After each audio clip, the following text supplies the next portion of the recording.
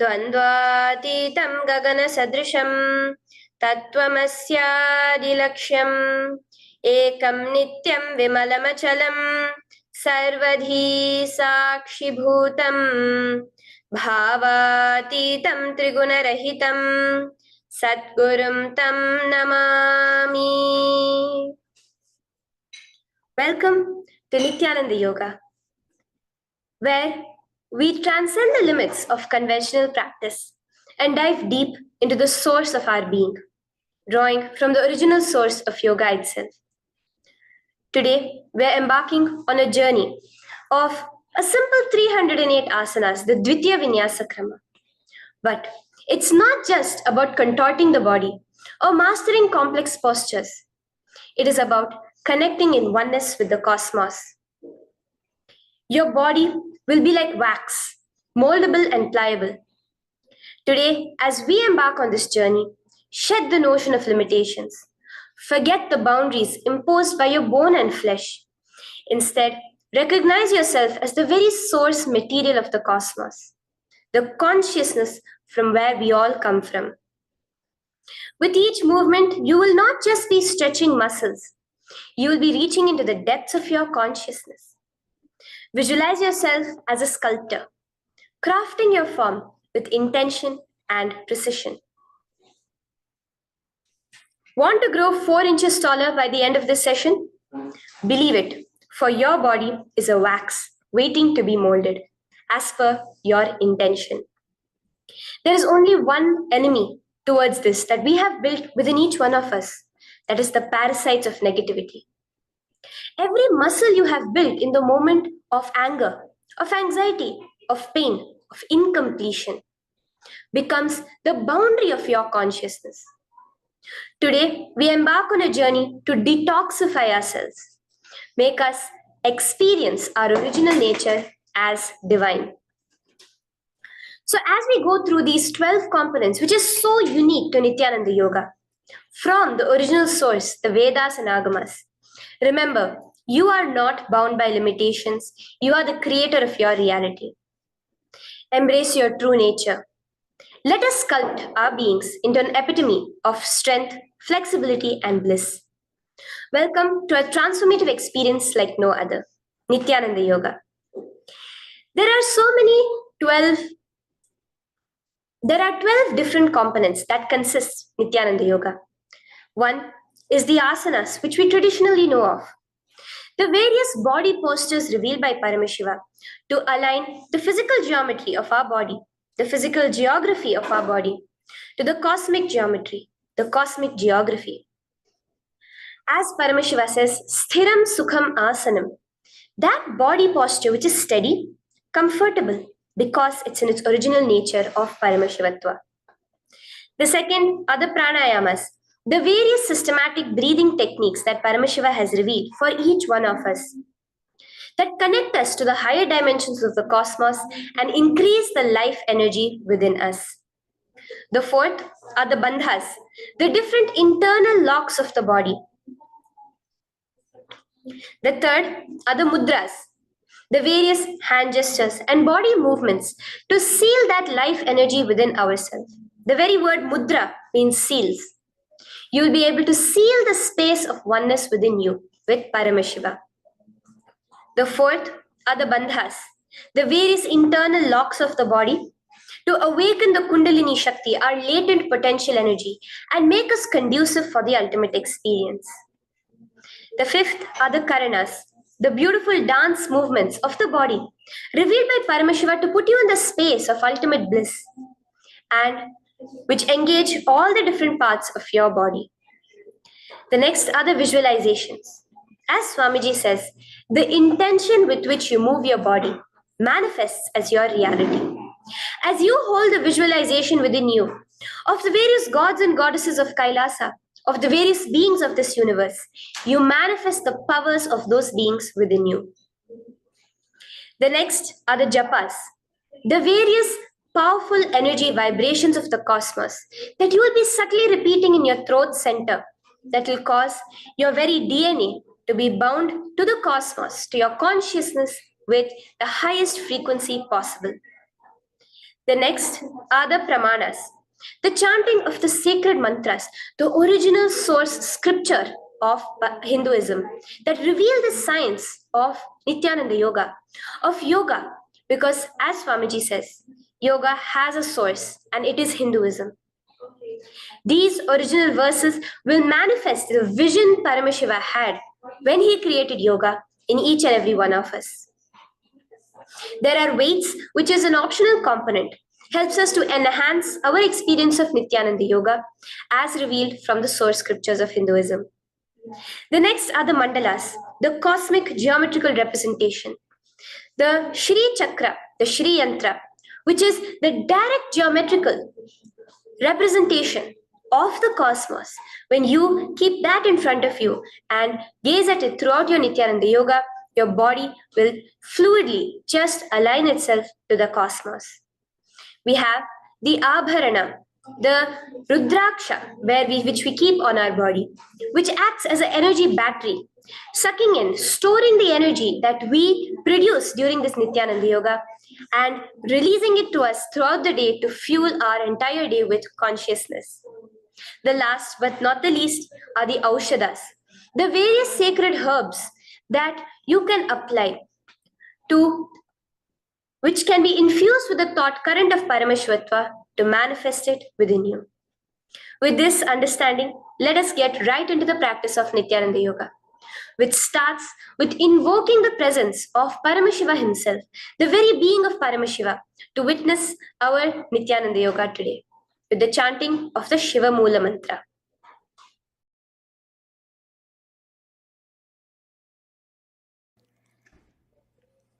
Let us now chant the Shiva Moola Mantra 11 times internally. Om Ham Hom Shivaya Namaha. Om Ham Hom Shivaya Namaha. Om Ham Hom Shivaya Namaha. Om Ham Hom Shivaya Namaha. Om Ham Hom Shivaya Namaha. Om Ham Hom Shivaya Namaha. Om Ham Hom Shivaya Namaha. Om Ham Hom Shivaya Namaha. Om Ham Hom Shivaya Namaha. Om Ham Hom Shivaya Namaha. Om Ham Hom Shivaya Namaha. The next step of this ritual of yoga, as Swamiji reveals, yoga is a ritual, a methodology to connect yourself with the divine. As every ritual in Hinduism goes, we cleanse the three elements of our body, of the world, and of the ultimate with the Tattvachamanam.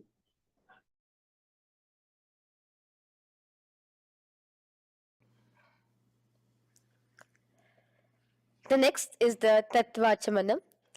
So now I request all the participants to have the Panchapatram and the Udharani, the traditional cup and the spoon filled with some fresh water. Now,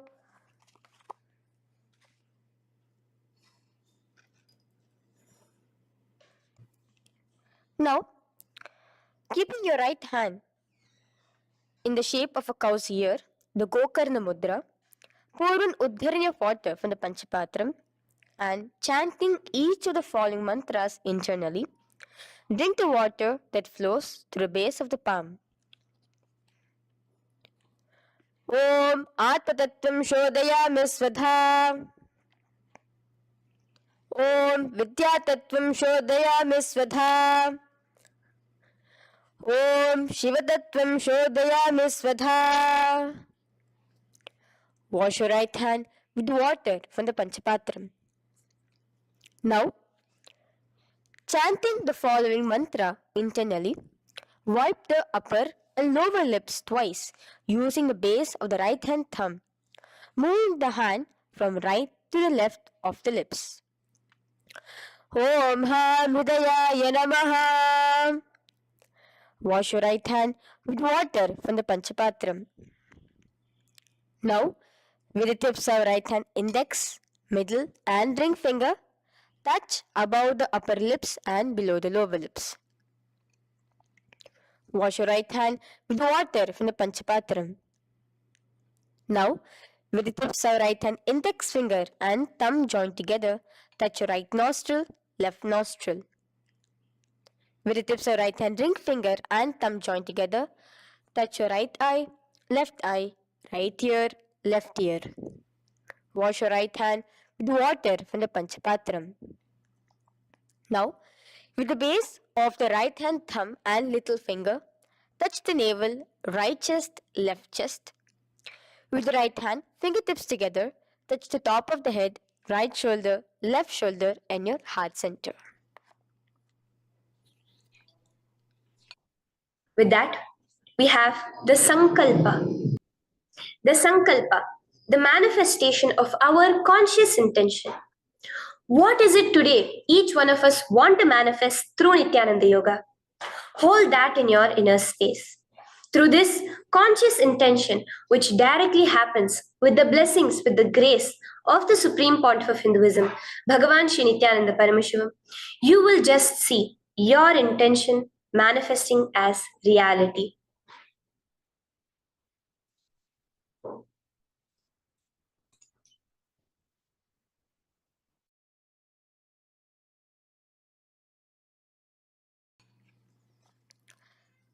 The next is the Sankalpa, the conscious resolution. So now I request all participants now to, with your right hand, cover your left palm, which is the Sankalpa Mudra, and keep both the hands on the right thigh. Continue to keep this mudra till the end of the Sankalpa.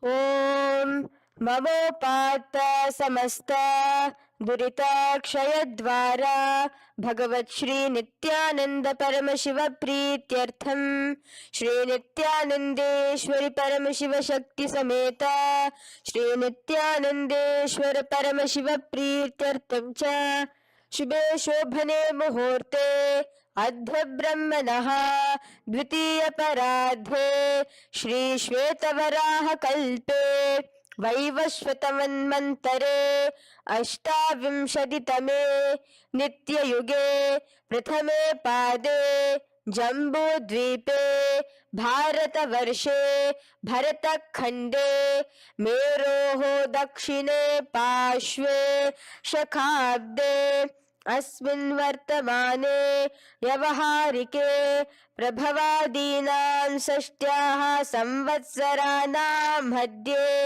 शुभनाम संवत्सरे शुभायने शुभऋतौ शुभमासे शुभपक्षे शुभतिथौ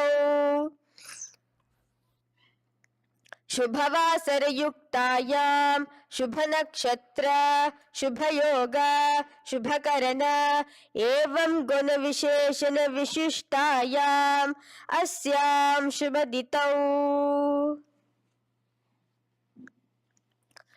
श्री कैलासोन्नतद्वादशान्त श्यामला पीठारूढ श्री मीनाक्षी सुन्दरेश्वराभिन्न स्वरूप परशिवपुत्र रत्नकुमार गुरुमन्यतुल्यावतार श्री पार्वती स्तन्यपानलब्ध दिव्यज्ञान विश्रुत सकल निगमागम सारभूत द्राविड वेद प्रवक्त्रे श्रीमत्परम शिव करुणा समधिगत मुक्तामय चतुरश्रयान गीयमान छत्र चामर श्री चिन्ह काहलादि समस्त बिरदावल्यलंकृत ज्ञान विज्ञान चक्रवर्ती सर्वजन संग सद्यो निर्वाण दीक्षा वयापवर्ग वर्ष विश्रान जीमूत परमत कलभ केसरी शैव सिद्धांत स्थापनाचार्य श्री राजाधिराज पांड्य महाराज गुरु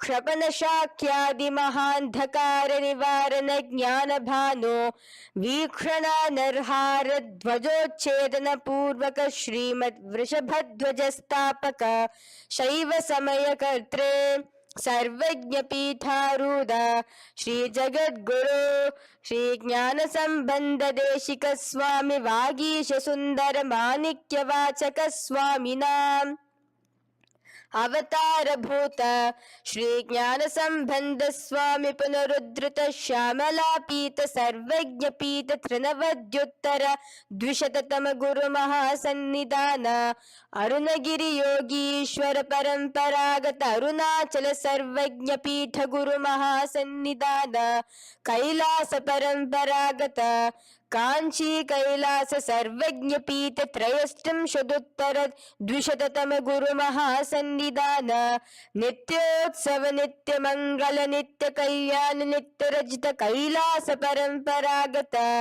आदि कैलास नित्यानंद पीठ महासंस्थान महासिंहासन पीठ कर्त्रे साक्षात् श्री परम शिव समुद्भूत कैलास परंपरागत वैवस्वत मुनि इक्ष्वाकु हरिश्चंद्र भगीरथ श्रीरामचंद्र सूरसेन इत्यादि अनवच्छिन्न सार्वभौम चक्रवर्ती परंपरागत चतुष्षष्टि योगिनी मंडित चतुष्षष्टि संप्रदाय प्रवर्तक मनुधर्म शासन सूर्यवंश प्राप्त सर्वज्ञ पीठ सुरांगी साम्राज्य मूधाभिषिक्त चूडामणे साक्षात् श्री परम शिव समुद्भूत कपिल महागुरु पुनरुद्धृत महानिर्वाणि पीठ अष्टोत्तर सहस्र श्री महामंडलेश्वर साक्षात् श्री परम शिव समुद्भूत श्री महागणपति समारंभ अनवच्छिन्न पीताधीश्वर गुरु परंपरा प्राप्त अतल पीठ अष्टोत्तर सहस्रतम अष्टोत्तर सहस्र श्री अतल पीठाधीश्वर धर्म मुक्ति स्वर्गपुर स्वर्ण पीठ त्रयोविंश गुरु महासन्निधान कैलास परंपरागत आदिपीठ सर्वज्ञ पीठ जगद्गुरु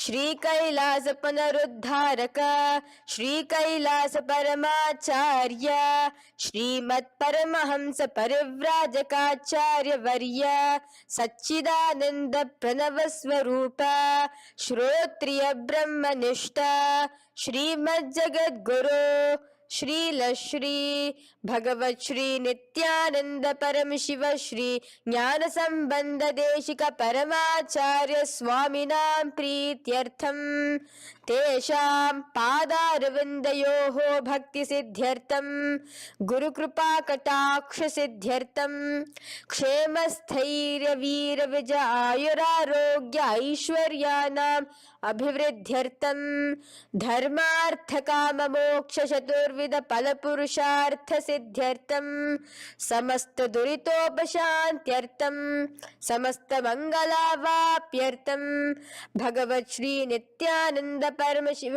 प्रसादेन सकुटुंबस्य ज्ञान वैराग्य जीवन मुक्ति प्राप्त्यर्थम भगवत श्री नित्यानंद परम शिव कृपा कटाक्षेन पूर्ण आरोग्य युक्त दृढ़गात्र यौगिक शरीर सिद्ध्यर्थम परम शिव शक्ति आविष्करणार्थम नित्यानंद योगाभ्यासं करिष्ये.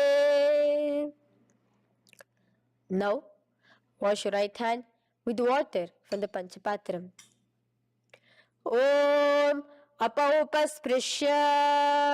Now, let's get started with the asanas. Okay? Sit first in a cross-legged position on the ground in Sukhasana. Bring your hands into the Bindu Mudra with your thumbs and index fingers touching each other. Place it on top of your knees Here we have the kumbhaka, the pranayama of samana kumbhaka. As you inhale and exhale, visualize flames licking up your spine. Do the bandhas, the locks, the Mahamudra Bandha, all three of the bandhas, where you are doing the Jalandhara Bandha, tucking in your chin to your chest, the Udyana Bandha, sucking in your stomach, and the Moola Bandha, clenching your perineum. For the first set of asanas, we have the japa Soham, which you'll be repeating in your throat center. As you do Sukhasana, visualize Lord Shiva in your inner space. The next asana is Parvatasana. Now, from the seated position, bring both your feet to the opposite thighs. Clasp your hands together in front of your heart center in the Anjali Mudra and raise it above your head. Keep your hands as straight as you can. Continue the Samana Kumbhaka and the Japa of Soham. Remain with all the three bandhas, the chin to your chest in Jalandhara Bandha, the stomach tucked in Udyana Bandha, and the clenched perineum in Moola Bandha. Here, visualize yourself as Mount Kailash. The next asana is Halipavasana. Now slowly bring your feet together in front of your body as you stretch it out a little further away. Now bring your hands behind your back and clasp the left hand by your right.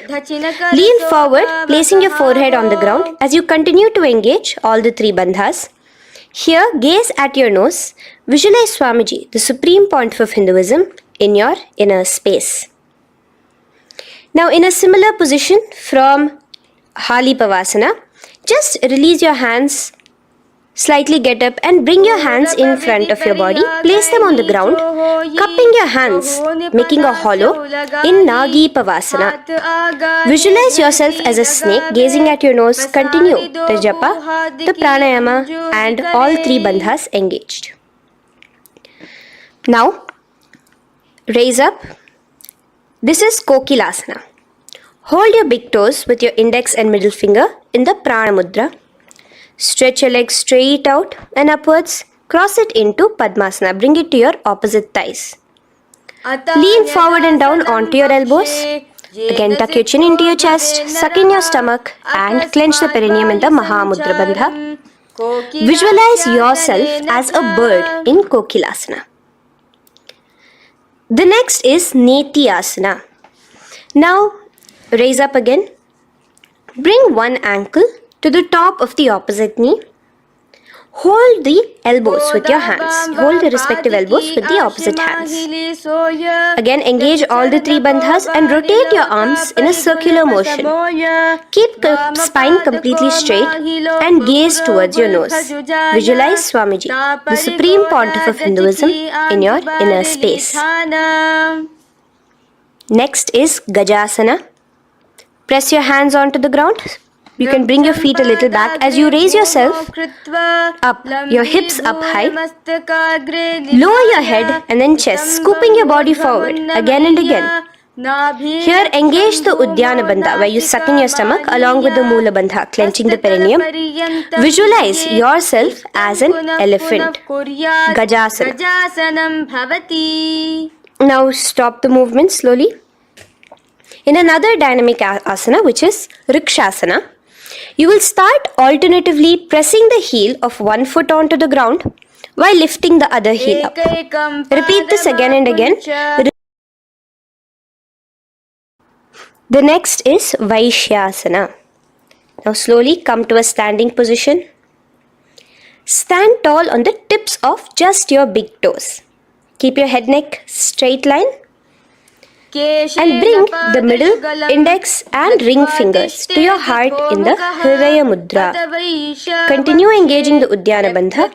Visualize Swamiji in your inner space. Here we have a very interesting movement, which is the Karanas, the dance movements. So the first Karana is Urdhva Janu Karana, which literally means the raised knee. So now stand in the Aramandi position, which is your heels touching together, the toes facing outwards, almost at a 45-degree angle. Bend your knees low and keep both your hands at your chest, elbows parallel to the ground. Twist one knee towards the center of your body. Raise it up. back across the body back to the original position. Simultaneously with the leg movement, follow it with your respective hand, up and across the body. Repeat this alternatively on both sides.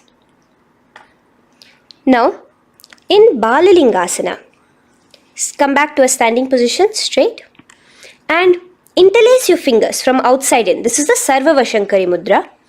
Hold on to your knee, pulling it up towards your chest. Pull it tight. Continue to keep your spine straight. Engage all the three bandhas, the Jalandhara Bandha, the Udyana Bandha and the Moola Bandha. As you are holding your knee, visualize yourself holding, caressing a baby. Balalingasana. The next asana is Pada Pidanasana. Now the same foot which is raised, clasp it with your hands and pull it behind towards your body, holding it with both your hands. Again, engage all the three bandhas, standing tall. Visualize Swamiji, the supreme point of Hinduism, in your inner space.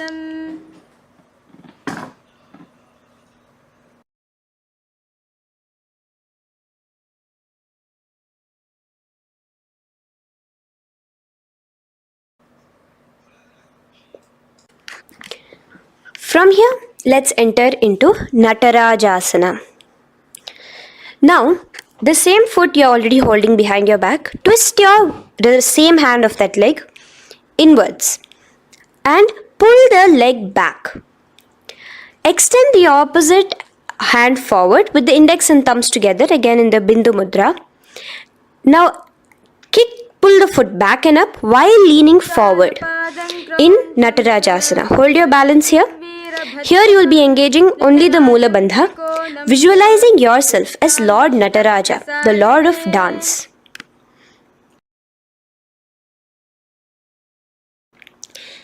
Now again let's repeat Balalingasana on the other side with the other leg.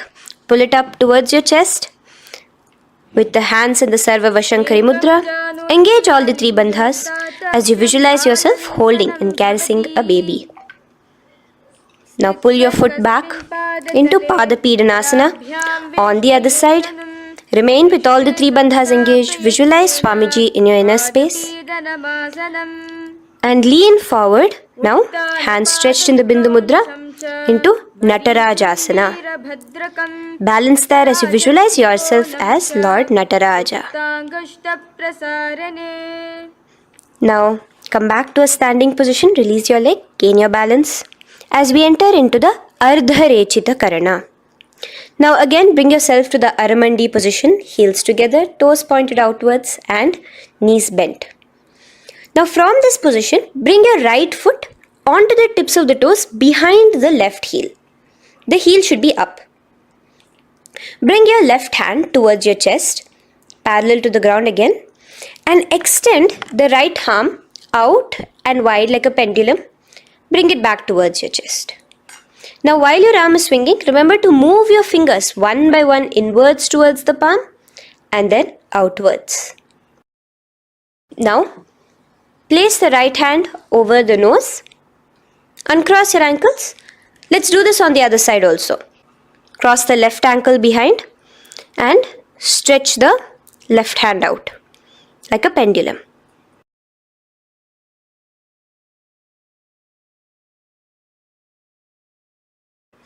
Bring it to your nose and cross the ankles. Now let us enter into the skeleton dance. It's a very powerful meditation. It cleanses the muscle memory. Any patterns which are there within your muscle memory can be completely wiped out through this skeleton dance. Just 2 simple steps. Now stand straight, visualize yourself as a skeleton. You can close your eyes. Just visualize yourself as pure bones. There are no muscles, no veins, no nerves, tissues, organs, nothing. Just bones, a skeleton form. And shake your body intensely. As a skeleton, you are moving yourself wildly, intensely. Just shake it all out. Move your hands, move your legs, your head. Let there be no bone in your body untouched. Just move it. Move wildly, shake. Literally feel yourself throwing all the patterns out of your system with the intensity of your shaking.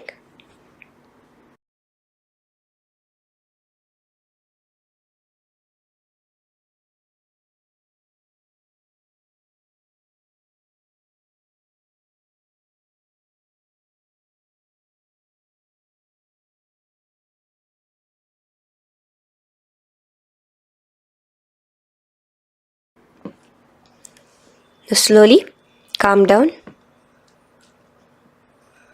Take a few steps, gain your breath back. That's a powerful meditation we did. Let us do the next karana. Again, come back to a standing position. Do the aramandi. Your toes outwards, knees bent with your feet together. Now here, raise your hands above your head. Keep your palms completely straight and cross the wrists with the palms facing forward and the back of the hands outward.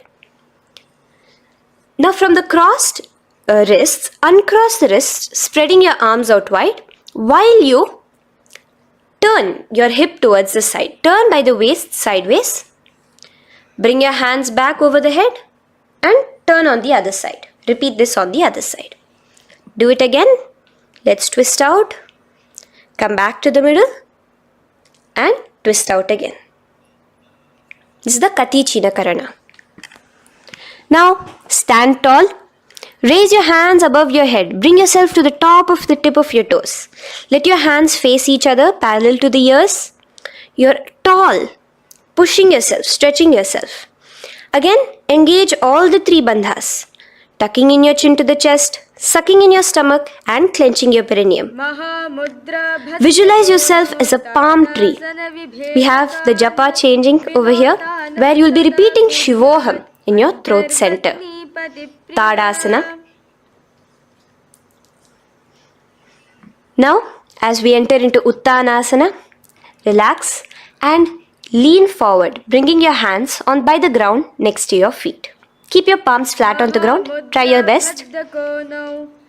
Engage all the three bandhas. Remain with all the three bandhas engaged as you visualize Swamiji, the supreme point of Hinduism himself, in your inner space.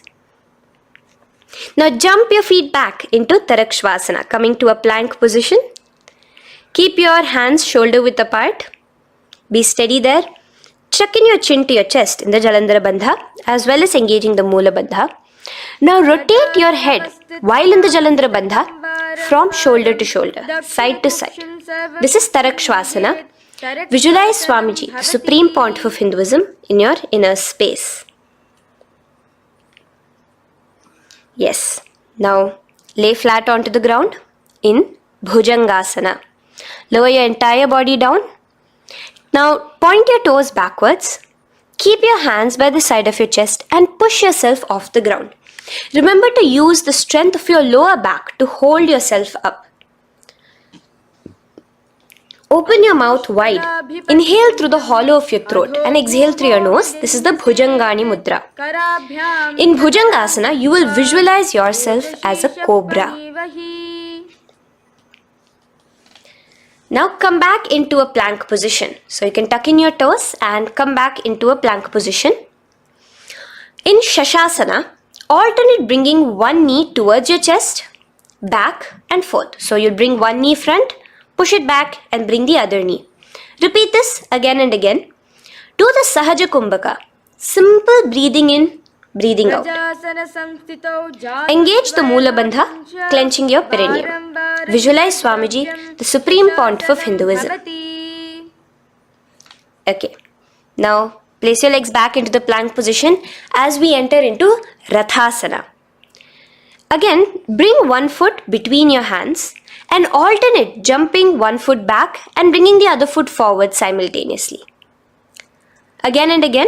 Continue the Sahaja Kumbhaka and the Moola Bandha engaged as you visualize yourself as a chariot, a Ratha, in Rathasana. Now, into Veerabhadrasana. Remain one leg in between your hands. So as you jump, one leg comes between your hands. Stop in that position. One leg stretched back. And raise yourself up into a standing position. So the front foot will be pointing forwards and bent at a 90-degree angle. The knee will be bent at a 90-degree angle. The other leg, which is extended back, the foot will be pointed sideways at a 45-degree angle. Now raise your palms, hands up, parallel beside your ears. Do the Uddiyana Bandha along with the Mula Bandha, pulling in your stomach in. Gaze towards your third eye as you visualize yourself as Lord Veerabhadra. Now relax down, switch your legs around and let us do Veerabhadrasana on the other side. Stretch your hands up, gaze towards your third eye, suck in your stomach in the Uddiyana Bandha and visualize yourself as Lord Veerabhadra. Okay, bring your feet together now. Let us move into Vrikshasana. Now stand tall, gain your balance here slowly. Bring one foot towards the inner thigh.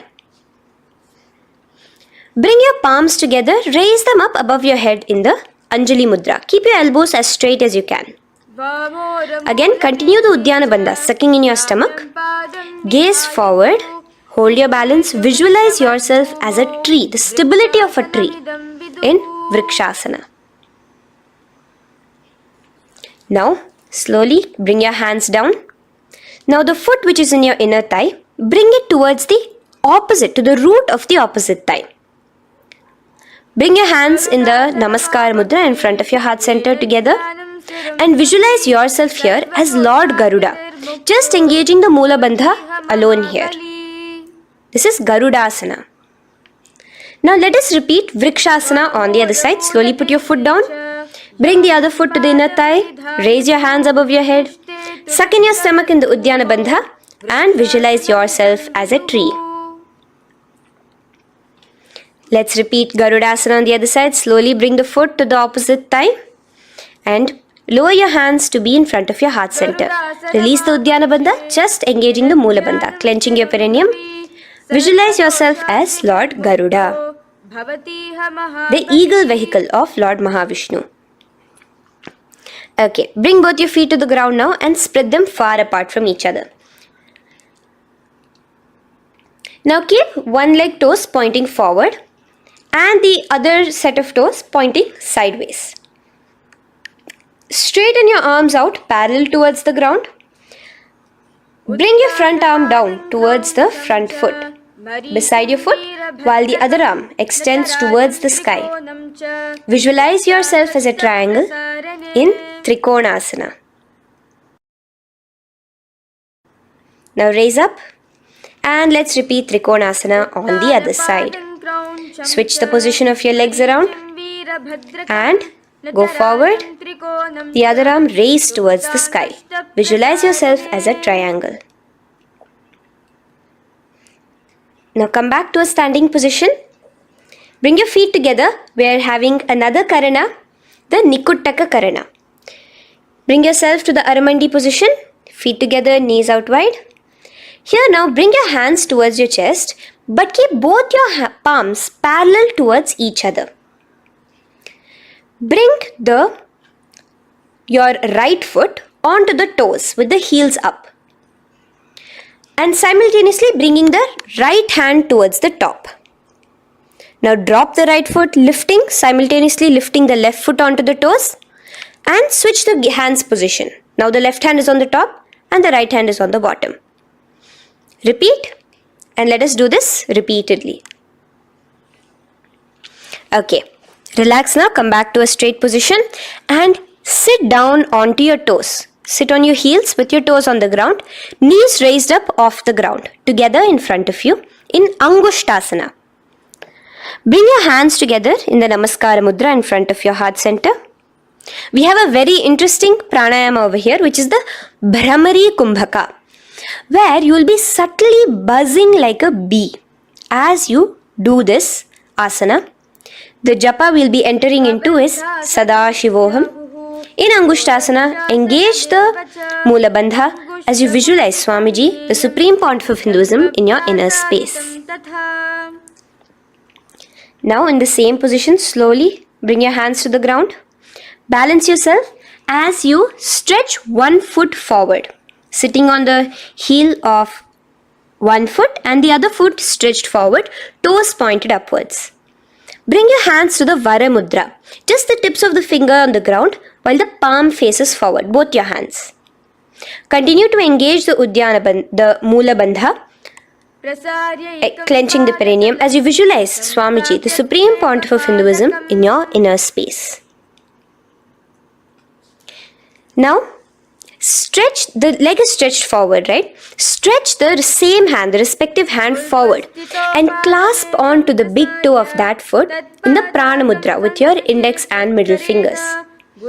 The other hand, bring it to the back of the respective heel in Vidhunanasana as you visualize Swamiji in your inner space. Okay, bring your 2 feet back together as we repeat Saurasana on the other side. Stretch your left leg forward now. Palms in the Vara Mudra on the ground. Visualize Swamiji in your inner space. And lean forward into Vidhunanasana on the other leg. Clasp your toes. Bring the other hand to the back heel. Continue to visualize Swamiji.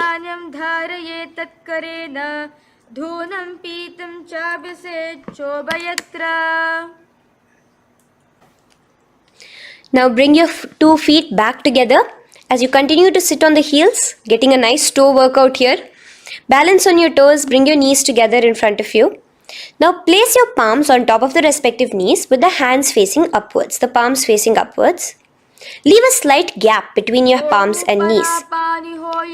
As you gaze forward, engage the Jalandhara Bandha, tucking in your chin to your chest, and look between the gap between your hands. Brahma Jurankushasana. The next is Kapilasana. Now spread your knees wide and place them onto the ground. Keep your hands on the respective knees. Pull your stomach in and up in the Uddiyana Bandha. Gaze towards your nose as you visualize yourself as Maha Kapila Muni, the first man that ever started thinking. In the same position, just release that Uddiyana Bandha. Release the lock of the stomach, but continue to clench your perineum in Mula Bandha as you switch your gaze to your third eye. So from your nose, switch your gaze to the third eye. Visualize Swamiji, the Supreme Pontiff of Hinduism, in your inner space. Bhadra Gorakshasana. Next is Suryasana. Now, your toes are tucked. Just lift your knees off the ground, wide apart. Bring your hands together in the Padma Mudra with the little fingers and thumbs joined together. Engage the Uddiyana Bandha, suck in your stomach and raise your hands up tall above your head. Slightly lean back as you look towards the gap between your hands. Visualize Lord Surya in your inner space. Now relax, slowly bring your hands to the ground. Sit on top of your heels, the toes flat. Here, keep your hands on top of your knees and lift your tongue up against the roof of your mouth in the Manduki Mudra. Do the Sahaja Kumbhaka, simple breathing in and out. Engage the Mula Bandha, clenching your perineum. With the Japa Sadashivoham, repeating in your inner space, here you will visualize yourself as a frog in Mandukasana. Your tongue pressed against the upper palate. Is your frog-like tongue catching the nectar of immortality dripping from your Sahasrara Chakra? Gaze towards your third eye in Mandukasana. Now from here itself, moving into Uttana Mandukasana. Just bring your hands to the opposite shoulders, remaining in the same seated position. Continue with the Uddiyana Bandha engaged, gazing at your third eye. The Manduki Mudra, tongue pressed against the top of your palate, visualizing yourself as a frog in Uttana Mandukasana. Slowly bring your hands out from behind your back. Now slightly raise up and cross your ankles behind you. Sit on top of your crossed ankles. Keep your knees wide and your fingers spread on the top of your knees, both your hands. Open your mouth wide and stick out your tongue, exhaling forcefully. Gaze at the tip of your nose. Repeat this several times because you're visualizing yourself as a lion in Simhasana. The next asana is Bhadrasana. Now you can release yourself and uncross your ankles. Just keep your toes crossed behind you. Again, sit on top of your heels, keeping your knees wide apart.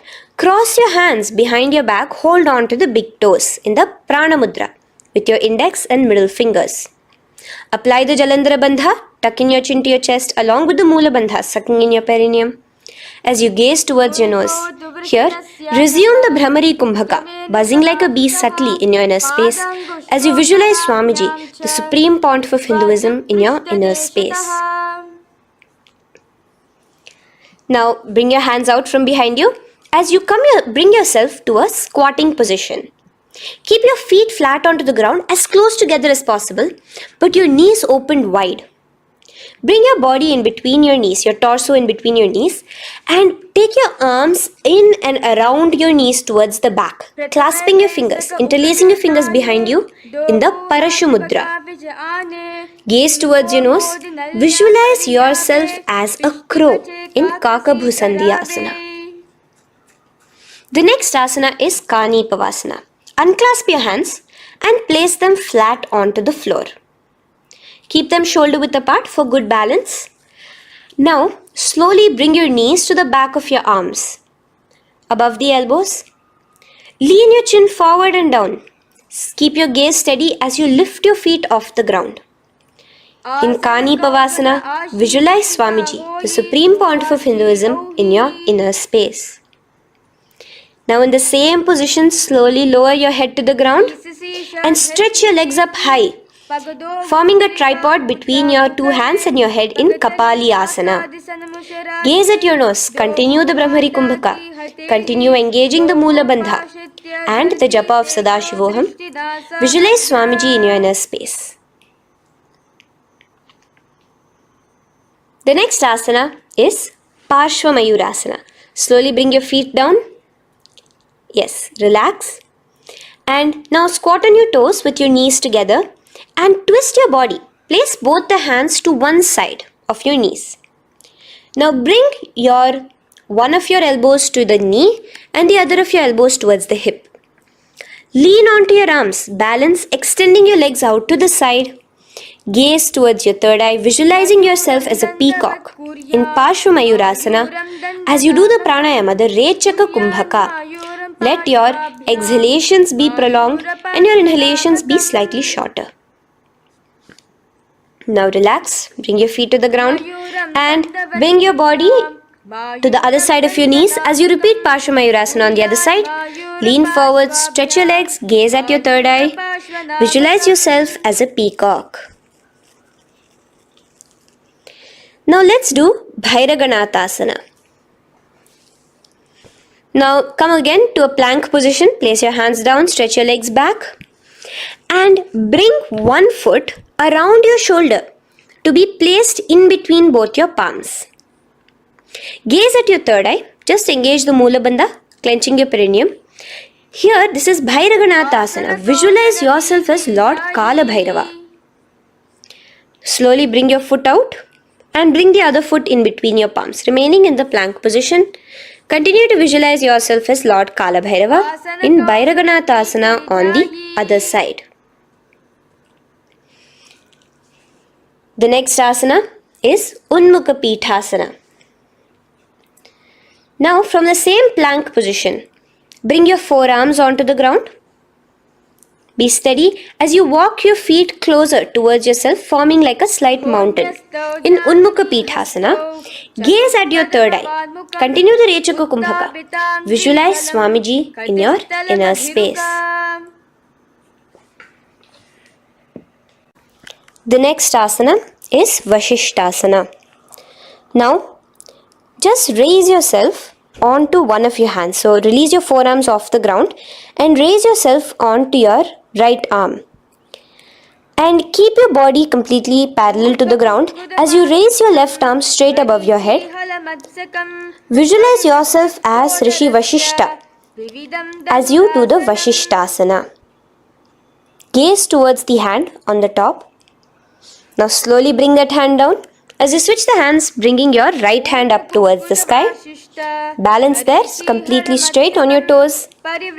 As you visualize yourself as Rishi Vashishta, the Guru of Bhagavan Sri Rama. Now, bring your feet forward into Anjaneyasana. So here you will be sitting on your hips with your legs pointed forward and sit on top of your hands. So keep your palms facing upwards and sit on both your palms as you tuck your elbows into your body. Do the Rechaka Kumbhaka, continue the Rechaka Kumbhaka. Engage the Jalandhara Bandha, tucking in your chin to your chest, gaze at your nose, visualize yourself as Lord Hanuman in Anjaneyasana. Now, slowly release your hands from under your body as you lean forward into Paschimottanasana. Clasp your respective toes with your index and middle finger. Lean forward and down, bring your elbows to the ground, your forehead towards your knees. Engage all the three bandhas, the Mahamudra Bandha. As you visualize Swamiji, the Supreme Pontiff of Hinduism in your inner space, with a new japa, Mahasadashivoham, starting here.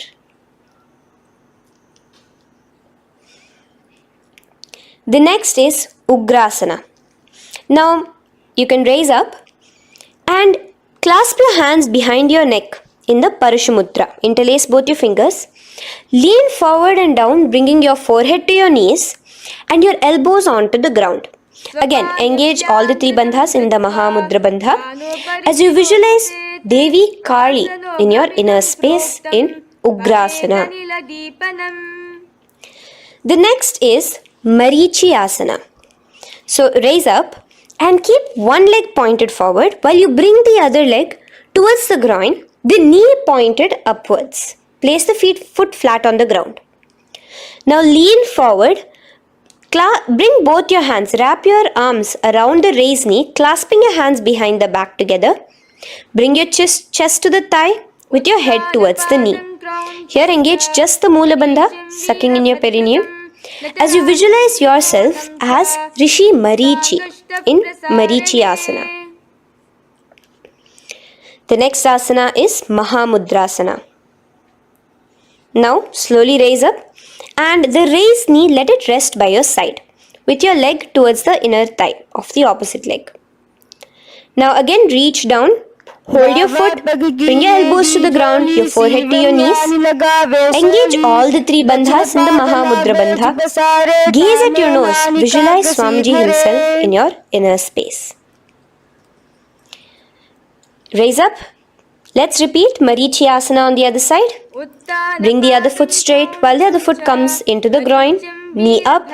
Lean forward, clasping your hands behind your back. Visualize yourself as Sage Marichi. Now from here, raise up, engage all the three bandhas as you let your knee fall to the side. Lean forward, clasping the foot. Gaze at your nose. Visualize Swamiji in your inner space in Mahamudrasana on the other side. Now, bring yourself to a seated position. Sit and bring the soles of your feet together. Bend your knees and keep your heels as close towards you as possible. While try to touch your knees to the ground. Clasp your feet together with both your hands. Maintain a straight spine. Gaze towards your nose in Bhadrasana 2. Visualize Swamiji, the Supreme Pontiff of Hinduism, in your inner space. The next asana is Gvalipavasana. Now, keeping your feet together, just bring your hands towards the respective knees. Just lightly place them there. Tuck your chin to your chest in the Jalandhara Bandha, continuing to engage the Moola Bandha, clenching your perineum. As you gaze at your nose, visualize Swamiji, the Supreme Pontiff of Hinduism, in your inner space. Now, push your soles slightly further away from you. The joined feet, push it further away from your body. And lean forward, keeping both your hands, the fingers inside of the feet. Hold the soles of your feet. Lean forward and down. Bring your forehead to the ground. Gaze at your nose. Visualize the Yoni Mandala in your inner space. In Joni Asana. The next is Midiki Pavasana. Raise up. Stretch your arms out wide beside your body as you lean forward, your arms going over your knees. Bring your forehead to your feet. Continue to gaze at your nose.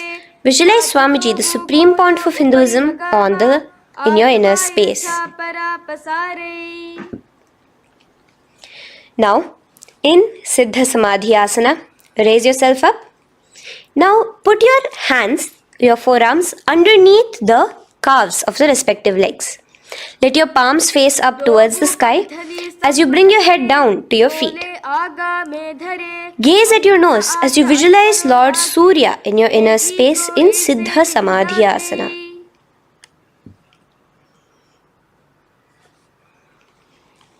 The next asana is Chiniki Pavasana. Raise up now. Bring both your feet together in front of you. Bring your feet back close to your body. Now place your hands underneath both the feet and pull your feet open like a book facing towards the sky. Both your feet. Press your elbows onto your thighs near the knees and gaze towards your nose, visualizing Swamiji in your inner space in Chiniki Pavasana. Giving yourself a nice stretch. Now release your feet and bring your hands to the respective knees.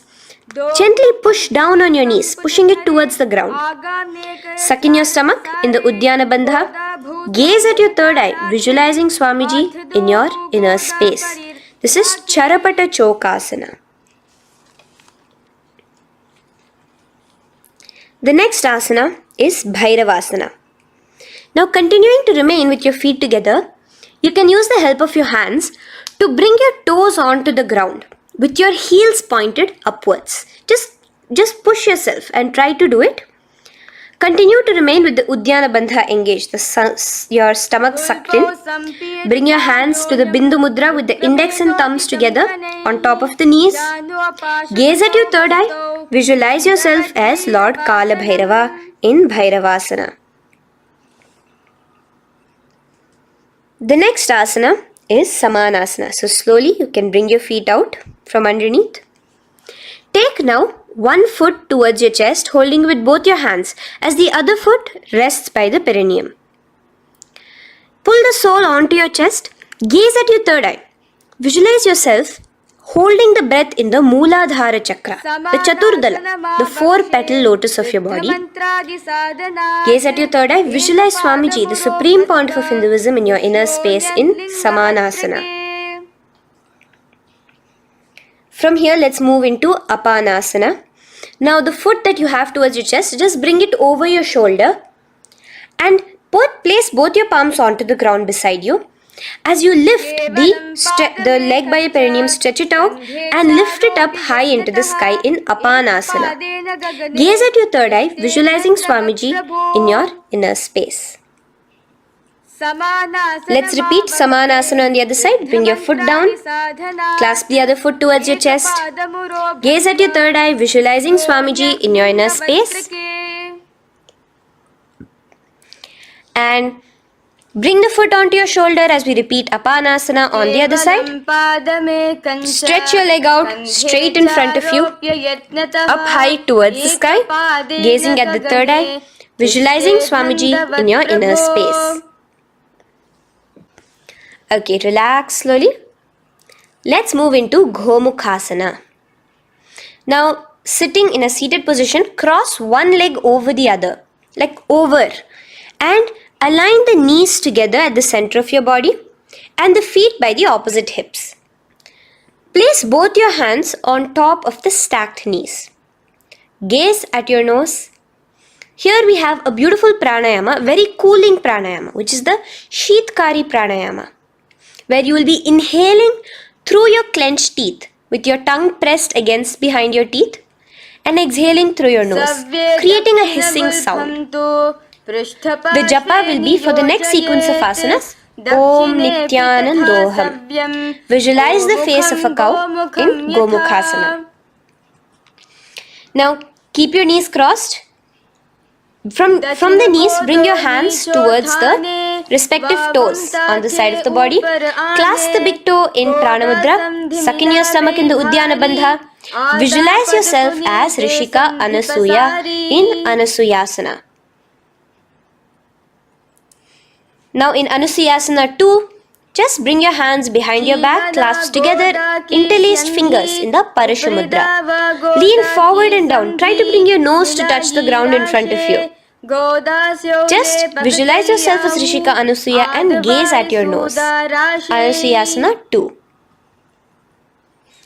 Raise yourself up now. Now bring one foot towards the perineum, knee resting on the ground. Raise your other foot with the foot in front of the lying down foot, knees pointed upwards towards your chest. Place your hands on the respective knees. Keep your spine tall, chest out. Gaze at your nose. Visualize yourself as Lord Garuda, the eagle vehicle of Bhagavan Mahavishnu. Garudasana 2. From here, moving into Naradasana. Now, keep both your hands, bring both your hands behind your neck and clasp them in the Phaleṣhu Mudra. Interlace your fingers behind your neck. Twist outward of the raised knee. Just keep your whole body outside of the raised knee. Gaze towards your third eye, visualizing yourself as Devarishi Narada in your inner space. From Naradasana, let's enter into Matsyapithakasana. Place one foot on the top of the opposite thigh. Wrap your respective arm across the knee, holding on to the opposite shin. Extend the opposite hand straight. Hold on to the respective toe with the index and middle fingers in Prana Mudra. Gaze towards your nose. Visualize Matsyavatara, the fish form of Bhagavan Mahavishnu in your inner space. In Matsyapithakasana.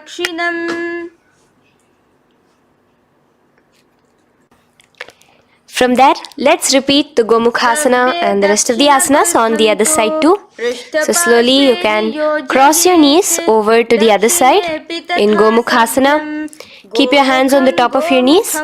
Gaze at your nose as you visualize the face of a cow in Gomukhasana. Continuing into Anasuyasana on the other side, bring your hands to your toes. Suck in your stomach in the Uddiyana Bandha. Gaze at your nose, visualize yourself as Rishika Anasuya. And lean forward, bringing your hands behind your back in Anasuyasana 2. Interlace your fingers in the Phaleṣhu Mudra. Continue to gaze at your nose, visualizing yourself as Rishika Anasuya. As you relax the Uddiyana Bandha, just clenching the Moola Bandha alone. Raise up, bring your feet together in front of you as we enter into Garudasana 2. Place your hands on the respective knees. Stay straight. Visualize yourself as Lord Garuda as you gaze towards your nose. And twist your body out of the raised knee, hands clasped in the Phaleṣhu Mudra behind your neck. Gaze at the third eye, visualizing yourself as Devarishi Narada. And bring the foot to the opposite thigh as we enter into Matsyapithakasana on the other side. Clasp your toe in Prana Mudra. Gaze at your nose, visualizing Matsyavatara, the fish avatar of Lord Vishnu in your inner space. Now let's enter into Matsyendrasana. Remaining in the same position with one foot on the opposite thigh, place the other foot on the ground on the far side of the other thigh. Twist. Bring your elbow outside the raised knee. Keep the raised arm by your neck. Turn backwards. Gaze towards your third eye, the other hand straight out. Visualize Matsyendranatha, the great Rishi and master of Hatha Yoga in your inner space. Just switch your hands around. Straighten the hand that was originally bent and bend the other hand towards your neck. As we enter into Kubhasana, visualize yourself as a camel. Continue to gaze at your third eye. Now, straighten out both your hands straight out in the same position. Continue to gaze at your third eye, visualizing Matsyendranatha, the master of Hatha Yoga in your inner space. Now, slowly take your foot off from the thigh. As we enter into Matsyendrasana on the other side, bring the other foot to the thigh. Place the other foot on the far side. Twist, bringing your elbows outside of the raised knee, hands on the head. The other hand stretched out back. Twist, gazing at your third eye. Visualize Matsyendranatha in your inner space. Switch the hands around as we enter into Kubhasana. On the other side, remember to visualize yourself as a camel. Now stretch both your hands out in Matsyendrasana 2 on the other side. Visualize Matsyendranatha in your inner space. Now, with one leg on the thigh, bring the other foot too to the opposite thigh in Padmasana. Place your palms on the respective knees. Engage all the three bandhas in the Mahamudra Bandha, tucking your chin to your chest, sucking in your stomach and clenching your perineum. We have a new pranayama here, which is the Shitali Kumbhaka, where you will continue to inhale through the teeth without creating the hissing sound, and exhale through your nose. A new japa of Om Nithyananda Sadashivoham starts here. Gaze at your nose in Padmasana, visualizing yourself as Bhagavan Paramashiva. Now, keeping your legs in the same position, just cross your hands over each other, clasping onto the toes with your index and middle fingers in the Prana Mudra. Gaze at your nose, visualize yourself as Devi Parvati, the consort of Lord Paramashiva in Padmasana 2. Now, uncross your hands. Take your hands and insert it into the gap between your thighs and your calves. Put both your hands within and pull it out on the other side. As you balance on your hands, lifting your whole body off the ground, visualize yourself as a rooster in Kukkutasana. Now relax. Take your hands out from inside your feet as we enter into Baddha Keki Asana. Place your hand onto the ground as you raise up on your knees. Place your palms on the ground, fingers pointing towards the legs. Now keep your elbows together, pressed against your navel. Slowly lean forward, balancing, and extend your knees off the ground, visualizing Swamiji in your inner space. In the same position, stretch your legs out behind you. In Mayurasana, visualize yourself as a peacock. Hold your balance. Relax now. Yes, relax flat onto the ground into Makarasana. Lay down completely flat. Keep your feet pointing outwards, far away from each other. Place your forehead on the mat. Interlace your fingers behind your neck in the Parashu Mudra. Just relax, visualizing yourself as a crocodile as we go back to the Sahaja Kumbhaka, the simple breathing in, breathing out. Just keep the Moola Bandha alone engaged.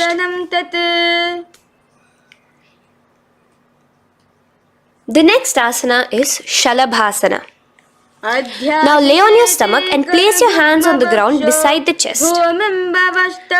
From the laying position, raise your legs up. Use your core strength to bring your thighs off the ground. Visualizing yourself as a locust in Shalabhasana.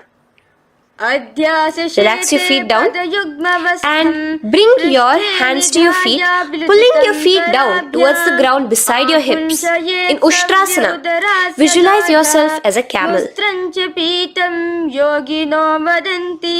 Now slowly kick your legs back. Rise your hand is clasping your feet. Pull your feet towards the sky, lifting your chest and thighs off the ground. In Dhanurasana, gaze at your third eye. Visualize yourself as Paramashiva's bow. Relax slowly and come up to a sitting position. In Bhagasana, sit on both your knees with your head, neck and spine straight. Clench your perineum in the Moola Bandha. Place your hands on top of your knees. Gaze towards your third eye, visualizing Swamiji, the Supreme Pontiff of Hinduism, in your inner space. From here we enter into Gohyasana. We have a couple of headstand postures here, so get yourself ready. Now place your forearms on the ground with your fingers interlocked. Ensure your elbows are at shoulder width for the best balance. Place the top of your head on the ground, holding your head with your hands. Slowly walk your toes forward until your hips are in a straight line with your shoulders, and just kick your feet up slightly. Make sure not to lose your balance. Keep your knees bent together at your chest, toes pointed upwards. Gaze to your nose, visualizing Swamiji in your inner space. From here, stretch your legs out into Shirasasana, continuing to hold the balance there as you continue to gaze at your nose, visualizing Swamiji in your inner space. Bring your feet to the ground, relax slowly. The next asana is Podhyasana. So come to a seated position. Bring your hands behind your calves, stretching your legs up and your forehead to your knees. Visualize Swamiji in your inner space. Here we have a new Kumbhaka, which is the Bhastrika Kumbhaka, where you will be exhaling forcefully, making the sound of a bellows. Podhyasana. The japa for this next series is Om Nithyananda Paramashivoham, the Mahavakya. Relax yourself. Continuing to remain balanced with your legs up, just bring your hands to the opposite shoulders. In Parighasana, visualize yourself as a mace as you gaze towards your third eye. Now relax. Keep your elbows and palms onto the ground as your legs are raised. Visualize yourself as a boat in Naukasana. Continuing to gaze towards your third eye, remember to continue the Bhastrika Kumbhaka. Forceful exhalation. Now, continuing to keep your balance, just bring your hands to your feet and scoop your hands underneath the heels, pull it towards the chest. Keep your spine upright, gaze towards your nose. Visualize yourself as Lord Rudra in Rudrasana, the most ferocious form of Paramashiva. Now lay on your back, so you can remove your hands from underneath your feet and lay on your back. With your feet flat on the ground, knees pointed upwards. Now place your palms down. Just let your fingers touch the back of your heel. Do not clasp your feet. Lift your hips up high, pressing the feet onto the ground. Chin tucked to the chest in the Jalandhara Bandha automatically. Gaze at your nose, visualizing Swamiji in Unmukha Pithasana 2. Now lay onto the ground in Shavasana. Just lay completely flat with your palms facing upwards by the side of your body. Just unclutch from any movement happening within you. Visualize your body is dead. The supreme point of Hinduism, Swamiji is just liberating you. Just let your awareness, your energy completely pervade your body in the Shakti Chalan Mudra as you continue to vibrate with the Mahavakya.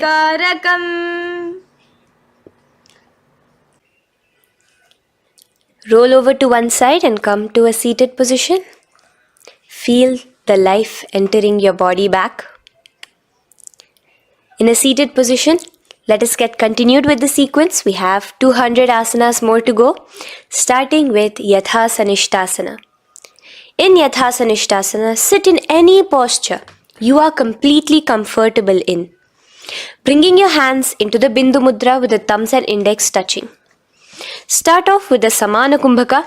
As you're inhaling and exhaling, feel flames licking up your spine. Clench your perineum in the Moola Bandha with the japa Om Nithyananda Paramashivoham for the remaining of the sequence. Visualize Swamiji in your inner space. From here, moving into Samasana, where you bring your feet to a cross-legged position. Keep your hands on your knees with the thumbs and index touching in the Bindu Mudra. Just inhale and exhale as you visualize Swamiji in your inner space. The next is Muktasana. Press your left foot against your genital region. Place the right foot on top of your left. Keep your hands facing downwards on top of your knees. Sit straight, gazing towards your nose. Visualize yourself as a sage liberated by Swamiji himself. Now, continue to remain in the same position as we go into Siddhasana, where your gaze will be switching from the nose to your third eye. Continuing to visualize Swamiji in your inner space, ensure the Moola Bandha, the perineum, is locked. In Siddhyasana now, Continuing the same position. Engage all the three bandhas. Sucking in your stomach, bringing your chin to your chest in the Mahamudra Bandha. Switch the gaze to the ground in front of you from your third eye. Visualize Swamiji in your inner space. Now, relax the Uddiyana Bandha and Jalandhara Bandha. Just keep the Moola Bandha, the perineum alone clenched, as we enter Rudrasana 2, where your legs will remain in the same position, just your hands alone, from resting on your knees, will turn around to the Bindu Mudra, the thumbs and index touching. Gaze towards the third eye, visualize yourself as Lord Rudra, the fierce dimension of Paramashiva. The next is Santadhunasana. Keep your hands in the Bindu Mudra, your legs crossed in the same position. As you switch your gaze from your third eye to your nose, visualizing Swamiji, his tranquility, unshakable nature. Now, relax the Bindu Mudra, keep your legs in the same position, and bring your hands to your navel, cupping one palm over the other in the Samputa Mudra. It looks sort of like a lotus bud. Continue to visualize Swamiji in your inner space in Siddhasana 2. The next asana is Bandha Yoni Asana. Maintaining one heel over the other in the same position of the legs, bring your hands to your face in the Shanmukhi Mudra. So just listen carefully now. Bring your little fingers beneath the bottom lip of both hands. Your ring fingers above your upper lip. Your middle fingers closing your nose, your nostrils. Your index finger covering your eyes. And your thumbs pressed into your ears. This is Bandha Yoni Asana, visualizing Swamiji in your inner space.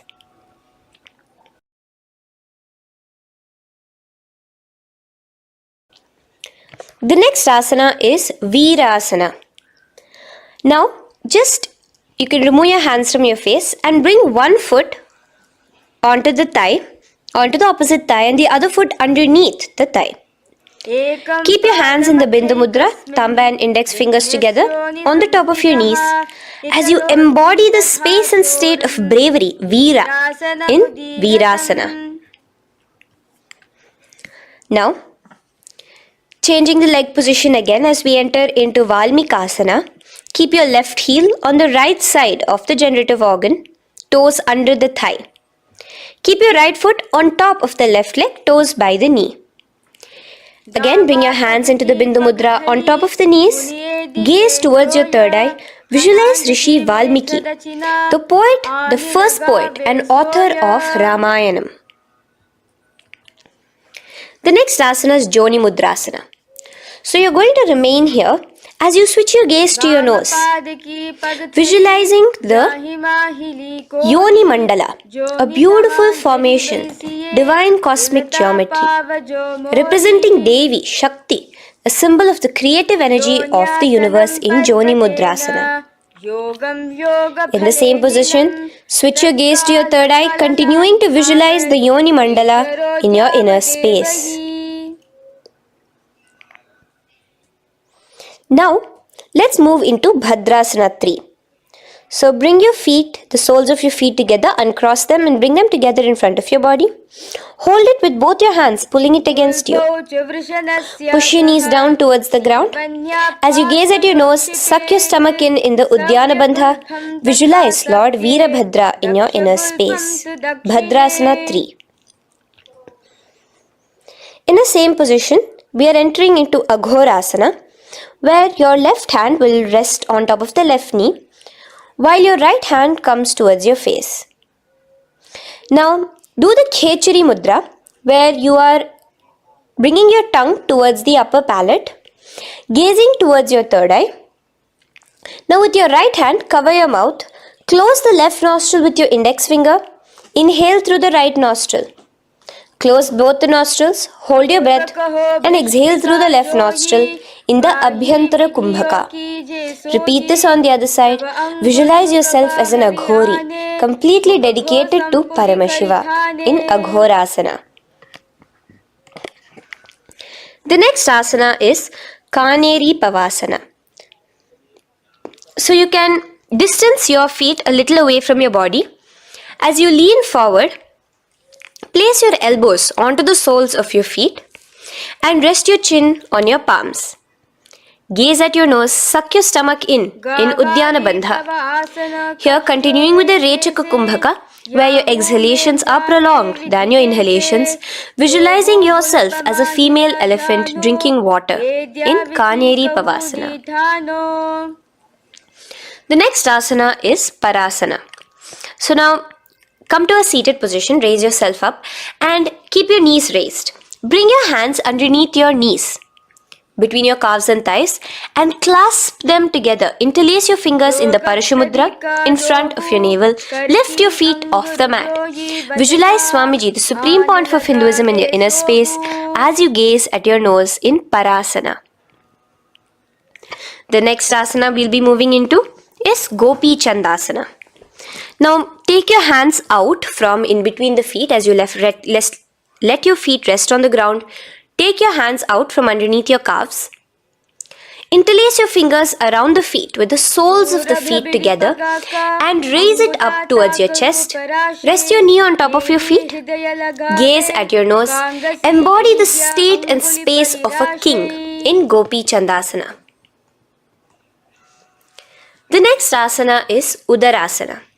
So now just quickly release your legs, bring your hands underneath your calves and hold on to your feet again from inside out. Both your feet together.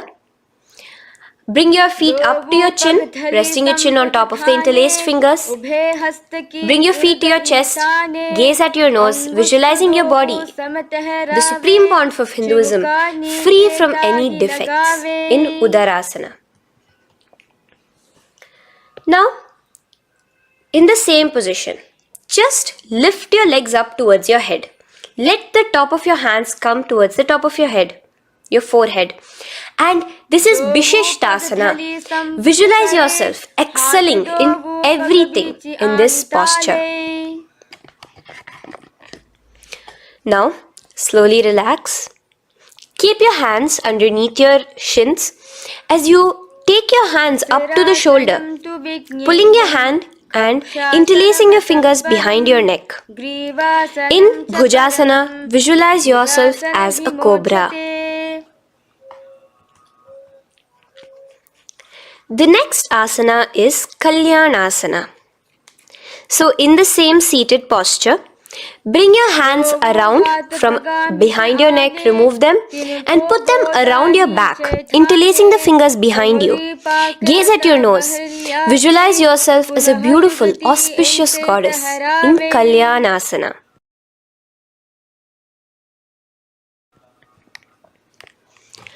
The next posture is Sankatasana. So now, uncross your hands from behind you. Release yourself completely onto the ground. Place your left knee on the mat and the left foot flat. Sit on top of your left foot, knee pointed forward. Raise your right leg on top of the left, bringing the right heel to the left hip. Place your hands on the opposite knees. Here, do the Ujjayi Pranayama. As you inhale and exhale, make the sound of an ocean. Visualize yourself as a swan, a beautiful swan in Sankatasana. The next is Dhenukasana. Just in the same position, slide your left heel to the left hip. Keep your right knee on top of the left. Place both your hands on your right thigh. Visualize a cow in your inner space as you suck your stomach in the Uddiyana Bandha, Dhenukasana. Now slowly uncross your legs as we move into Matsyendrasana. Place the right foot on the left thigh, the left foot on the right knee. Bring your left hand behind your back, hold the right thigh. Twist a little bit. Place your right hand on your left thigh. Twist your body, gaze towards your third eye, visualizing Swamiji in your inner space. The next asana, Matsyendrasana 2, just untwist your body. As you clasp the respective toes of both your feet with your hands, lean forward and down, bringing your forehead to the ground in front of your feet. Visualize Swamiji, the Supreme Pontiff of Hinduism, in your inner space. Raise up now.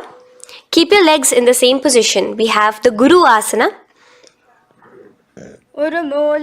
Interlace your fingers together and place it over the topmost knee. Suck in your stomach in the Uddiyana Bandha. Clench your perineum in the Moola Bandha. Tuck your chin to your chest in the Jalandhara Bandha.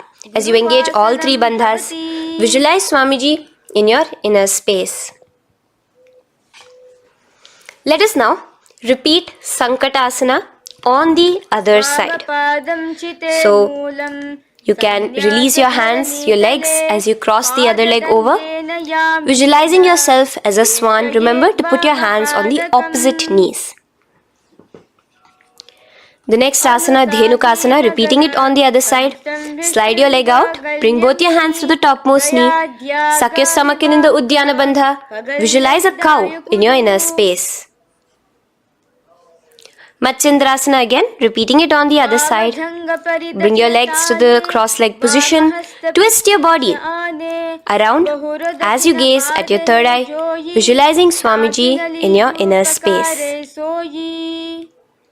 Untwist as we enter into Matsyendrasana 2 on the other side. Hold on to your feet, bring your forehead to the ground, continuing to visualize Swamiji in your inner space. Slowly raise up and let us do Guru Asana on the other side. Engage all the three bandhas in the Mahamudra Bandha. Interlace your fingers, place it on top of your knee. Continue to visualize Swamiji, the Supreme Pontiff of Hinduism, as we do Guru Asana.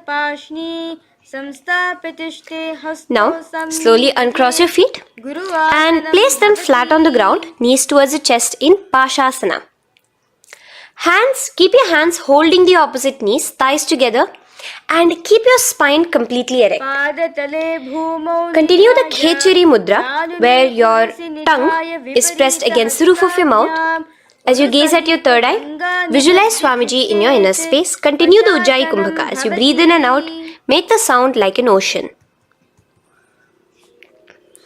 Now in the same position, just bring your chin towards your knees in Bodha Shokasana. Lean forward, gazing at your nose, and visualize Swamiji, the abode of bliss in your inner space. Now raise up and bring your hands, uncross your hands, bring your hands underneath your knees, clasping the opposite elbows in Kurakatasana. Gaze at your nose, visualizing Swamiji in your inner space. Now, in the same position as Kurakatasana, just cross your ankles into Sumatiyasana. Toes pointed upwards. Gaze at the nose. Visualize the great sage and Maharishi Sumati in your inner space. The next asana is Dandasana. Extend your feet out straight in front of you. Keep your arms straight above your head. Interlace the fingers from inside out. Let your wrists point outwards. Engage the Mahamudra Bandha, all the three bandhas. As you gaze at your nose in Dandasana, visualize Swamiji in your inner space. The next is Arambhasana. Now keeping your legs straight, release the Jalandhara Bandha and the Uddiyana Bandha, keeping your perineum clenched in Moola Bandha. Lean forward and down. Hold your big toes in the Prana Mudra with your index and middle fingers. Head to your knees. Do here the Nadi Shodhana Pranayama. Inhale through the left nostril, hold and exhale through the right. Visualize Swamiji in your inner space. The next is Bhidokasana. So, slightly raise your body up and bring your hands underneath your knees, extending your knees slightly up. Keep your heels a bit apart from each other and clasp your feet. Bring your shoulders down, wrapping your hands around your legs. Gaze towards your third eye, visualizing Swamiji in your inner space. So from here, let's enter into Jalandhari Pavasana. So you can actually remain in the same position with your hands underneath your calves and just bring the soles of your feet together. You might want to bring your body closer. Place your head on top of your feet with the palms facing upwards on the ground. Gaze at your nose. Visualize Swamiji in your inner space. Now slowly bring your hands out from underneath and come to a seated position. Stretch your legs out as we enter into Urdhva Paschimottanasana. Here we have a new Kumbhaka, the Pratyahara Kumbhaka, where you will feel your breath coming from your Mooladhara Chakra up to the Brahmarandra above the Sahasrara. This is the Pratyahara Kumbhaka. In Urdhva Paschimottanasana, extend your legs out, lift one foot behind your neck and lean forward and down towards your foot, visualizing Swamiji in your inner space. Now, slowly, keeping your leg behind your neck, lay onto your back as we enter into Anantasana. Hold the foot from the top of the opposite hand. Visualize yourself as infinite, endless, eternal. Gaze at your nose in Anantasana. Just now, in the same position, roll onto your elbow of the hand holding the foot. Gaze at your nose, feeling in complete control like Swamiji in Ankushasana. Slowly remove the leg from behind your neck. Take a moment to stretch, relax. Lay on your back. Bring your knees towards your chest. Bring your hands around, encircling the thighs and the calves with your arms. Roll to the left and right in Drishasana, visualizing Swamiji in your inner space. The next asana is Urdhva Paschimottanasana. On the other side, let us repeat it. Raise up to a sitting position and bring the other foot behind your neck. Lean forward and down, clasping your foot.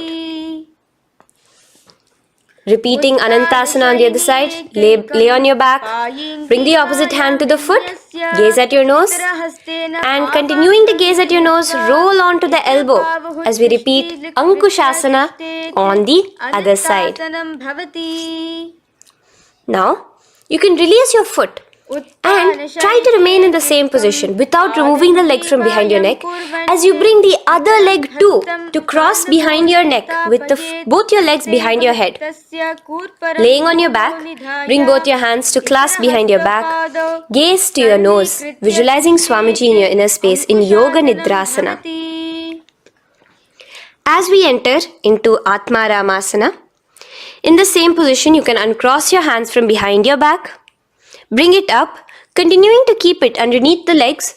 Just clasp it behind your neck. So you can bring your legs out from behind your neck. Just let your hands interlace behind your neck, gazing to your nose, visualizing the Atma Rama, Bhagavan Mahavishnu within you as your soul blessing you, as you gaze at your nose in Atma Ramasana. Now, you can release your hands and legs.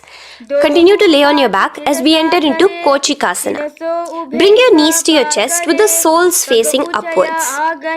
Extend your arms sideways as you gaze towards your third eye, visualizing Swamiji in your inner space. Now, from Kochikasana, keep your arms reached out to the sides at shoulder level. As we enter into Jఠara Parivriti 1, keep one knee bent, twist it and bring it to the ground on the opposite side with the other leg extended straight. In Jఠara Parivriti 2, keep both the knees bent to one side. And in Jఠara Parivriti 3, keep both the legs straight to one side. Throughout this, keep your head looking in the opposite direction. And let us repeat this on the other side. You can bring your knees back to your chest. Let your legs out, go to the other side and do Jఠara Parivriti 1, 2 and 3. The next asana is Dvipada Pitham. So now, from Jఠara Parivriti, you can bring your feet down, lay on your back with your knees pointed upwards, feet flat on the ground. Extend your hands, holding your ankles. and lift your hips up. Engage the Jalandhara Bandha automatically as you raise your hips up.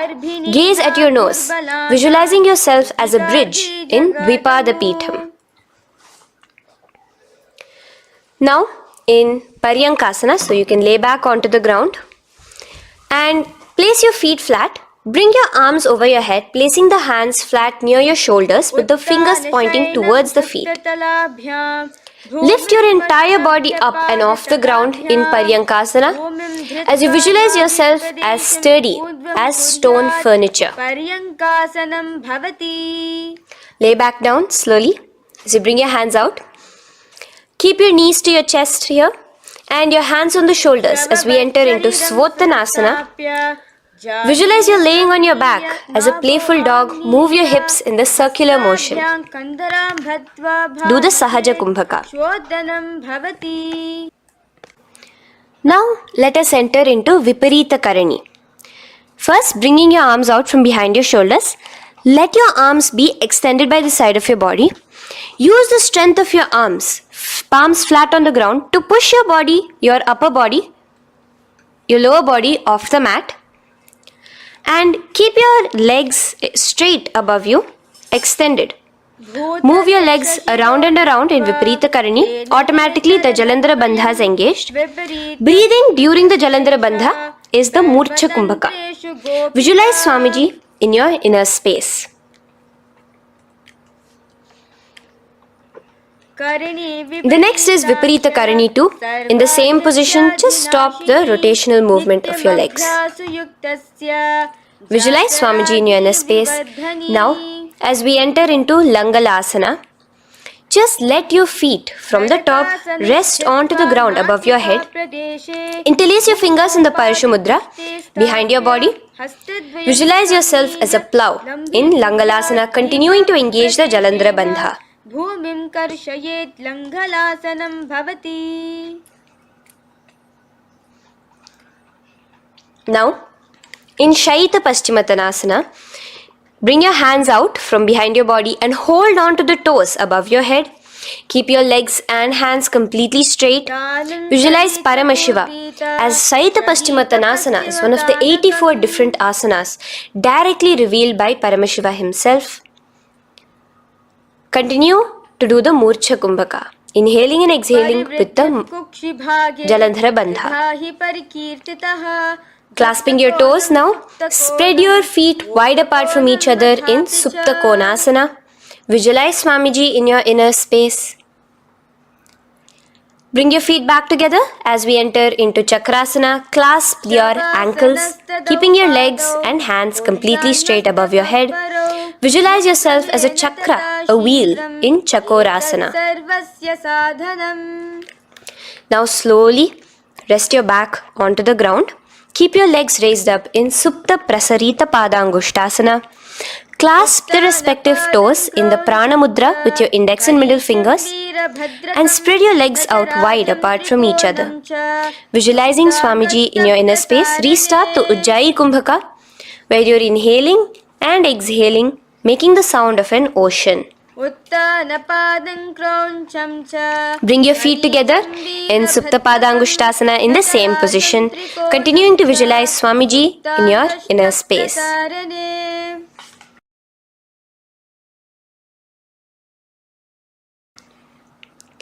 Now, bring your feet, release your feet and bring them into Padmasana. As you lay flat on your back in Matsyasana, hold the opposite elbows over your head, gazing at your nose. Visualize Matsyavatara, the fish form of Bhagavan Mahavishnu. Now in the same position, put one hand over the other, extended straight above your head. As you visualize Lord Rama in your inner space, continue to gaze at your nose. Now, slowly bring your hands to your hips as we enter into Sarvangasana. Lift your hips and legs up into the sky, crossing your legs in Padmasana. Let your hands support you, your elbows on the floor. Do the Jalandhara Bandha as you gaze at your nose in Sarvangasana. Now, bring your hips back onto the ground in Vrishchikasana. So in the Padmasana, just remove one foot alone. Keep one foot on the opposite knee as you pull the knee towards your face. Let your hands stretch out above your head, hooking forward as you raise your upper back off the ground, visualizing yourself as a scorpion in Vrishchikasana, gazing at your third eye. Do the Jalandhara Bandha, tucking in your chin to the chest. Now just switch your legs around as we repeat Vrishchikasana on the other side. Continuing to visualize yourself as a scorpion, gaze at your third eye. The next asana is Vrishapadakshepasana. So come now to a complete flat position on your mat. Come down to a complete lying down position and interlace your fingers around your neck. Now raise both your feet off the ground. Extend one leg straight and the other knee to the chest in a bicycle motion. Alternate between extending and raising the knee again and again, bringing your opposite elbows to the respective knees. Visualize Swamiji in your inner space. Breathe in and out in the Sahaja.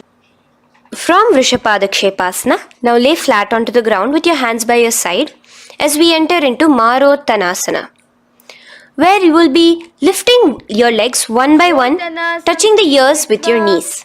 Visualize Swamiji in your inner space.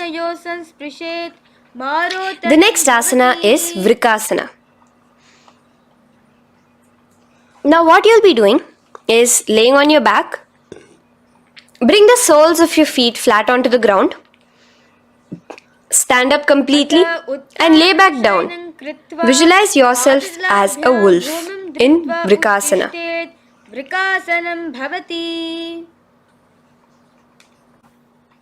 Now come back to a seated position as we enter into Luthasana, where you are going to be quickly throwing your legs above your head as you roll over completely, finishing in a prone position. Do this a couple of times. Come forward, roll over. Come forward and roll over again. Visualize Swamiji, the supreme pontiff of Hinduism, in your inner space. Now, take a moment to relax. Lay on your belly with your toes extended in Sarathasana. Keep your hands onto the ground by your shoulders. Now here, contract your lips and make a sound like a flute, whistling while inhaling. Visualize yourself as a ratha, as a chariot carrying warriors into battle for dharma on your back. Now from Sarathasana, let us enter into Dehalyullanghanasana. So place your palms on the ground and bring yourself to a plank position. Jump your leg forward and back between your arms, visualizing Swamiji in your inner space. Jump forward now. When your legs are between your hands, stand tall. Holding your toes with your hands, walk back and forth. Visualize yourself as a wise 60-year-old elephant in Jatyasana. Now come to a standing position. The next is a beautiful karana, the Lolitika karana. So keep your knees bent, feet pointing outwards again in the Aramandi position. Bend your elbows, keeping your hands at the chest level. Now swiftly move your arms across the body, bringing it back to the center and tilt your head back. Opening your chest up towards the sky, move your head in all the directions. Now stand back straight as we enter into Sarpasana. So stand erect like a rod with your arms by your side, hands touching the thighs. Visualize Devi, Kundalini, raising up and curling upwards around your body in Sarpasana. The next asana is Ushtrasadanasana. Lean forward and down, standing on top of your palms. Begin to move and walk like a camel, visualizing yourself as a camel. In the same position, continuing to walk around, switch your visualization to visualizing yourself as a horse as you start to walk around like a horse in Ashvasana. Now raise up tall as we enter into Kapota Nitakasana. Interlace your fingers behind the back Pulling them down towards your calves, open up your chest. Keep your hands in the phaleṣhu mudra. Visualize yourself as a soaring bird diving down in kadāchanaḥ. Now, stand tall as we enter into another karana here, the Tala Pushpaputam karana. Bring yourself to the Aramandi with your hands in the Namaskara mudra. Simultaneously now, open up your palms while raising one heel off the ground, slightly lowering the waist and shoulder of the heel you have raised. Visualize you're offering a bouquet of flowers to Paramashiva as you come back to a standing position, and repeat this on the other side. Let's do this a few times, offering flowers to Paramashiva. Now, come to a standing position. Stand straight and bring your hands together in the Namaskara mudra. Slightly lean forward. Visualize yourself as a rhinoceros. Your hand is the horn as you gaze at your nose in Khadgasana. The next asana is Utthanotthanam. So come to a standing position and sit down all the way as low as you can to the ground and stand up. Do this again. Sit down. Stand up, and again, sit down, stand up.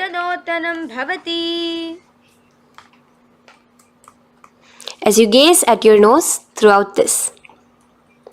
The next asana is Musalasana. Now come back to a standing position, raise your hands above your head, tall as you jump up and down repeatedly. Visualize yourself as a mace. Jump here in Musalasana. The next asana is Uchirshaka. So come back to a standing position. Pull the sole of one foot towards your belly. Now with the other leg, sit down and stand up. Release the leg. Pick the other leg up, pull it towards your belly. Sit down and stand up in Uchirshaka as you visualize Swamiji in your inner space, gazing at your nose. The next is a karana, which we will be entering into. The Parshvajanu Karana. So again, bringing yourself to the Aramandi position. Bend and lift one knee towards your chest, pointing the toes downwards. Keep your arm around the knee, holding it with the hand in a fist. Let the other hand hang down on the thigh, wrist twisted, fingers pointing inwards. This is the Parshvajanu Karana. Now slowly release.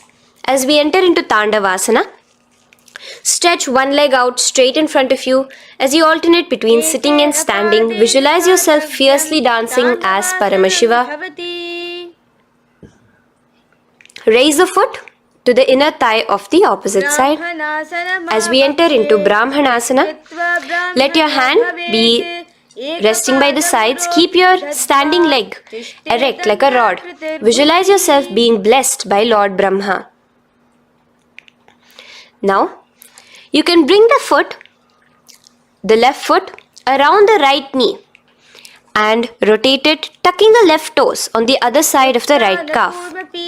Simultaneously, cross your left arm below the right, bring your palms together in the Namaskara mudra. Visualize yourself as Lord Garuda in Garudasana 3. Now slowly uncross your legs and hands as we enter into Ekapadasana, coming to a standing position. On the right leg, bring your left foot to the opposite thigh with your hands relaxed by the knees.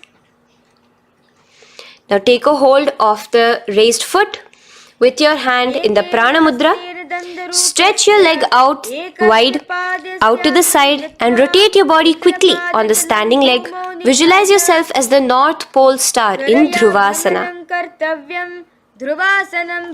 From here now, in the foot which is in your hand, just slowly, once you finish the rotating movement, in Trivikramasana, bring it up towards the back of your neck. Stand as tall as you can and alternate between sitting and standing. Visualize Bhagavan Mahavishnu in your inner space. Now you can take the leg out from behind your neck and stand straight.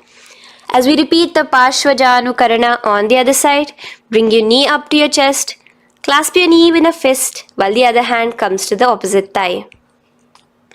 Hold there for a second and stretch your leg out In Tandavasana, sit and stand. Visualize yourself fiercely dancing as Paramashiva.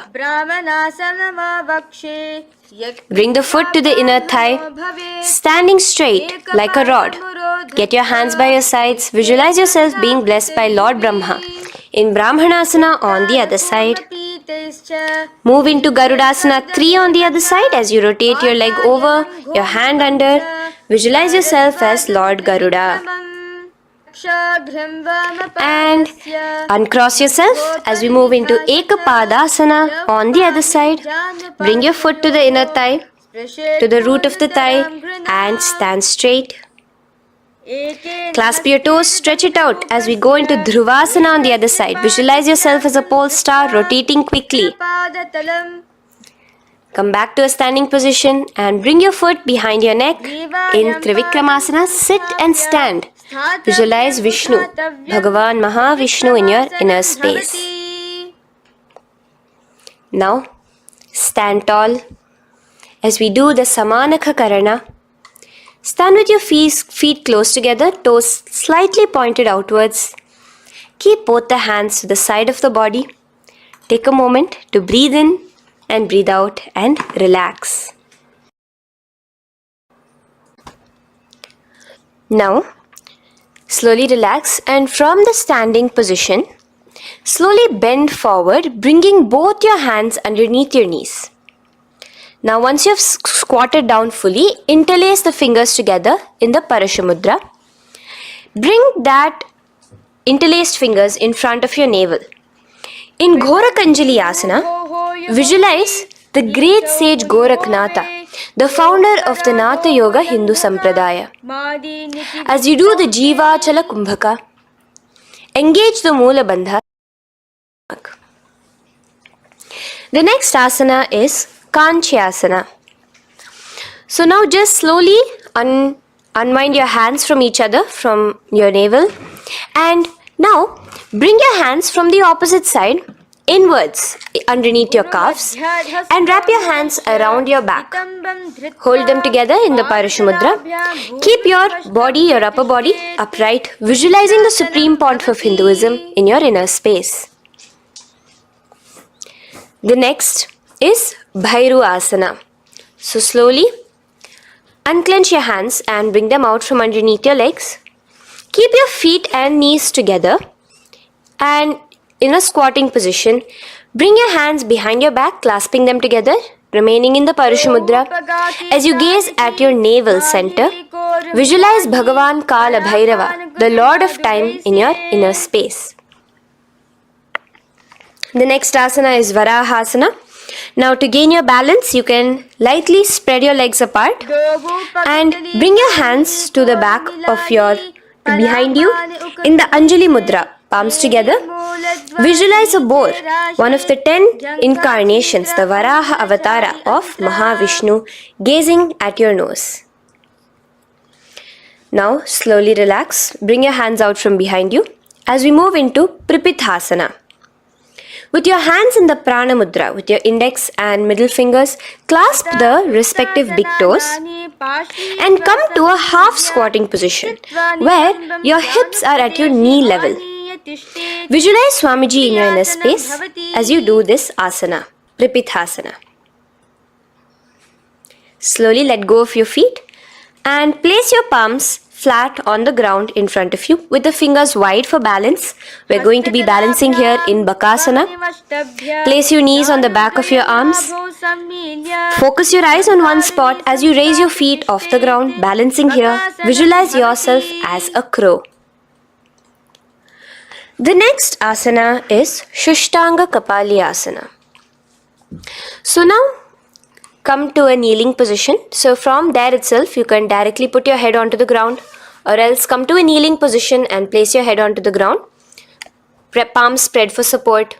Raise your body onto your head, bringing your legs into the Padmasana. Gaze at your nose. Visualize Swamiji himself in your inner space. Come down now, uncrossing your legs as you come down. Sit onto your knees, keeping the toes flat. Now, let your heels come outside of the hips Keep your hands on your knees. In Guptasana, sit straight. Keep your gaze on your nose. Visualize you're sitting in the sacred secret seat with Paramashiva and your Guru, Swamiji himself. Now we are going to be kicking up into a handstand. So get ready. Place your palms on the ground, fingers wide for support. Do take support of a wall if you need it. And lift your body up straight above your hands. Visualize you are a tree in Vrikshasana 2 with deep roots into the ground. Breathe in and breathe out slowly. In the same position as we move into Shibhu Asana, switch your gaze to the third eye. Hold it there for a few seconds and relax. Bring your feet back to the ground. Now lay flat onto the ground in a plank position and slowly lower your body towards the ground and push yourself up again. In Matsyasana 2, go down and come up, visualizing yourself as a fish. The next asana is Sarpasana 2. So here you're going to lay prone, completely flat now. You can lower yourself to the ground. Bring your hands to the hips.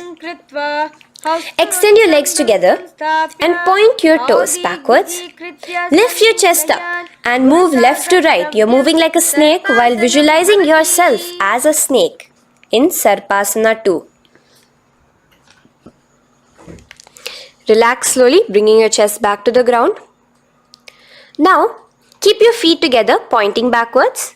As you bring your elbows onto the ground, rest your upper body on your elbows. Bring your hands together in the Padma Mudra with your little fingers and thumbs together and rest your chin on your hands.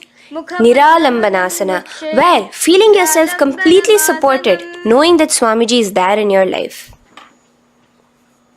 Now, slowly relax, place your palms on the ground beside your chest and push yourself up, your hands straight up completely.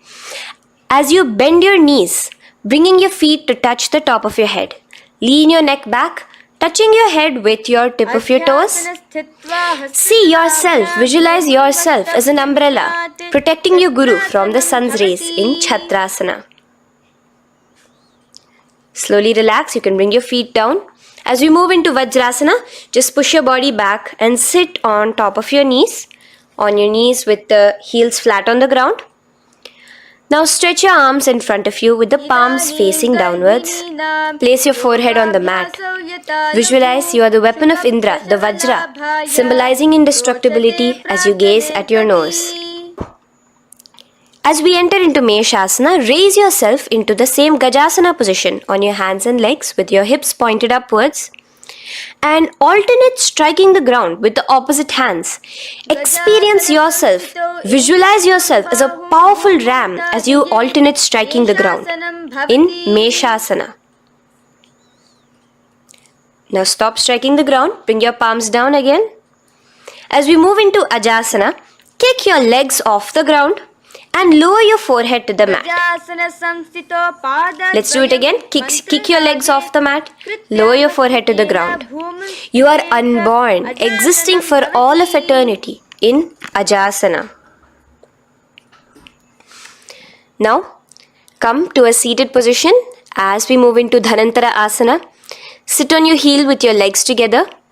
Pull your toes underneath you. As you bring your hands top of the knees, gaze at your nose, visualize Swamiji in your inner space. Here, do the Ujjayi Pranayama, inhaling and exhaling like an ocean, Dhanantara Asana. From Dhanantara Asana, now interlace your fingers in front of you and then behind you. Stretch your arms towards all the sides, backwards, forwards. Giving a massage to the various different joints and muscles in your body. Lean forward, get up again. Continuing to visualize Swamiji in your inner space. Relax your hands and now take your respective heels and point them outwards, outside the side of your hips. Keep your hands on your knees with your thighs and knees resting on the ground, spine straight. Visualize yourself as Lord Garuda in Garudasana 4. You have Mahavishnu and Mahalakshmi on your back as you are flying. The next asana is Ananda Mandirasana. Now you can continue to remain in the same position. You can bring your feet pointing inwards. Use your hands to clasp underneath your ankle. Make sure your knees are spread out wide. Gaze at the third eye. Visualize residing in the blissful space of a temple. You are in a temple in Ananda Mandirasana. Now, as we move into Mandukasana, keep your knees wide and sit on top of your ankles. Your hands underneath your knees. Gaze to your nose. Visualize yourself as a frog. Suck in your stomach in the Uddiyana Bandha. And remember to do the Manduki Mudra, your tongue, your frog-like tongue, catching the nectar dripping from the Sahasrara Chakra in Mandukasana 2. Now, as we move into Narasimhasana, tuck your toes in and sit on top of the heels. Place your palms on the ground, spread your fingers wide and spread your knees apart onto the ground too. Gaze towards your nose, stick out your tongue and exhale forcefully, visualizing the Narasimha Avatara, the form of Mahavishnu as a half lion and half man. Now just raise up, bring your hands off the ground. Here we'll be doing a new pranayama, which is the Bhishraka pranayama, as we enter into Bhishrakasana. So continue to keep your knees and feet on the floor. As you bring your hand up to your face, make a hollow of your palms and place it over the mouth. Keep your thumbs under your teeth and close your lips. Gaze to your nose. Inhale through your left nostril, exhaling through the mouth. Gaze at your nose again. Visualize yourself as Devi, presiding over any and all minuscule fears you may have within you. Now moving back into the Ujjayi Pranayama, let us do Makadasana. So you can take your hands off your face and slowly remaining in the same position, bring it to your armpits. Bring your fingers to your armpits. Imitate as if a monkey is scratching. As you gaze to your third eye, visualize yourself as a playful monkey in Makadasana. From Makadasana, let's move into Vajra Sangharasana. So you can slowly lift your knees off the ground, just balancing on your toes, sitting on the heels. Bring your hands behind your back and clasp the opposite elbows. Gaze to your nose, embody a diamond. Visualize yourself as a diamond-like strength for yourself and your Sangha. The next asana is Khanjanasana. So now you can uncross your hands, rest on top of the heels with your knees on the ground. Keep the toes down, ankles crossed behind. Place your palms on the mat to your side. Suck your stomach in the Uddiyana Bandha as you gaze at your nose in Khanjanasana. Now, you can uncross your ankles and just sit with your toes flat. Keep your knees wide on the floor. Rest your hands on the knees. Just relax the Uddiyana Bandha, just sucking in your perineum in the Mula Bandha. Gaze at your nose, visualize yourself as a turtle with a stable body and mind to live for hundreds of years. And without changing anything in your physical posture, just visualize yourself uniting with Swamiji himself in Yogasana. Now, raise up onto your knees, cross your ankles behind your back until the feet are coming towards the opposite knees. Now, bring your hands behind you and hold on to the calves with the fingers inside, the thumbs outside. Gaze at the third eye as you visualize yourself in a space of oneness with Paramashiva himself as Swamiji. Now you can uncross your ankles, come back to us standing on your knees as we enter into Ushtrasana 2. So now, in a kneeling position, bend backward, hold your ankles with your hands. Keep your arms straight. As you push your hips forward and tilt your head backwards, visualize yourself as a camel in Ushtrasana 2. Slowly, in the same position, lower yourself onto your back.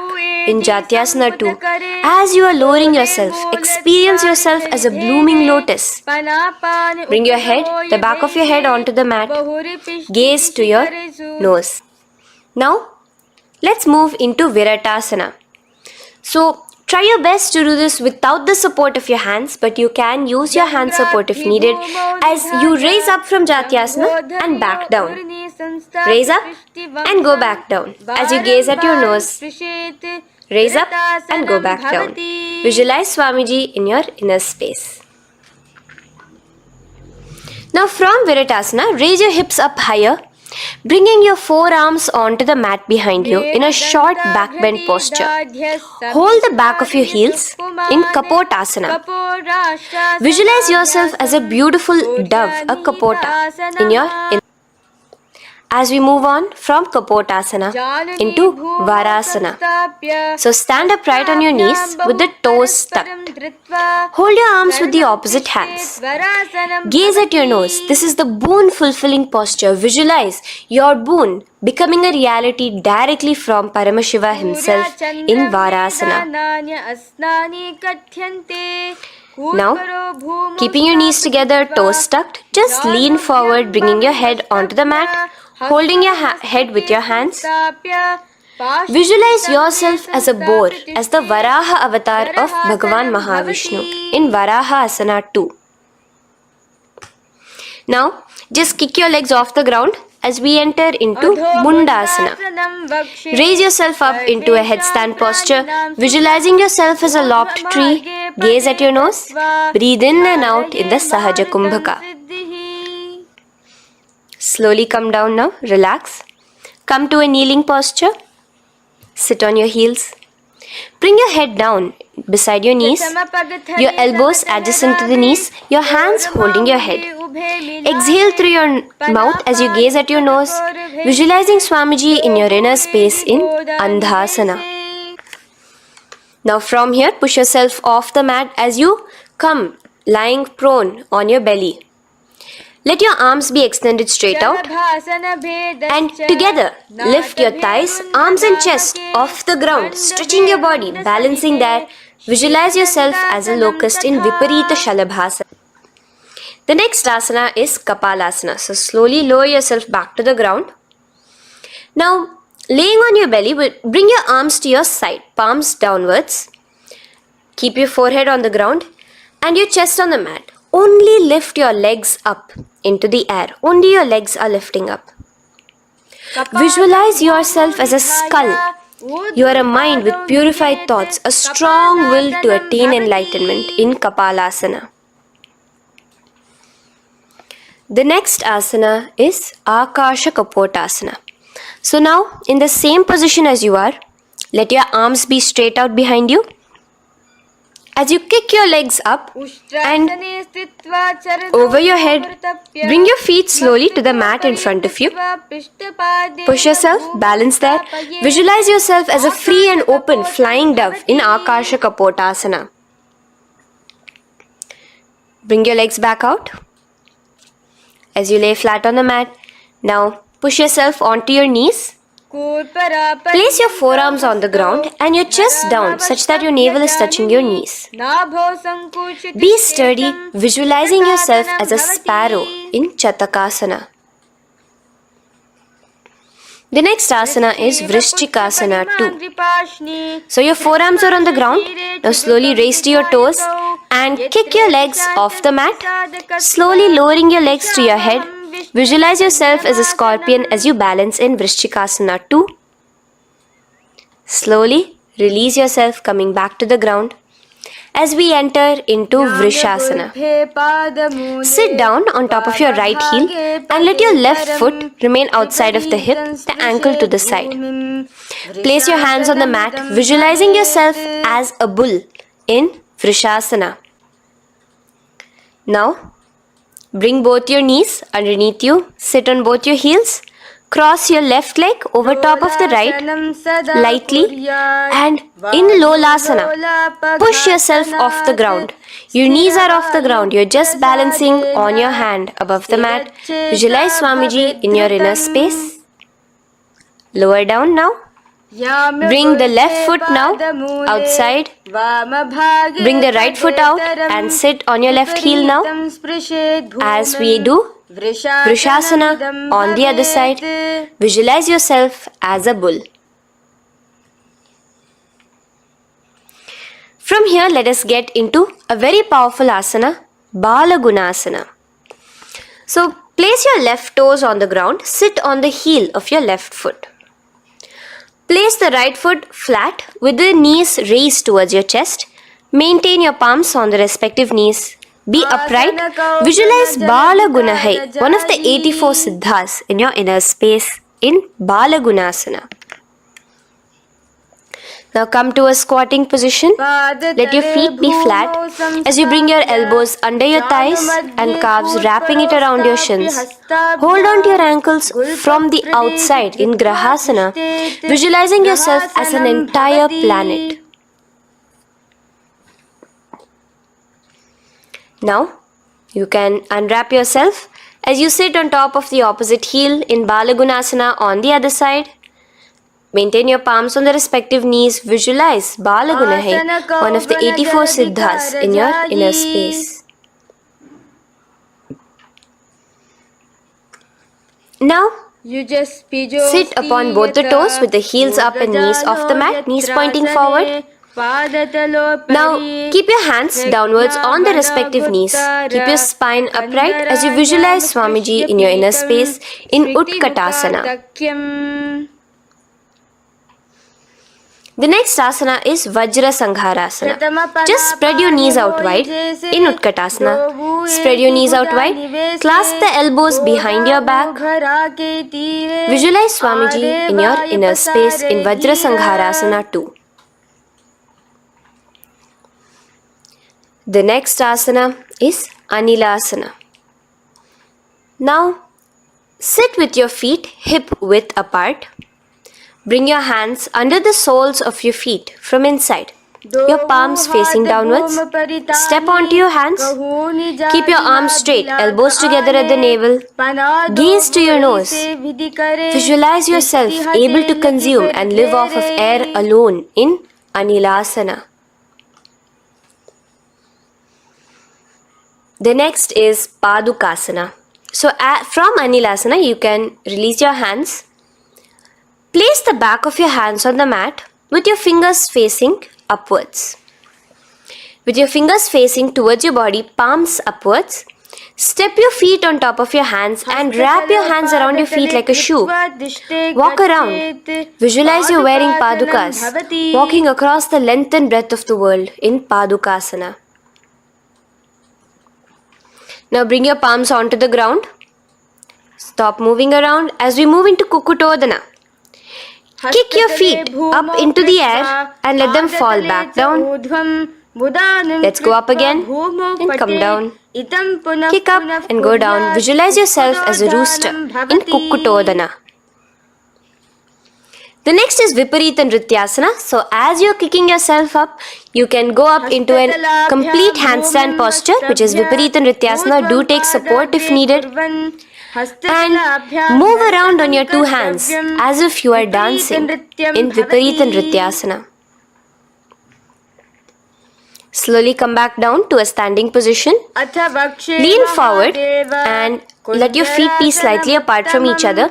Bring one palm down on the mat with the arms straight. Bring the opposite hand to your head and be stable in Kunjarasana. Now just put that hand down as you bring the other hand to your head, repeating Kunjarasana on the other side. Be stable here. Now you can squat back down onto the ground. Keep your feet flat. Hold your respective ankles and lift your feet off the ground in Kadambasana. Visualize yourself as a Kadamba tree, a pious tree that promotes a long life. The next asana is Pavana Muktasana. Now sit back down onto the ground, bring your knees towards your chest. Let your hands wrap around your knees, hold it close to your body. Visualize all the excess vata, air, just balancing and releasing in your system in Pavana Muktasana. Now, let us move into Chakorasana. So first stretch your legs out in front of you. Bring one leg behind your head. Now place both hands on the ground and lift your body off the ground while lifting the other leg too, up straight. Visualize yourself as a powerful source of energy. Gaze at your third eye in Chakorasana. Slowly relax back down. Now hold your left toes with the left hand, index and middle fingers. Pull the foot to the left here. We are entering into Dhanurasana 2. Extend your right leg out, keeping straight. Hold the big toe with your right hand. Visualize yourself as a bow in Dhanurasana 2. The next is Ashtavakrasana. So lift your left leg over top of the left shoulder. After releasing your hands, bring the right foot across and hook it on top of the left foot. Lean forward and down, keep your palms onto the ground. Extend your legs out to the left, lift your head up and chest. You're completely balancing only on your hands as you visualize yourself as a flying crane in Ashtavakrasana. Now slowly relax down. From here, bring your right foot to the left thigh and your left foot flat onto the ground. Knees raised up. Have your left shoulder underneath the respective leg and place your hands flat on the ground. Gaze towards your third eye. Visualize you are immortal, able to exist solely from prana alone in pranasana. From here, moving into Parshva Matsyendrasana. Place your right foot at the root of the left thigh. Then the left leg by the side of the right knee. Hold the left leg by the right hand. Twist your body out. Remain steady here, gazing at the third eye. Visualize Matsyendranatha, the great Rishi, Yogi, master of Hatha Yoga, in your inner space. Now slowly unwind yourself. As we repeat Chakorasana on the other side, lift the other leg behind your head. Place both your hands on the ground and keep your entire body off the ground straight up.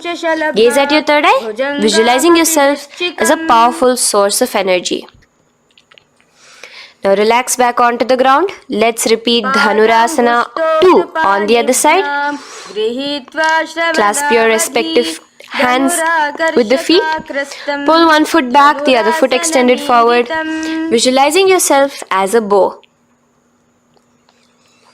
Release your feet as you cross them over each other, over top the shoulder in Ashtavakrasana on the other side. Raise off the ground. Visualize yourself as a flying crane.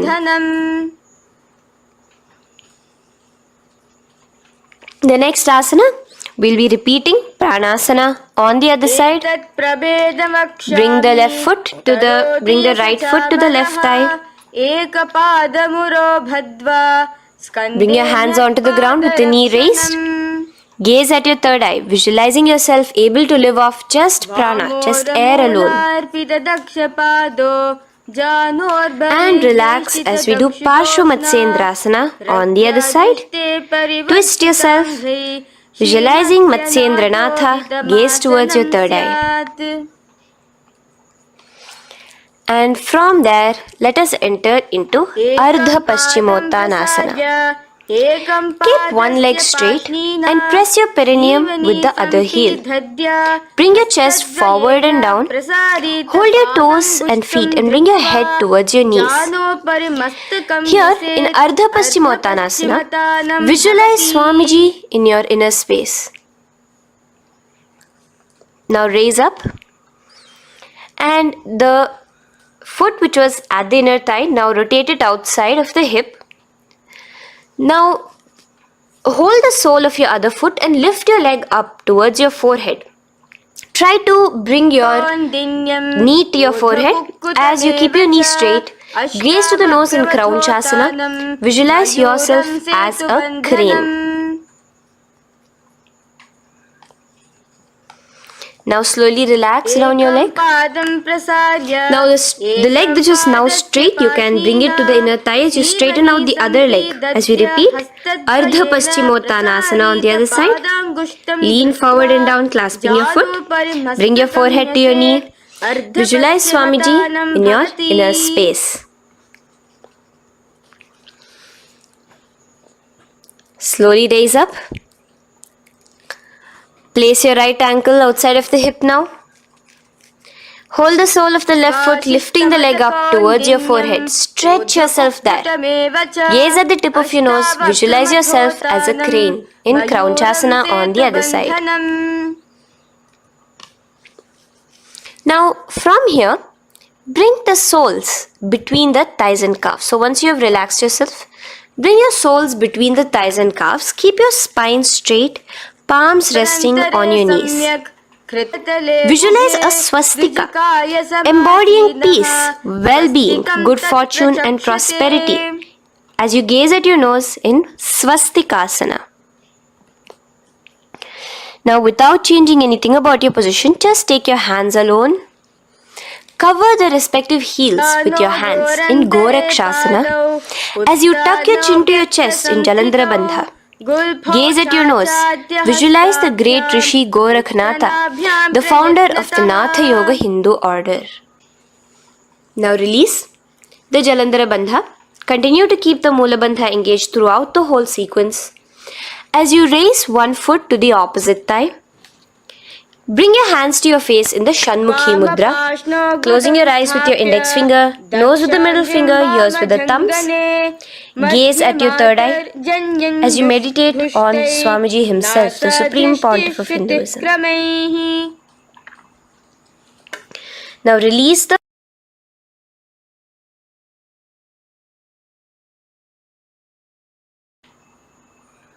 Shanmukhi Mudra. And in Yogasana 2, bring your legs into the Padmasana position over the opposite thighs. Keep your hands flat onto the ground beside your knees with the palms facing upwards. Sit straight, gaze at your nose. Here we'll be starting the Kakachancha Kumbhaka, where your inhalation will be through your tongue wrapped like a pipe, and your exhalation will be through your nose. From Yogasana 2, now keeping your palms beside your body, just switch them around to be flat on the ground and push your entire body off the ground, balancing. Visualize yourself as a rooster in Urdhva Kukkutasana.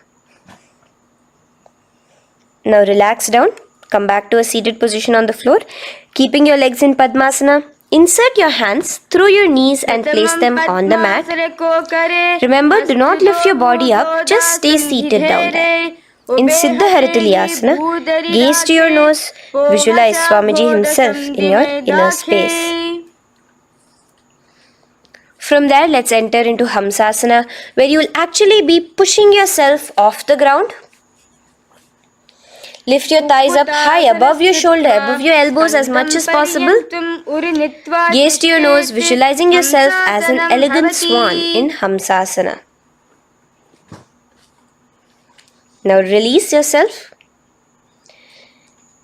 Now, do not take your hands out from between your thighs and calves.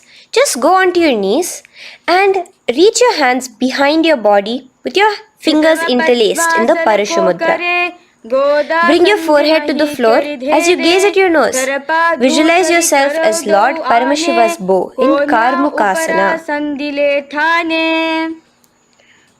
Now, slowly come back to the seated position as we move into Kurmasana 2. Keeping your hands in between your thighs and calves, bend your elbows and hold your respective shoulders with your hands. Visualize yourself as a turtle, a stable body and mind to live for hundreds of years. Now in the same position, just engage the Jalandhara Bandha, tucking your chin to your chest as we move into Granthi Bhedasana, gazing at your nose. Rejoice, knowing you are in Paramashiva's secret knot posture. And from there, release the Jalandhara Bandha as you roll onto your back. Keep your hands on the shoulders, laying flat on your back.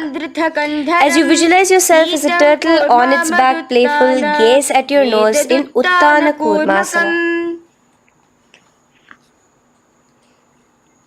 Now rock yourself back to a seated position as we do Pangu Kukkutasana. Now it's the same as your hands between your thighs and the calves, except you will be placing one hand flat on the mat. Hold the wrist with the other hand. Lift your body up and holding only on one hand. Visualize yourself as a rooster in Pangu Kukkutasana. Now release back to the ground. Hold. Let's do Pangu Kukkutasana on the other side. Place the other palm flat and bring the other hand holding the wrist. Push yourself off the ground. Visualize yourself as a rooster. Continue the Kakachanchu Kumbhaka, sucking in your breath through your curled tongue and exhaling through your nose. As you slowly extricate your hands from between your thighs and calves, let's do Girdharasana here. So now, interlace your fingers in the Parashu Mudra as you place your elbows on the feet, remaining your legs in Padmasana. Lean forward and down, resting your chin on your knuckles. Place your thumbs to your throat in Girdharasana. Visualize Swamiji in your inner space. From there now, sit straight into Padmasana 3. So with your legs in Padmasana, bring one hand over the other near your navel center. Engage all the three bandhas, suck in your stomach, clench your perineum, tuck your chin to your chest and gaze at your nose in Padmasana 3. Slowly now, as we move into Padmasana 4, bring your hands to the respective knees. Release the Jalandhara Bandha and release the Uddiyana Bandha, just engaging the Moola Bandha alone. Visualize Paramashiva in your inner space as you gaze at your nose in Padmasana 4.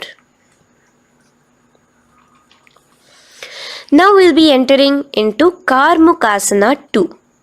So in the Padmasana position, hook your right hand index and middle finger in the Prana Mudra around the toe. Pull it back while your left hand rests on the knee. Now, as you visualize yourself as Paramashiva's bow, just release your right foot, bring your left hand to the left toe, right toe, and let your right hand be on the right knee. Now from here, let's do Karmukhasana 3. So you can release your toes, cross your hands behind your back, continue to keep your legs in Padmasana, and with your respective hands, cross behind your back. Hold on to the toes in the Prana Mudra. Engage all the three bandhas, suck in your stomach, clench your perineum, tuck your chin to your chest. Visualize yourself as Paramashiva's bow in Karmukhasana 3. Slowly relax the bandhas, just keeping the Moola Bandha. Continue to hold on to your toes. Release the Uddiyana Bandha and the Jalandhara Bandha. Switch your gaze to the third eye. Visualize you are Paramashiva's third eye itself. Anything you come across, you just rejuvenate it, destroy it in Dridhasana. Now, try to keep your hands at the toes. If not, just keep your hands crossed behind you as you lean onto your back in Padmasana, where you are entering into the Nagrasana position. Lay flat onto the back, visualizing yourself as a snake, gaze at your nose in Nagrasana. Do the Sahaja Kumbhaka, simple breathing, inhaling and exhaling.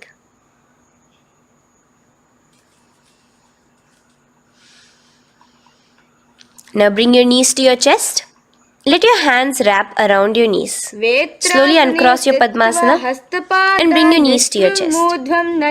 Bring your hands to the Parashu Mudra, the fingers interlocked on top of your knees. As you pull your chin up to your knees, visualize yourself as a ball in Kandukasana. Now relax. Bring your feet onto the ground. The knees pointed upwards in Urdhva Pavanasana. As you interlace your fingers, bring the interlaced fingers behind your head. Laying down, gaze at your nose in Urdhva Pavanasana. The next asana is Marakata Pithasana. Now, from behind your head, take your hands out and clasp onto your feet. Just step lightly onto your palms. As you push your hips up into the sky, automatically engaging the Jalandhara Bandha. Visualize yourself as a powerful alpha ape in Marakata Pithasana. In the same position now, bring your hands to your hips as we enter into Uttanashiki Pitakasana. Let your weight rest on your elbows as you stretch your legs out straight. Gaze at the nose. Visualize Swamiji in your inner space. From there, continuing to rest on your elbows, kick your feet up high into the sky in Narakasana. Stretch your palms out behind you, flat on the ground. Balance there. Visualize yourself blissfully traveling through hell unscathed in Narakasana. Bring your hands to your hips now as we move into Tiryanavkasana. Angling your legs down at an angle, visualize yourself as a boat crossing the ocean of samsara in Tiryanavkasana. Now from there, come back straight as we enter into Dhwajasana. Keep your legs up high above your body, your hands stretched out down behind you. As you push yourself up, visualize where KAILASA's flag respected across all nations in Dhwajasana. Hold there for a few seconds and relax now. Flat onto the ground, palms slightly away from your body. Do not move at all in Mritasana. Your body is dead. Visualize that. Visualize the Supreme Pontiff of Hinduism liberating you. Let your awareness travel to all the parts of your body in the Shakti Chalan Mudra as we do Mritasana.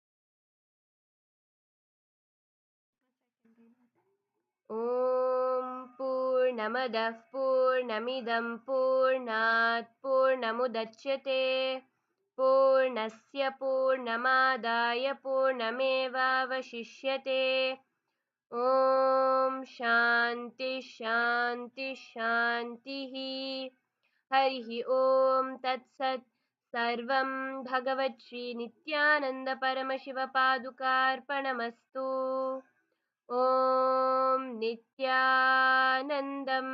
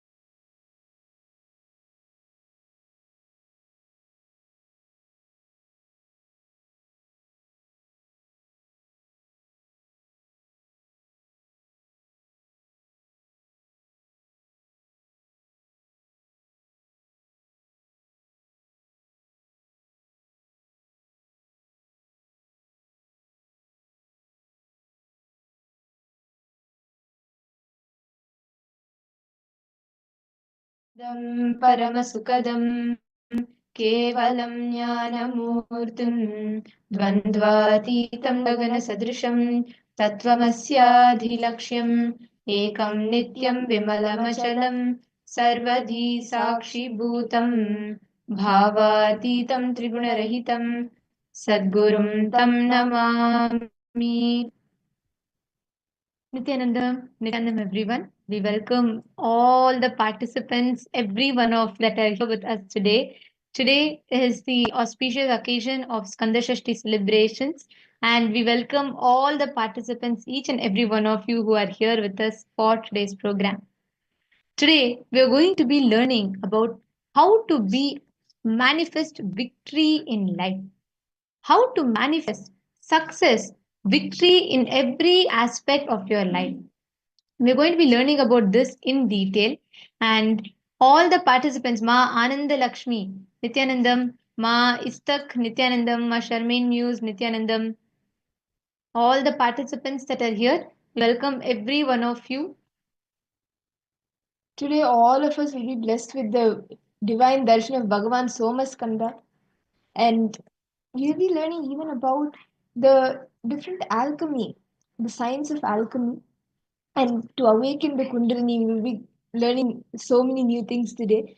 And with that, now we all just had the powerful yoga. We all just completed the yoga, Nityananda yoga, the Prathama Vinyasa Krama, Dvitiya Vinyasa Krama, and the Tritiya Vinyasa Krama practice.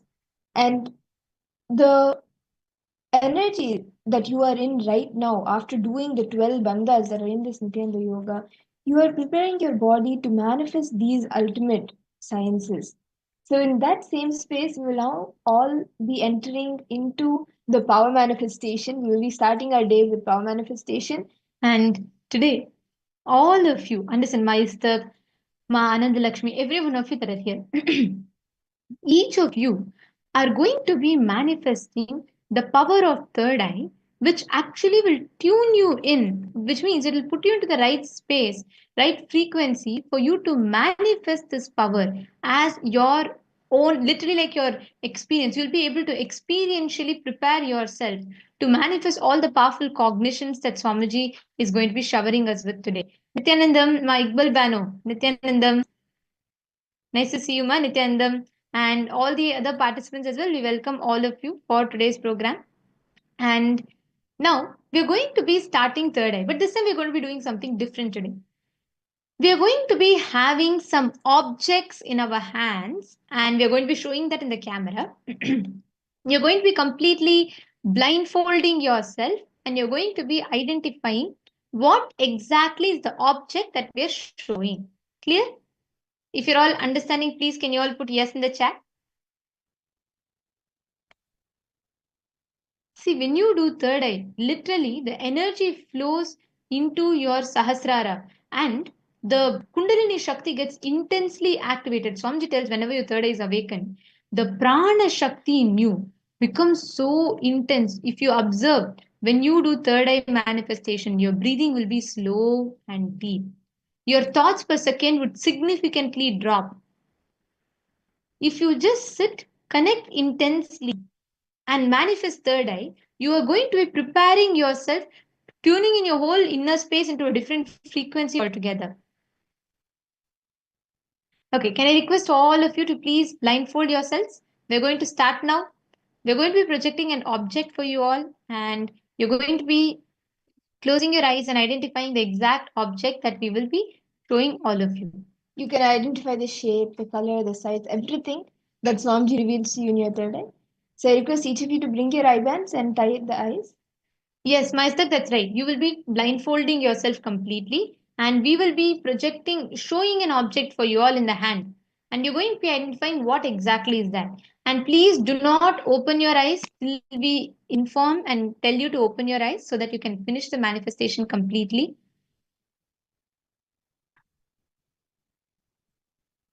Matthew Veskaraya, please could you also blindfold yourself?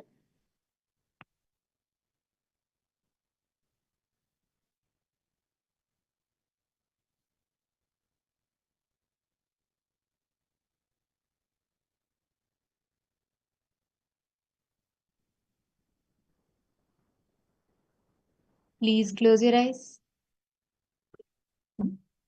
Intensely bring yourself to the deep awareness. Chant the Mahavakya. Connect intensely to Swamiji. First thing, bring awareness to your breathing. Breathe in slowly and deeply. Intensely vibrate with the Mahavakya. Om Nithyananda Paramashivoham. And exhale slowly and deeply.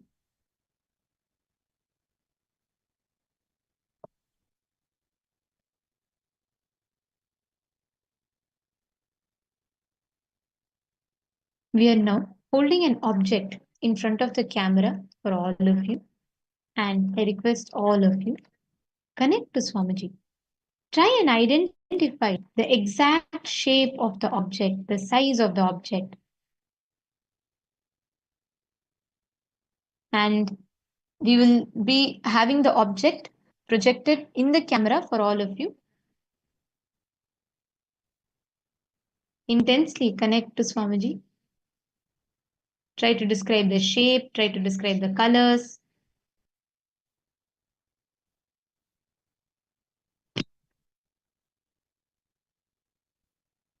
Whatever is being revealed to you in your third eye, start verbalizing it out loud. Nithyananda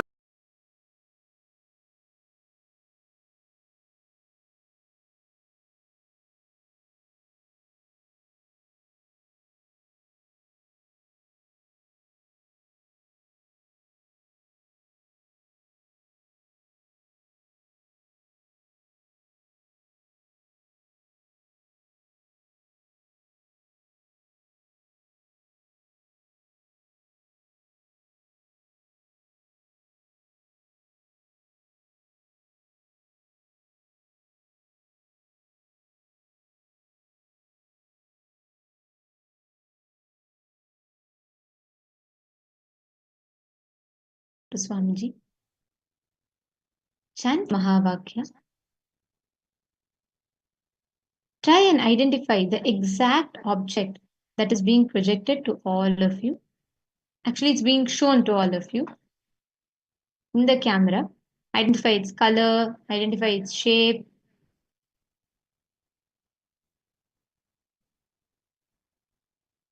Identify every detail, whatever you're able to see of that object.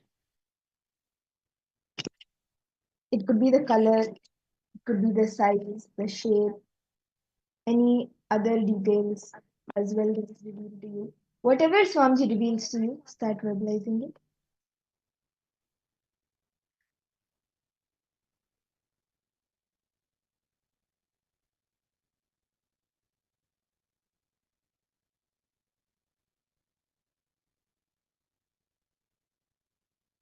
Intensely connect to Swamiji. Chant the Mahavakya.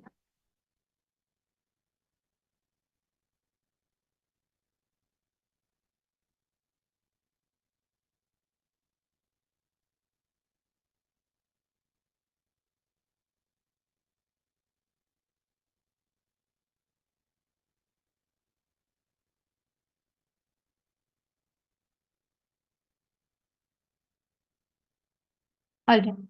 Now, please relax. Please remove your eye bags. Please open your eyes.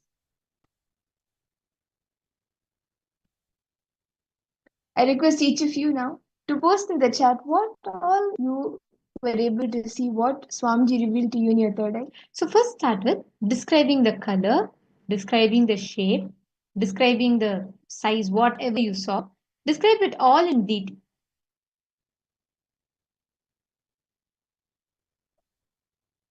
And all those that are watching us on YouTube, please join us on Zoom. So you can also have this experience. You'll be able to see and identify.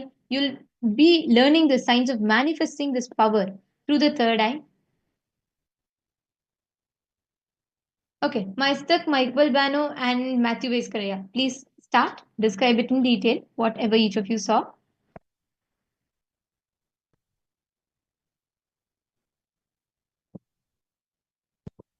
Okay. Okay. Mathivaskar has posted the answer. Ma Istak and Ma Iqbal. Both of you also please post.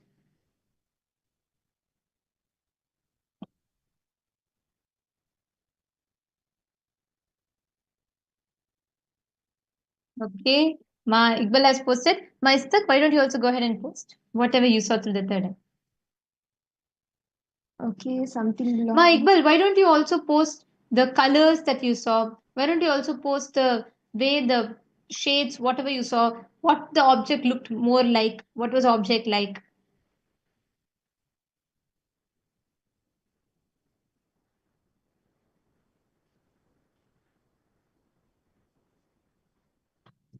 Okay, any other answers? What else did Swamiji reveal to each of you? Matthew Eskaraya, Ma Esther, Ma Iqbal Bano, Ma Anand Lakshmi. Okay. All right. So I see answers from all the three. Let us show actually what is the exact object that was projected to you all. So this is the exact object.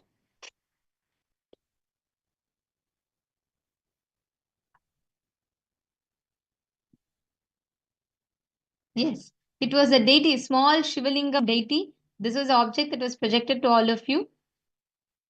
Yes, my will. Now you're saying yes, yes, this is exactly what I saw. You saw correctly metal. That's right. And actually, if you scan for some more time, you'll go more precise to the details. And actually, Ayya, Matthew Vaiskaraya, you have manifested very, very beautifully. You said something long, like brown color shape, and of some sort of device of some sort of use like a tool. And you have seen, see, it's very, very close. You have started seeing correctly. If you just actually, if all of you tune in, just intensely connect to Swamiji, you will be able to see more precisely. It's actually a small Shivalinga with the snake covering it. Actually, even Ma Iqbal, you have started, sorry, even Ma Istak, you have started describing it similarly and you have started seeing close. Okay, so I also saw the first thing like a metal, a circular and brass, but with serpent design. Wow, Wow, excellent. that Okay, is literally spot on. okay. Actually, now we'll do one more round, okay? I'm going to request you all to once again, please connect to Swamiji. Please blindfold yourself.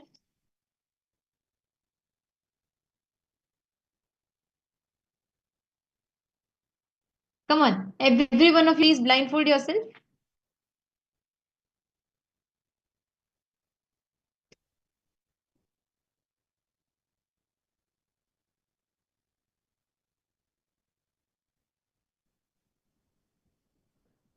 I'm just quickly giving a minute for even my Iqbal also to blindfold. Please close your eyes, blindfold yourself. We will start the next round. And this time also we're going to be holding another object and we're going to request you all to scan and identify what is the exact object that we are keeping for you all.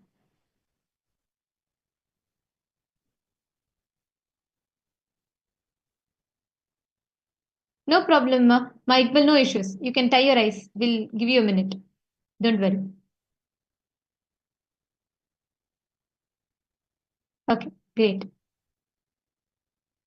Now we're going to be holding another object for all of you to scan, and you're going to scan and identify precisely the exact object. Anambansa, like Nithyanandam, you came just in the right time. We were just about to show an object for you all to see through the third eye. Why don't you also blindfold yourself? Start your day with third eye, and somehow correctly you manifest where you come exactly in the time of power manifestation. That is good. I'm just giving a minute for I also to join. And all the others, please blindfold and settle down. See, this time, bring your awareness to your breathing. Can you all just focus on your breathing? Be aware of your breathing. Take long, deep breath. Slowly. Inhale deeply and slowly. Exhale deeply and slowly.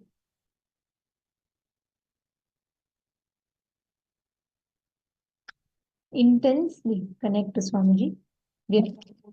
Another object for all of you to scan. See through your third eye. Swamiji will reveal the exact detail to you.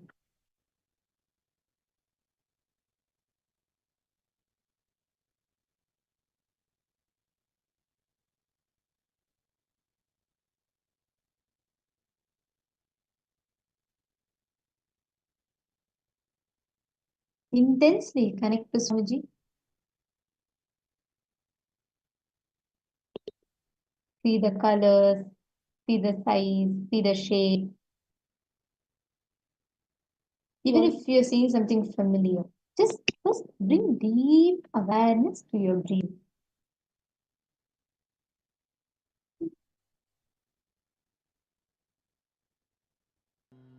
Do not create any thought.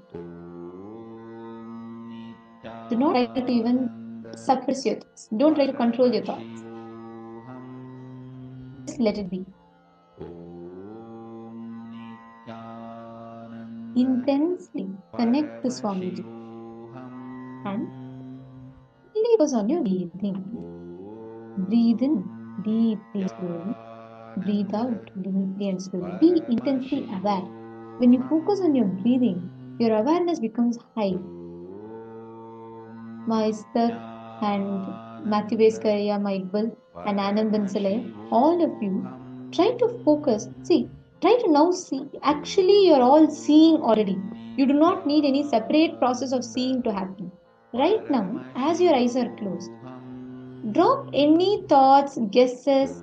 Actually see. Tell Swamiji to just show you. You will actually see it. Just try to see. And whatever you see, start verbalizing it. It could be anything. It could be the color, it could be the shape, the size, the how it looks, anything. Nithyananda Paramashivoham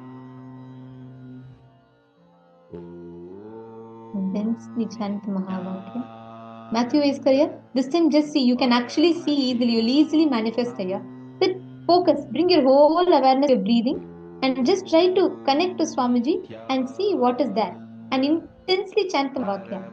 Same way, Ma Istak, you're amazing in seeing the shapes and describing it correctly.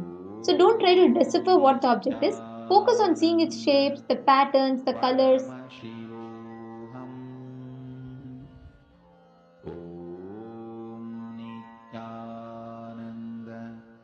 Paramashivoham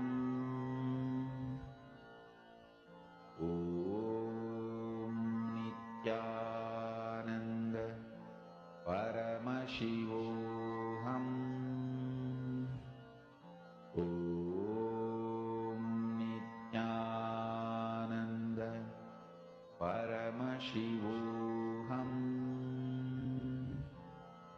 Om Nithyananda Paramashivoham Om Nithyananda He described all the shapes, all the colors. Om Nithyananda Paramashivoham Om Nithyananda Paramashivoham Om Nithyananda Paramashivoham Om Nithyananda Paramashivoham Om Nithyananda Paramashivoham Om Nithyananda Paramashivoham Om Nithyananda Paramashivoham Om Nithyananda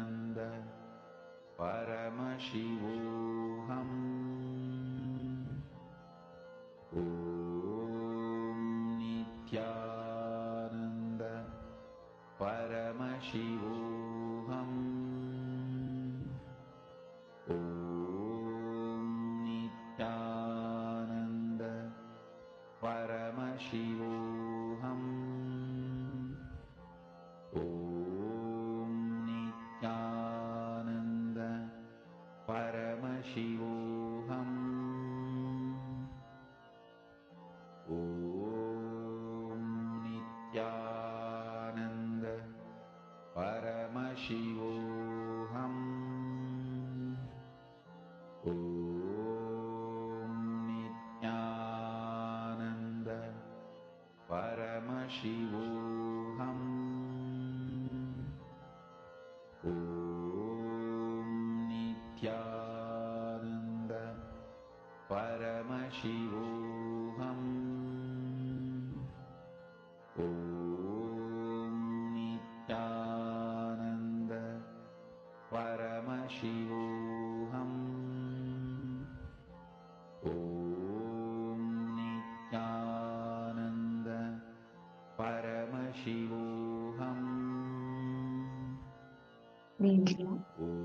Please open your eyes. Nithyananda Please open your eyes. Slowly relax. Now, I'm going to request you all to start posting in detail whatever each of you saw. Myself, you can open your eyes. Eye band, sorry. Come on, every one of you post what each of you saw in detail. Every detail that you saw, you can detail it out. You can put it in the chat. Don't filter out anything thinking it may be a guess. Whatever Swamiji revealed to you, please post it in the chat. Okay, and then why don't you also describe the color, the shape? And my Iqbal, come on. From last round to this round, let's see. I request every one of you, Istak, my Iqbal, Matthew Veskaraya, this time go into detail. Matthew Veskaraya, that's good. Beautiful. Can you also describe the colors that you saw? Okay, my Iqbal, can you describe the colors that you saw? The shape and colors?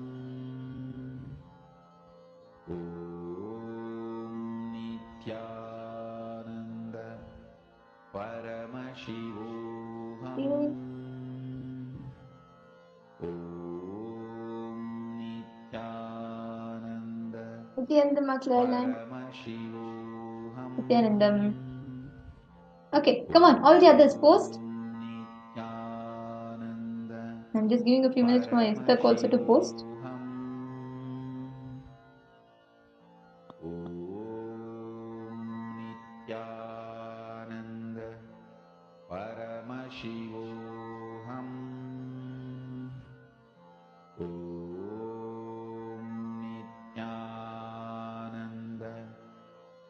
Okay.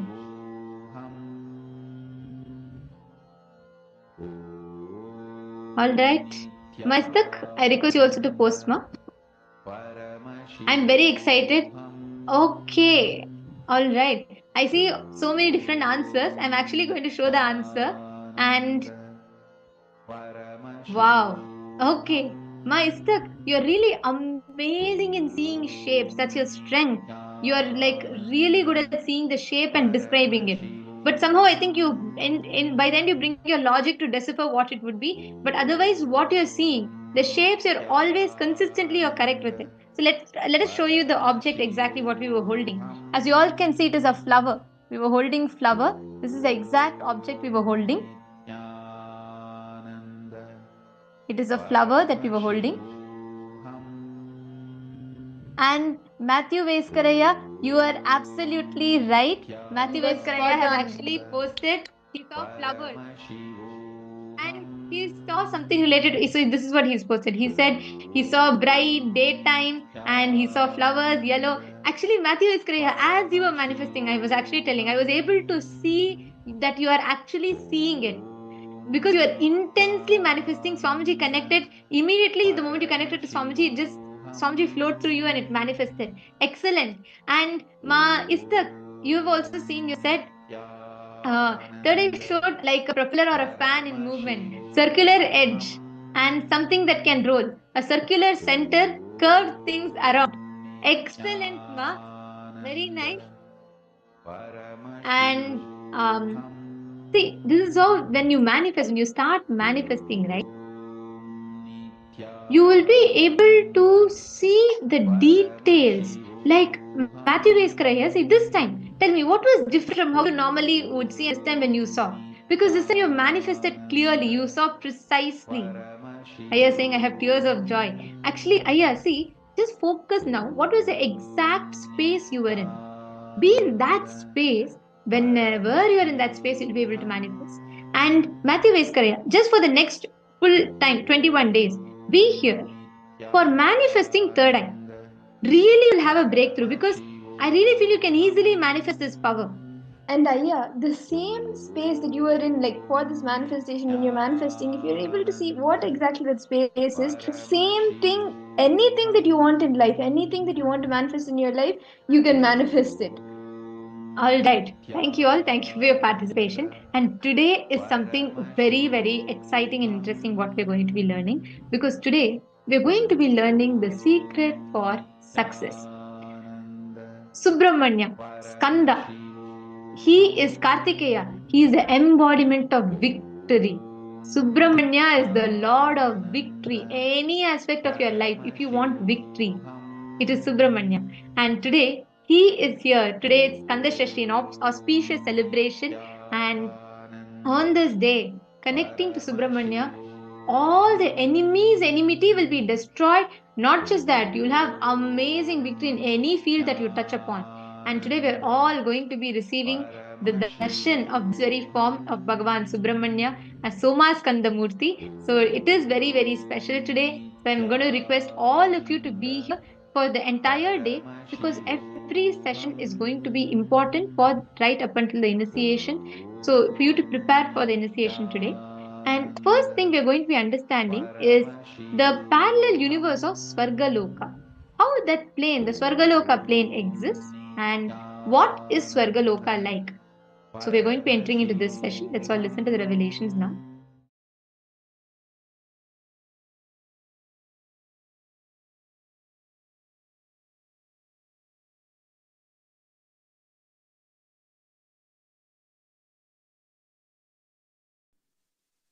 I can project this, a simple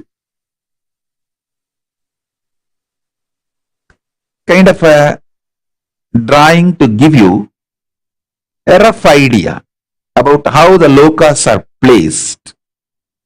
It's not to the scale or to the it is just a rough introduction, kind of an idea it can give you.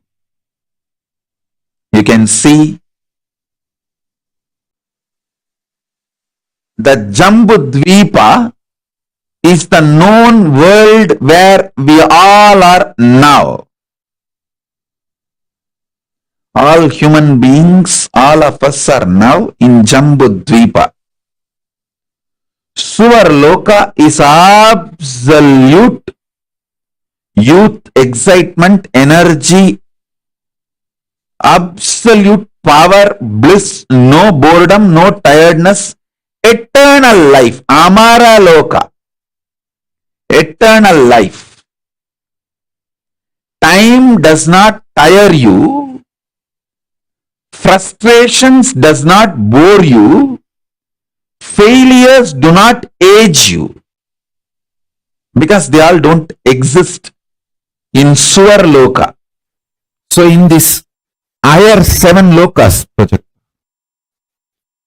Suvarloka, Suvar is the Amaraloka, Devaloka, where gods live, who has gone through superconscious nectar DNA process.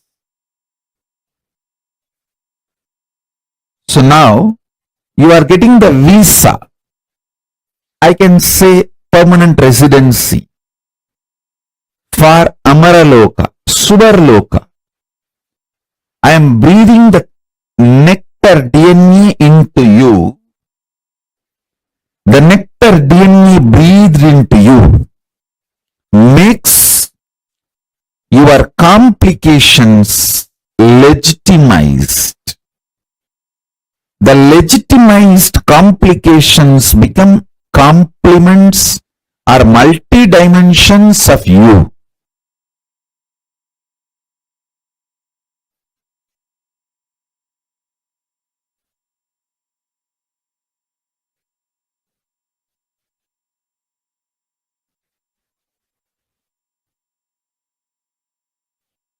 The first loka,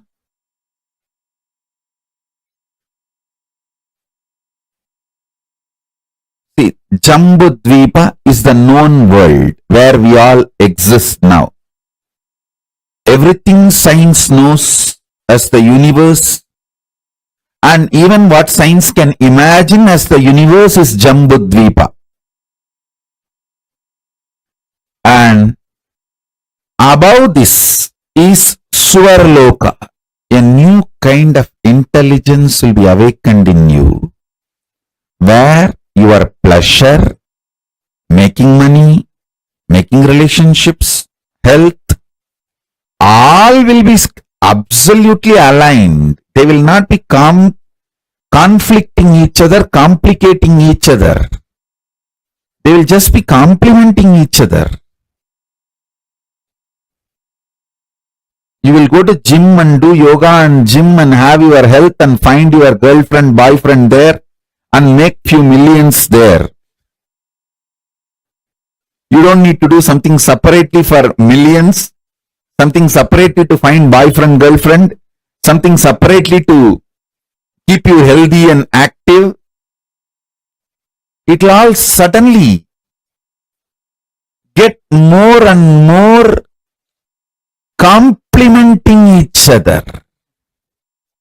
Conflicts and complications drop when your consciousness is raised.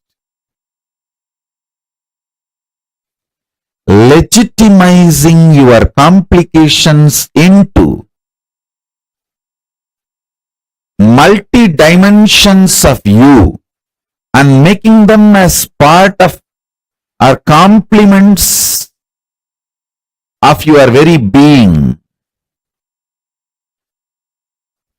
You will just seamlessly exist with all the core aspects of you. Absolute unclutching and extreme romance. Absolute health and extreme sensual enjoyments. Absolute completion and powerful way of dealing with all conflicts. When the superconscious DNA is infused into you, not just diseases disappear, the health in the different level happens. So listen, these higher lokas like Swargaloka, Maharloka, Janaloka, Tapaloka, these higher lokas have their own ecosystem.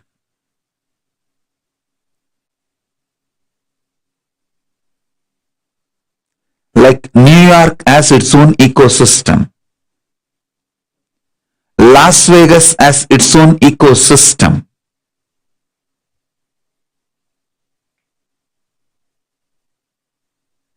Tirupati has its own ecosystem.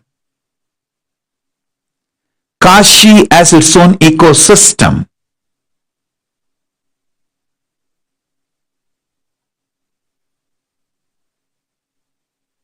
Even once you go to Las Vegas and come back, it will do something unchangeable to you about the life, pleasure, possibilities, every possible right, wrong, good, bad, sins. Same way, if if you go to Kashi even once and come back, you will see absolute different possibility and different way to exist.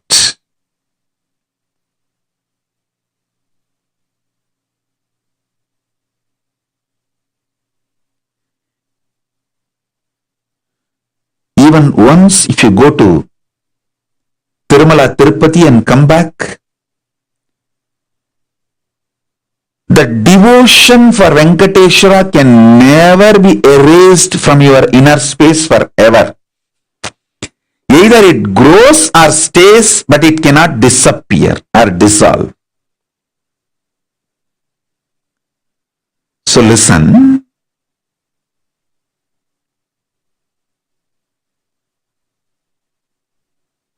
Even one glimpse, super realistic glimpse of Svargaloka, Makarloka, Janaloka, Tapoloka, Brahmaloka, these higher planes, upper lokas,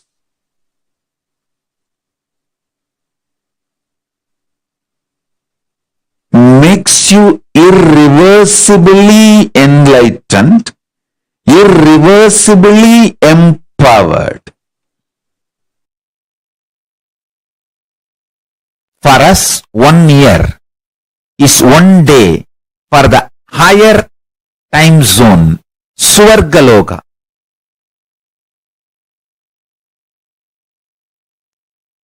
That is why Nataraja, the god of Swargaloka, receives 6 Abhishekam in a year. Because for Devatas in Swargaloka, the 1 year of Bhumandala, Bhuloka, 1 year of planet Earth is 1 day in Swargaloka. There are vertical time zones, Bhur, Bhuva, Suva, Tapa, Satya.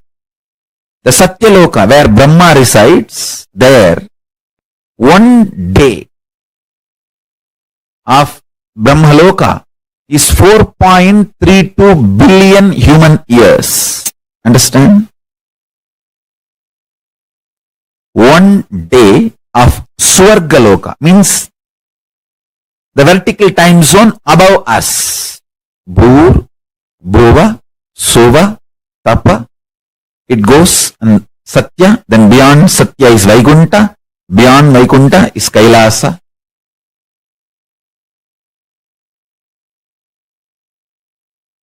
Below Atala, Vitala, Sutala, Talatala, Batala. Understand, I am not giving you some superstitious theories. No. I'll give you precise understanding and experience of these vertical time zones. And understanding about these vertical time zones as a direct utility for your day-to-day life.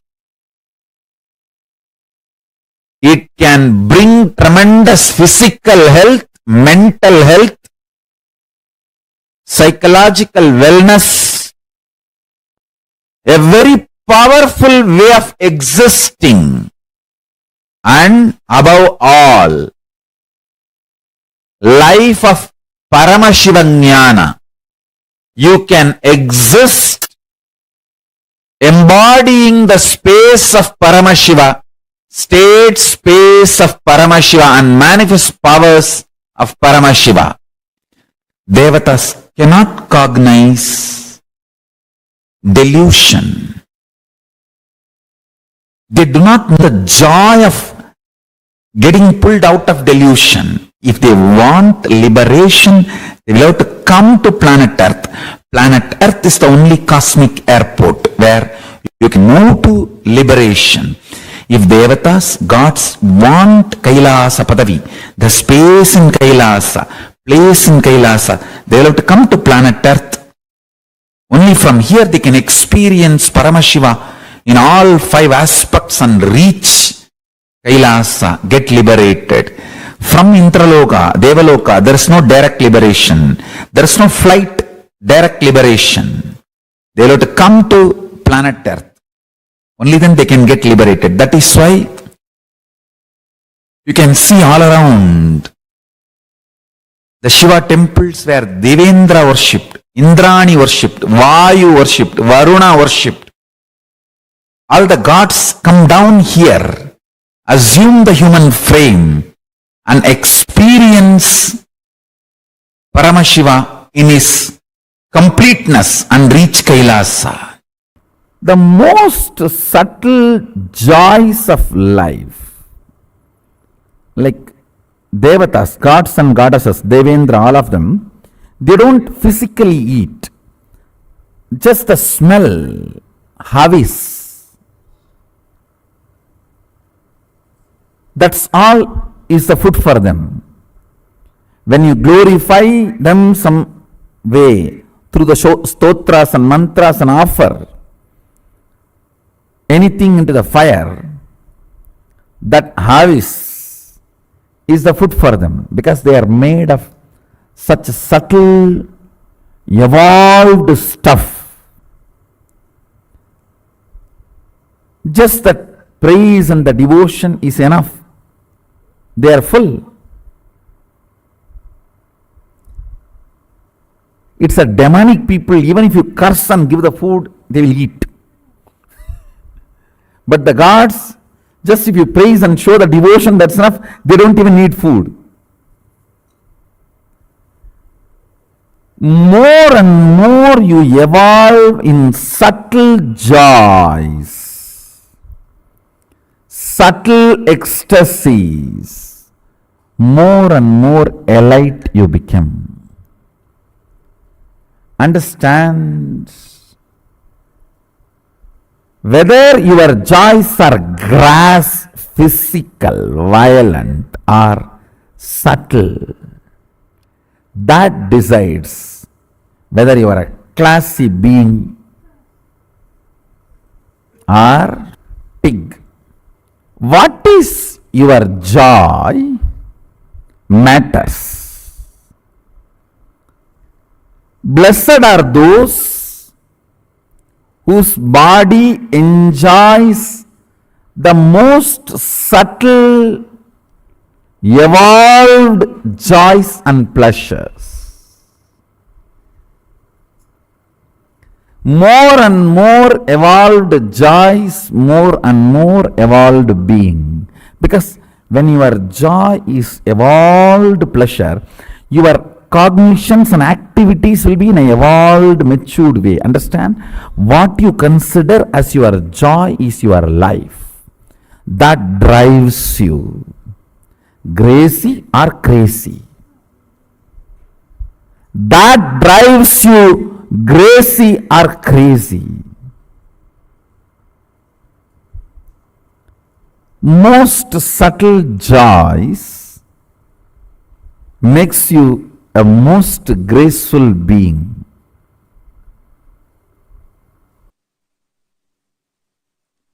Suvarloka is like absolute peace and joy and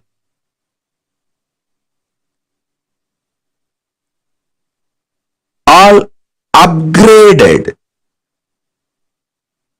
life than planet Earth.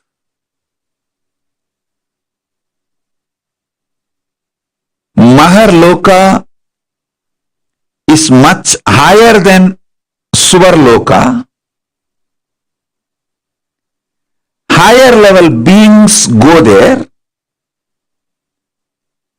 When I utter the word higher level beings, don't have self-doubt, self-hatred, self-denial.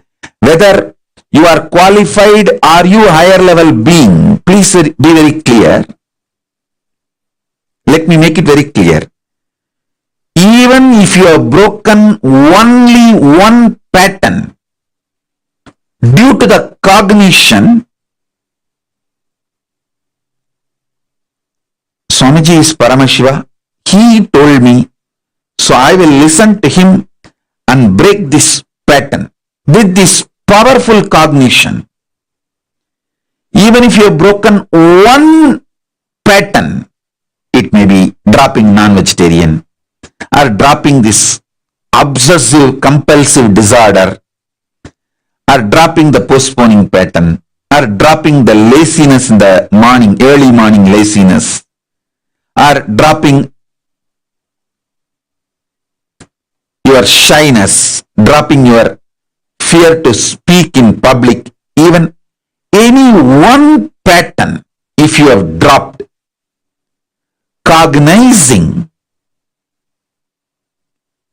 my Paramashivatva, because Swamiji is Paramashiva, I should listen to him than to my patterns. With this cognition, even if you broke only one pattern, you are qualified for the initiation. You are qualified to be airlifted, conscious lifted to higher lokas. You are qualified to be fueled, empowered with the Tejas, Ojas and Kundalini Shakti to get into the Swargaloka, Maharloka, Janaloka, Tapaloka, Brahmaloka, Kailasa itself, Mahakailasa itself. Above the Brahmaloka is Parandama, Vaikunta. Then above the Vaikunta is the space where the Kailasa, and above the Kailasa, Mahakailasa exists. So even if you have broken one pattern, you are already initiated. You have qualification to be fueled, empowered, awakened with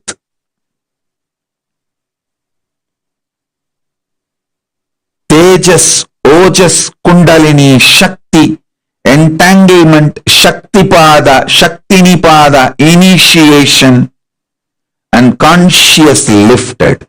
Don't worry. Drop the self-doubt, self-hatred, self-denial. Understand this truth.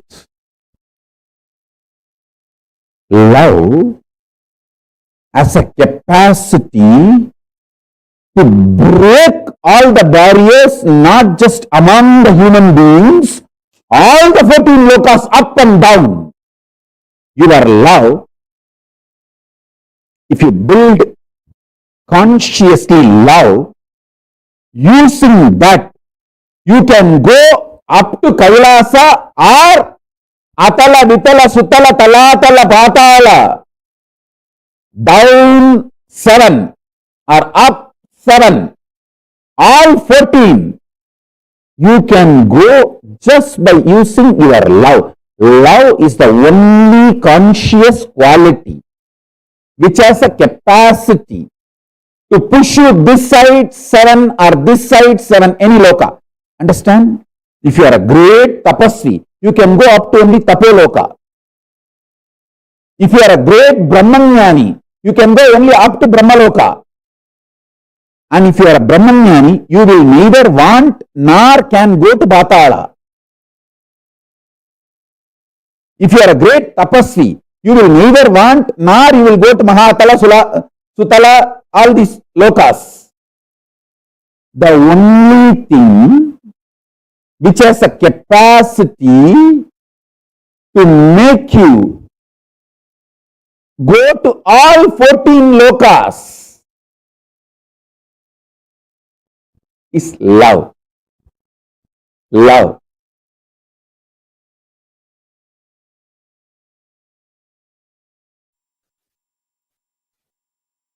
Amrita, nectar.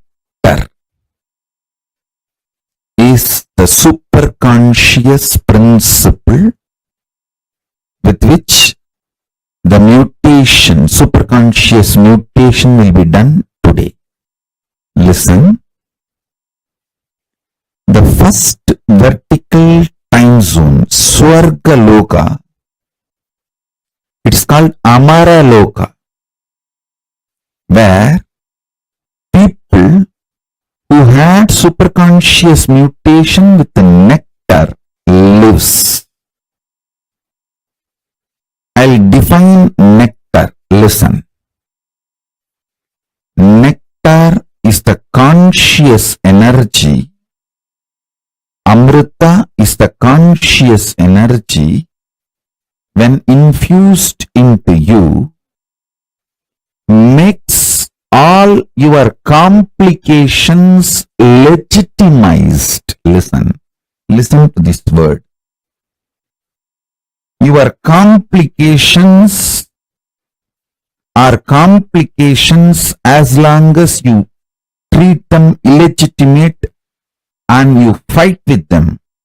Your complications will become your dimensions when you decide to infuse consciousness into you. I know what I am talking. I'll give you an example. You may be deeply interested in your health. You may also deeply interested in enjoying food. These two are complications, conflicts. If you don't find conscious solution for both. But if nectar principle, consciousness is infused into you, you will find the knack of eating left, right, center well and keeping you so healthy, alive, active. Your complications will become complements to each other when nectar is infused in you. Listen, nectar is a superconscious DNA principle. I am repeating it so that you will all internalize it. Nectar is a superconscious principle which eliminates all the complications in you. All the complications in you becomes complement to each other. Listen. You may be very deeply interested in enlightenment. You may be beautifully, intensely enjoying sexual, sensual experiences of life. If you are unconscious about these both aspects of you, it can become complication.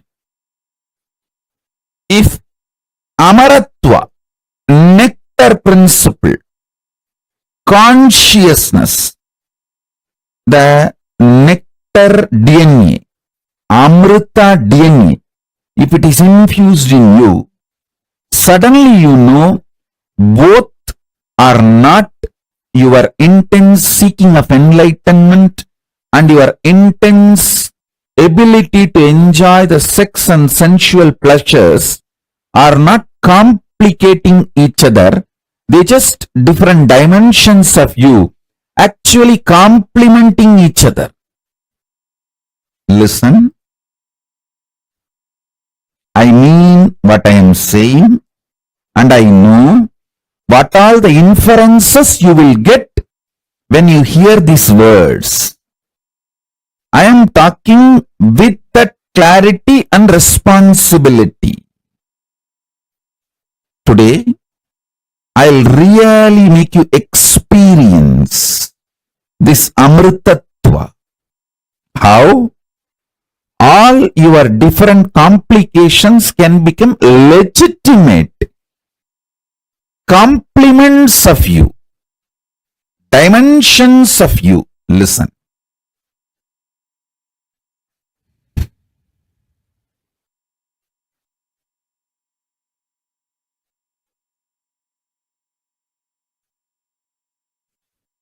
none of your core aspects complicate each other.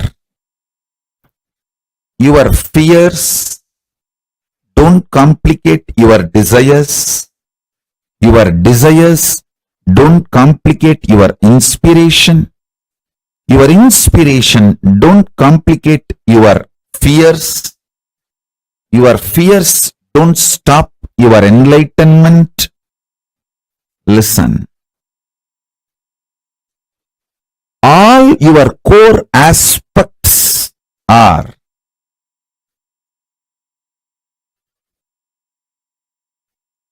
actually complementing each other. A middle class BB, stupid fellows who are not interested in life, the life negative, demonic fellows, devilish fellows, they believe the middle class morals of life. They believe complicating their lives.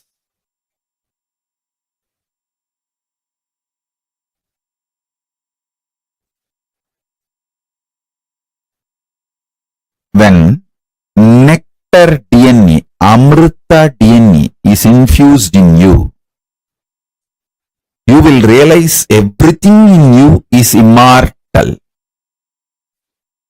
Your ability to manifest power is immortal. Your ability to seek enlightenment is immortal. Your ability to seek Paramashivoham is immortal. Your ability to enjoy sexual pleasure is immortal. Your ability to live forever is immortal. Your deep desire for your bonda vadai is immortal.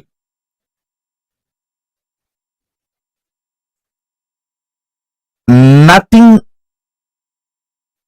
need to be eliminated or complicated in your existence. Listen, what I am telling you is Deva Rahasya. What I am telling you is the Deva Rahasya. This is the principle of Amrita DNA. When Amrita DNA enters into you, you are allowed into Swargaloka. Swargaloka does not allow cheap slum dogs. It's like you enter into a grand 7-star casino in Las Vegas and ask, oh, is gambling moral? Is it not sin? Hey, if you know it is sin, why did you come all the way to Las Vegas and get into this 7-star casino, spending thousands of dollars? You have come here to ask this question? Then go and sit where you are and ask all these questions. There are some places the questions have no answer. Those questions just become irrelevant. Swargaloka is the place where complications become irrelevant. All your dimensions become immortal. Nothing conflicts each other. Nothing complicates each other. Nothing confuses each other. A unique organized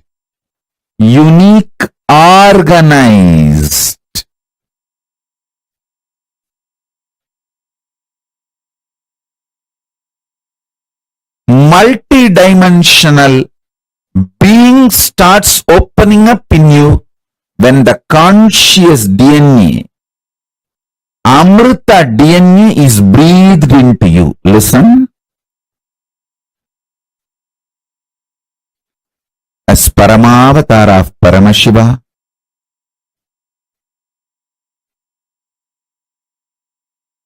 with the grace of Paramashiva, by the grace of Paramashiva, with the blessings of Paramashiva, keeping him as the witness, I commit with you all. Now Paramashiva himself will breathe Amrita DNA in all of you,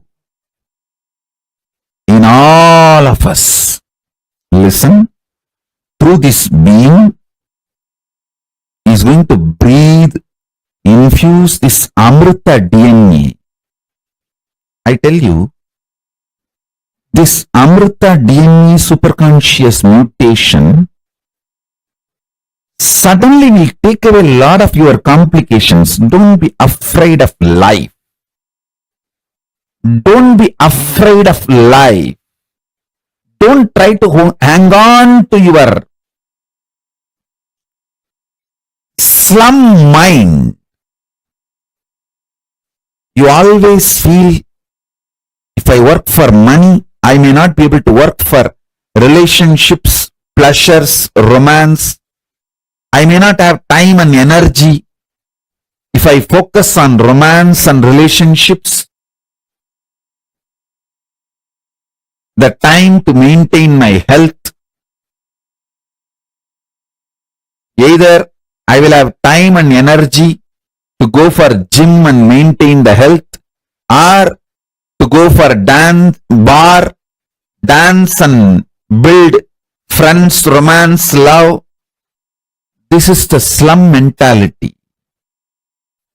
Amrita DNA suddenly opens up, makes all your aspects complementary to you. All the complications in you will start dropping. You will make money with the energy which you enjoy. You will make money doing what you enjoy. You will make love, romance, friends, developing your health. You will live longer by eating large quantity of the food which you like. This whole complication or the conflicts and confusion gets burnt when the nectar DNA, Amrita DNA is added to you. I'll bow down to Ganapati, then Paramashiva, then Garuda. Garuda is Lord of Amrita. He is the protector of Amrita. Now Garuda will enter into each one of you and add nectar DNA, Amrita DNA in you all. Understand?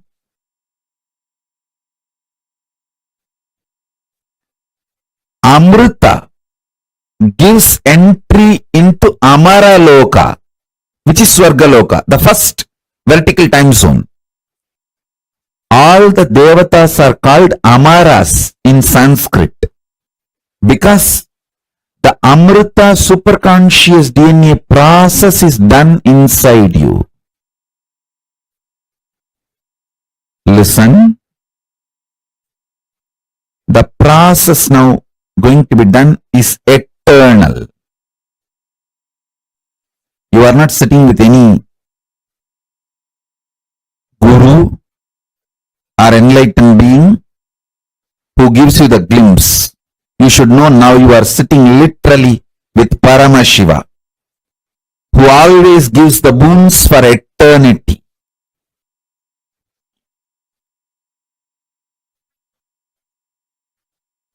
Till you become one with Paramashiva, this boon stays with you.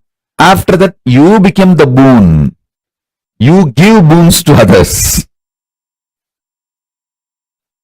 So listen, this DNA, I tell you, actually, when you see this manifestation of this mutation, superconscious mutation process, you will understand, oh God, just one superconscious mutation process can do so much. Nectar principle, Amrita principle infuses such vast consciousness in you. The inner space goes through such explosive understanding.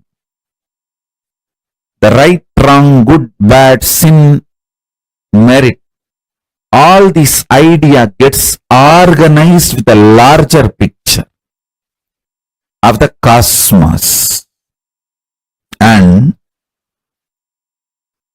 enormous energy to handle all the complications and manifest it as compliments starts happening.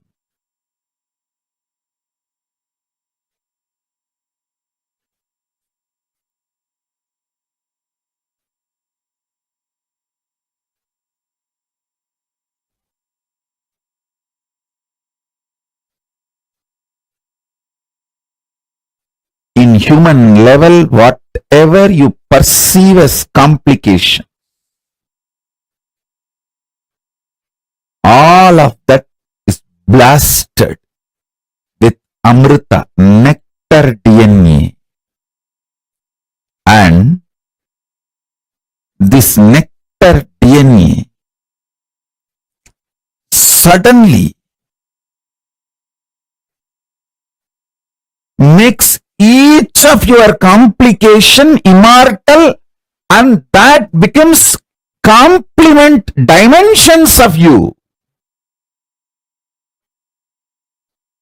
No more complication.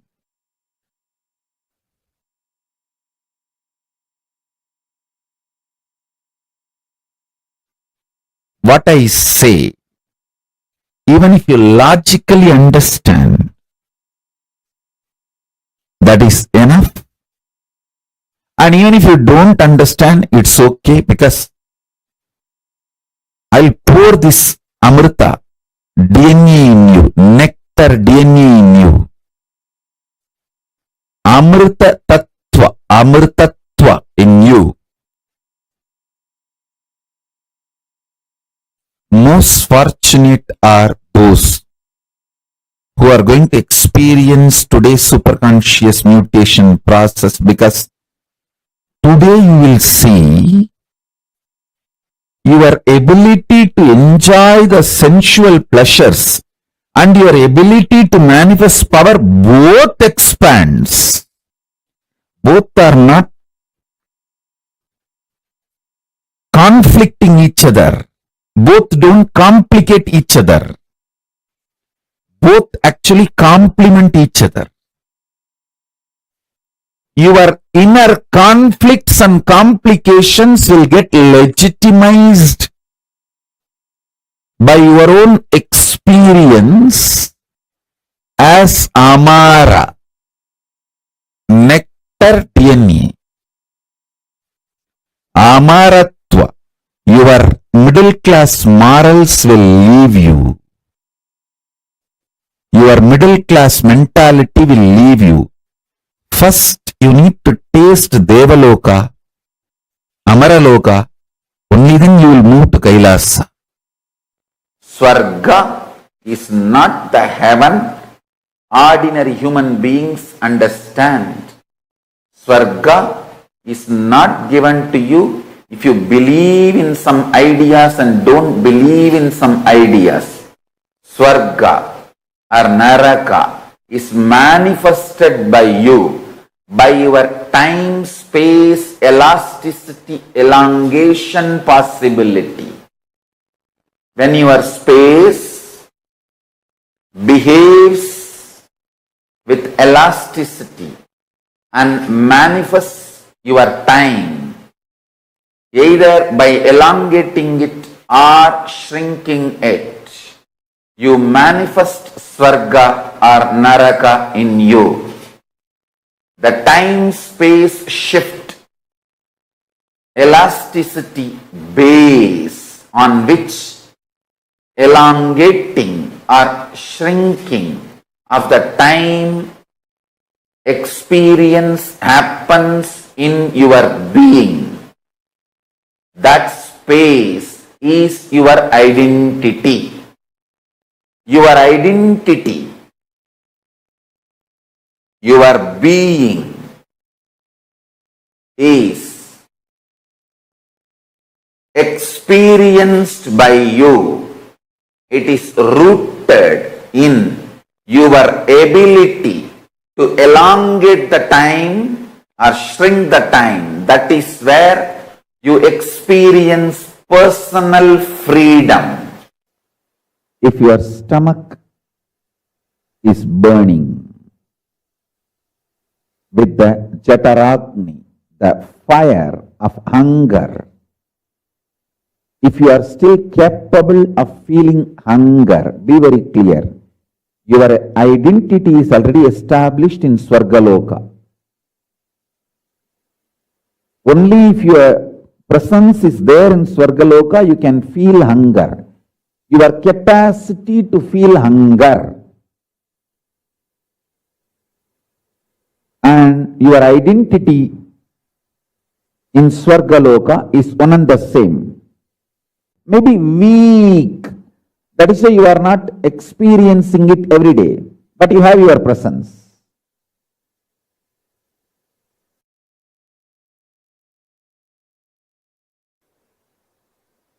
I'll elaborately explain this truth now. All the higher time zones, the vertical higher time zones, up to Kailasa, and all the lower time zones,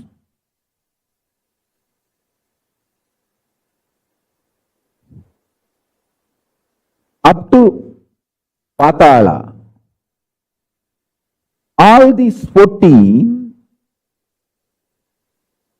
your identity is already alive. It's like ladder. Anytime you can go into any one of your identities and open your life, open your new existence, open your possibilities.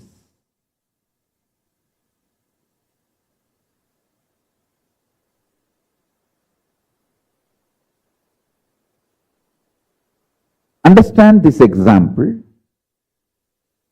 You already have, because you are initiated, you already have your identity as Kailasavasi, even in Kailasa.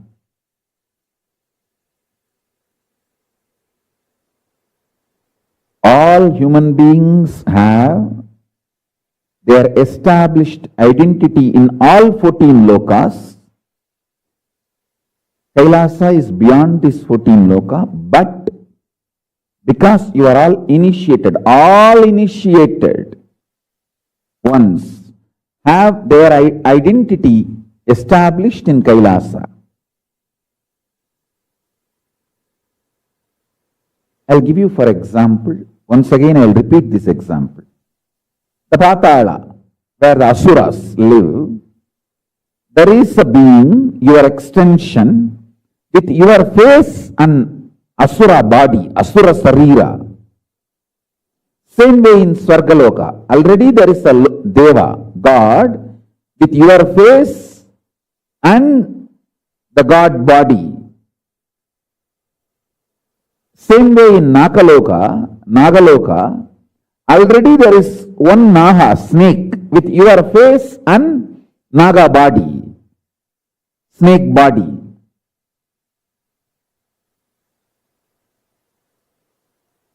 Your existence is alive, spontaneous, simultaneous in all 14 lokas. If you are initiated, not only this 14, the 15th space, the beyond, the space of Kailasa also, your existence is assured. The doors of Kailasa are opened for you.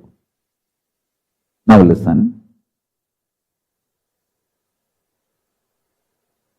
You have the freedom to strengthen any of this identity in this 14. You have a freedom to strengthen or weaken any of these 14 identities. You can be Brahman if you continuously come to powerful conclusions that demonic qualities are the best to succeed in this world. If you come to this conclusion again and again and start acting on this conclusion, be very clear, you are strengthening your demonic identity and you start planning your future in Patala, the Asura Loka. If you come to the conclusion, very dharmic way of living, win-win, will always be the best strategy.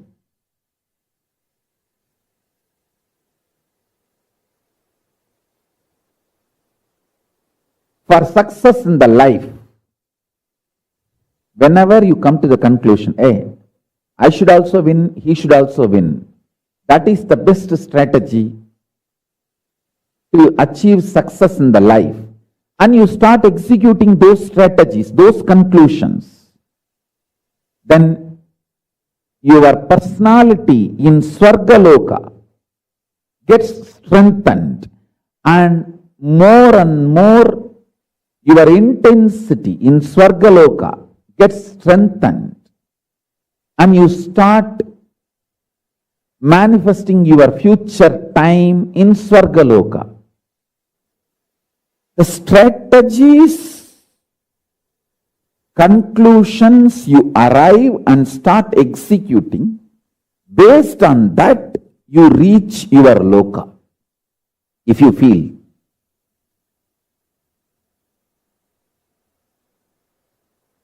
Win-win is the best. I should also win, he should also win. That kind of deals are the best for success. Then your Swargaloka identity gets strengthened. You start manifesting Swargaloka in your life. What I am revealing today is the principle of karma. The Brahmanda, where the different lokas, narakas, swargas, all beautifully described in Sivanyana Mahabhashyam.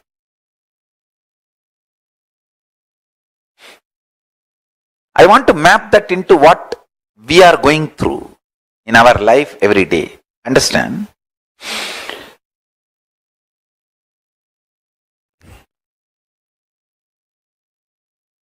If you react before even getting the full information about the situation out of panic attack, you are in hell. Patala, like atala, vitala, suttala, latala, patala. Nothing more can happen. You can't go down anymore. Patala. If you internalize, grasp, chew, and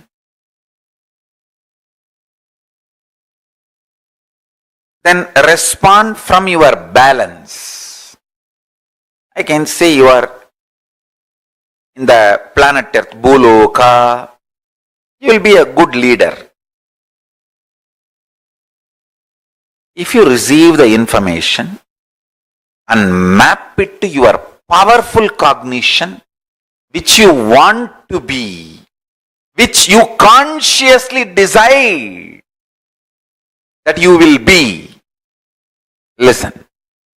If you receive the informations, input, everything from outside, you neither react out of agitation, fear, perturbed inner space, nor you react balanced your own identity. You respond from the conscious identity you want to become.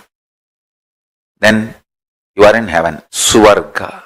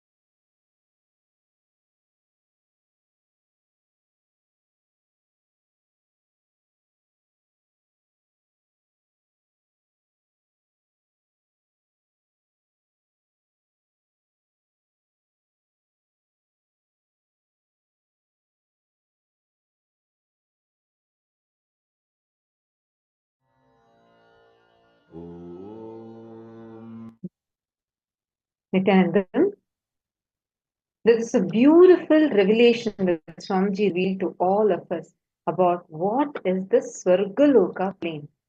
How the Swargaloka plane actually exists. How many of you enjoyed this revelation from Swamiji? Listen, today all of us are going to be blessed with the powerful darshan of Bhagavan Soma Skandamurti, today being the Skanda Sashti. We are all going to be blessed with the beautiful darshan of Swamiji as Bhagavan Subramanya. Anything you decide, you are going to be victorious today.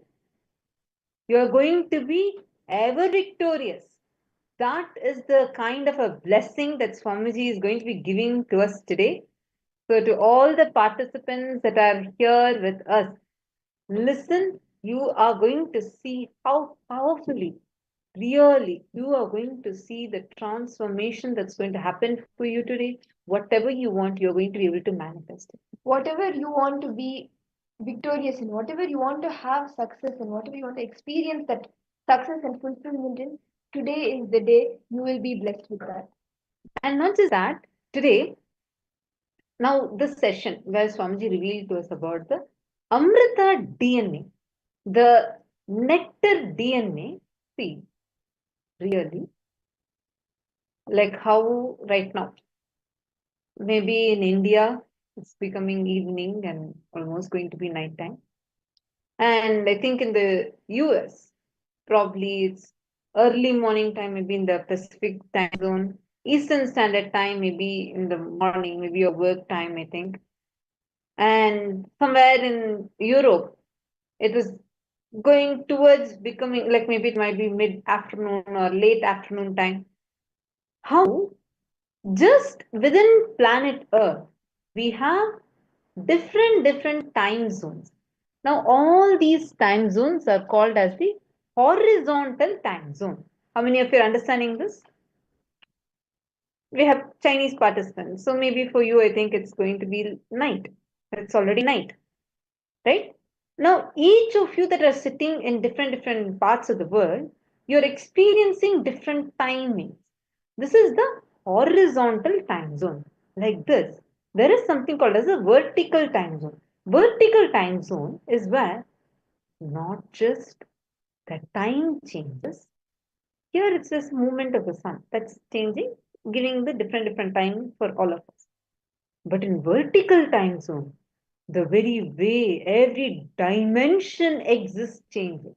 And one very important news, what the identity you carry, the face that you're carrying in this plane. This identity you carry, you have identity in all the 14 planes. There are 7 lokas below, 7 lokas above. Bhuloka, and below Bhuloka there are 6 more lokas, the lower worlds. And above the Bhuloka there are 7 major lokas. Now, all these above 7, below 7, this 14 lokas put together forms the vertical time zone.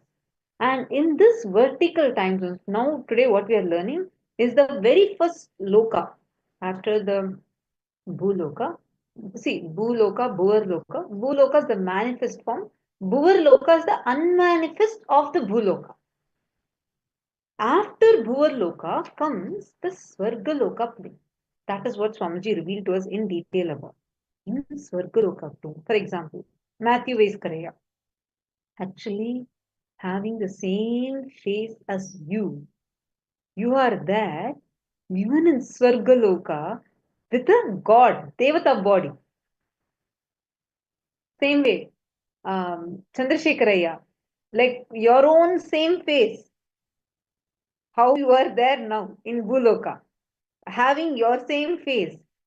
There is one more person in the Swargaloka plane with the Devata body. Each one of you here, Ning, like same face as you, there is one more person, one more being who is existing in the Swargaloka plane. It is your own identity that exists in each one of these lokas. Yes, that's amazing. Matthew is putting actually, Matthew, if you want, you have the ability to connect with that Swargaloka identity of yours. You have the ability to connect with that Swargaloka identity and to be able to manifest that Swargaloka identity in you. It's a very powerful blessing that we all are having, that you can manifest this best gifts. Like, for example, let us say that you have one of your relatives who exists, let's say that person in US and that person is there. How? Just because of that, you have the opportunity, the ability. Like it makes it so much easier. You want to buy something from India, it's easier for you. You want to import something like from India to US. All these things, how things become very easy for you. You know you have someone there, right? Same like exactly like that. You now have the identity of yours. Means one of yours is in the Swargaloka plane. Many of you are understanding this.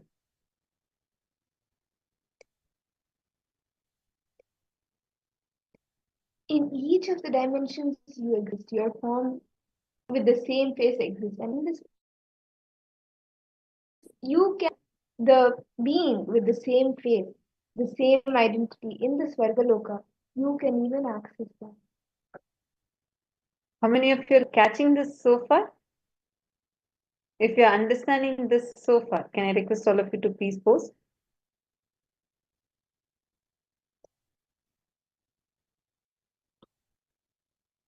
Take a moment and please post it here if you're able to cognize and understand this.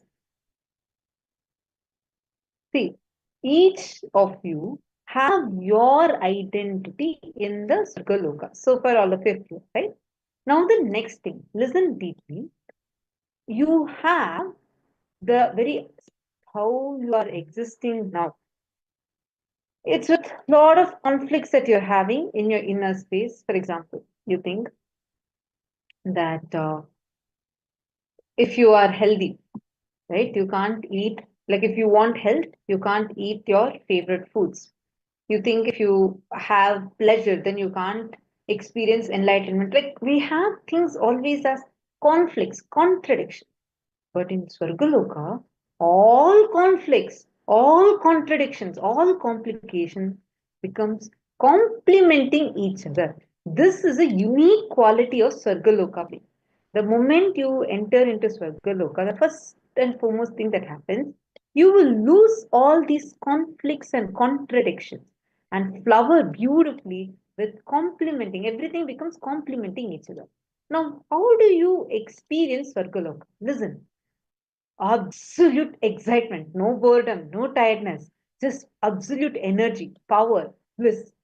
And being living eternally is Swargaloka. In Swargaloka, time does not tire you, frustrations don't bore you, failures do not age you because they do not exist in Swargaloka. Now listen carefully to this. All of us carry a part which so much of doubt, fear that you may not be able to handle yourself in that higher possibility, you just deny its very existence. That part that you deny is your identity in Swargaloka. I request all of you to sit for a few minutes and identify the part of you like this that you have denied it. Please start.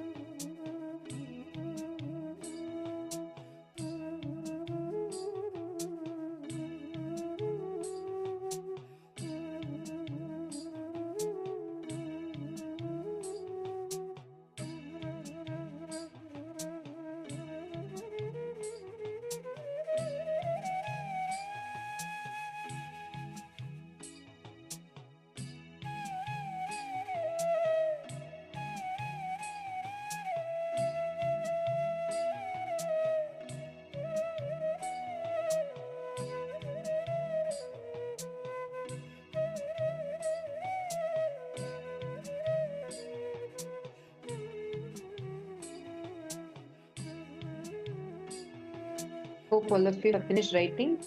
See, part of you that you have denied in you. Listen carefully. The part of you which you have denied due to your SDHD, self-doubt, self-hatred, self-denial patterns. The part of you that you suppress, like for example, you know very clearly, you doing a particular, taking up a particular project. It's a possibility that you have. But just because at some point in time you felt some failure happened, something you messed up, either you collapsed or you didn't like the way situations turned out, or maybe someone blamed you, some reason you got so much of pain because of that one thing, and you are so afraid about that very possibility, you just deny your possibility. Your self denial, the part of you that you deny because of your self doubt, self hatred, self denial, that part of you is your identity in Swargaloka. Decide. Hey, failing is not wrong, but being in the space without trying is a real crime. Failing is not wrong, but being in the space without trying, that is the real crime. Just because you failed once or twice, you'll just decide, saying that, oh, that's it. I don't think I can do it anymore. I don't think I can do it. That is the real crime. How many of you are catching this? Giving up is the real crime. Never give up in life. Everything that you have, you only need to persist. You just need to have will persistence in you, not giving up. Matthew, which part you had not understood? It is that part of you which you denied. Now are you understanding? Are you able to catch this one now? Feel free to ask if you have not understood. Sorry, I just noticed your message. Okay, great. Matthew, I'll give you one more example. See, you feel powerful, empowered, listening to all these powerful revelations from Swamiji, and you feel strongly in you, I want to enrich people. But just because in the past, maybe people denied you, people either made fun of you, put you down, denied you, or made you feel low about yourself, whatever happened. Then, because of that pain, the pain of that failure, you put it inside you, suffocate you, and deny that very possibility. So next time, you will not even look into actually going back and enriching the people. No, because you're so afraid of that part. Your denial of that part. Understand? That identity that you deny is your identity in Sargaloka plane. Decide. Listen. Hey. Failing is not wrong. Me failing at one attempt, 10 attempts, 100 attempts, that's not wrong. But being in the space without trying, giving up, that is a real crime. See, Swamiji dedicated his entire life. See, from when Swamiji happened. Actually, in Hinduism, we have a tradition. Do you know about the way how the lamas, in Dalai Lama, the Tibetan Buddhism, the Dalai Lamas are identified with a set of rituals. So what they do, they find out, they have basically, for example, they'll have all the items that one of the lamas are like, they have different positions within the, they are like enlightened souls, enlightened masters, and each of them have certain roles and responsibilities. So the highest of the order, the lamas and the Dalai Lama, how they're identified is, there's like series of rituals. One of such ritual is like the Lama.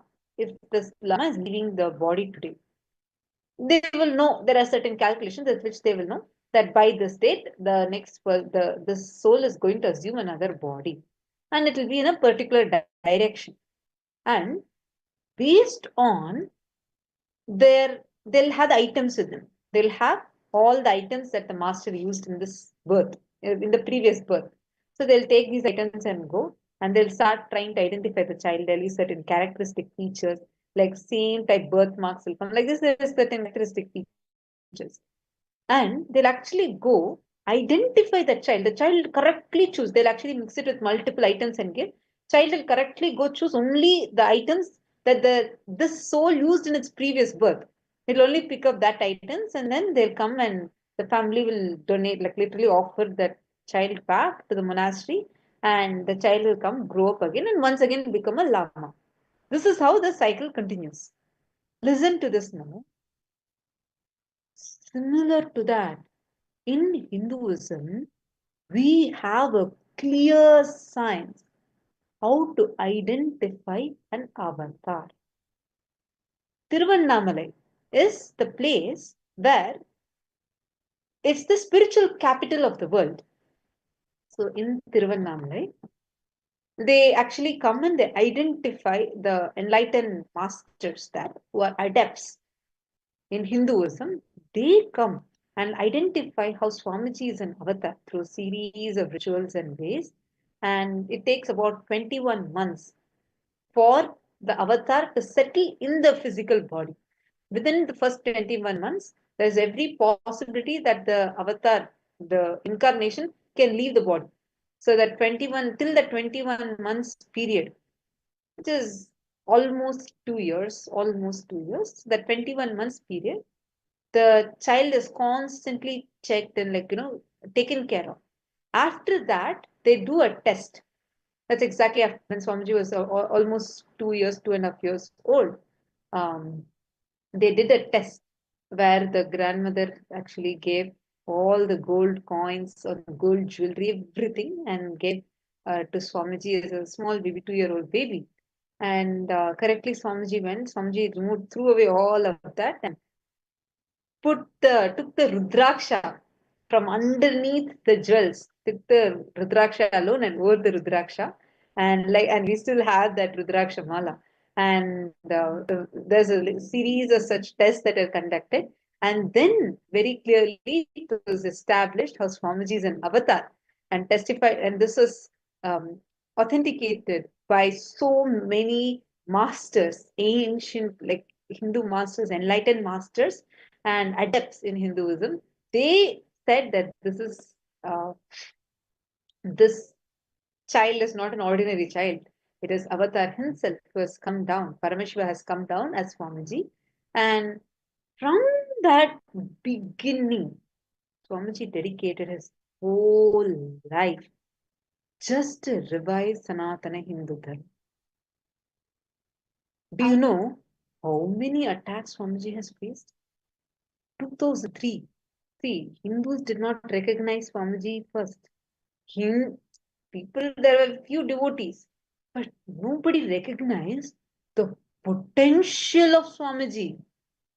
People had their personal experiences, amazing transformations, spiritual breakthroughs, superconscious breakthroughs, but nobody understood the value, what Swamiji is going to do for Hinduism. But the culnaries, the conspirators, anti-Hindu elements clearly saw through that Swamiji is not, any other normal guru. He is going to revive Hinduism, really. Seeing that, in 2003, they started attacking. Now it's more than 20 plus years. Still they're attacking. How many times they have physically demolished the buildings? They tried to lock Swamiji inside Swamiji's quarters and burnt the building. At that time, it was just a thatched hut. It was just a thatched roof and a hut.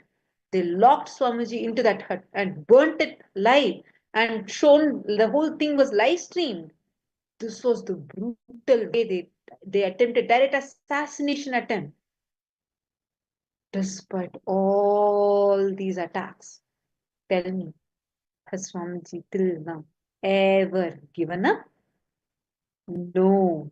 Never Swamiji has ever given up either on himself or on any one of us.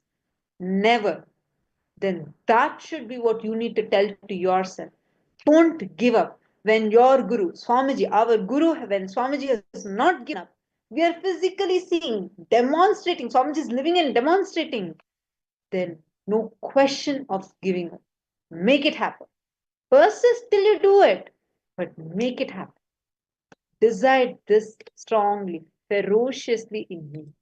This is the conscious decision that you need to decide so that you can access that part of you that you have denied due to your SDHD patterns.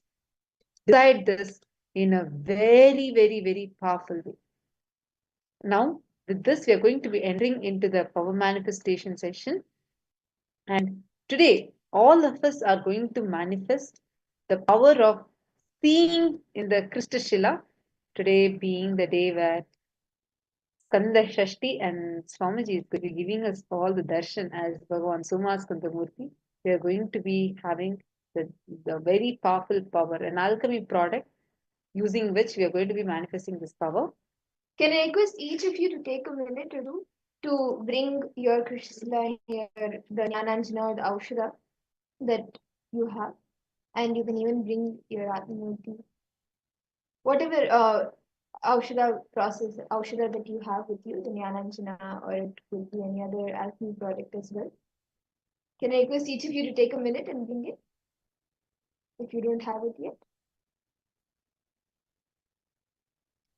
All the participants that are here with us, take a few minutes and kindly gather these items.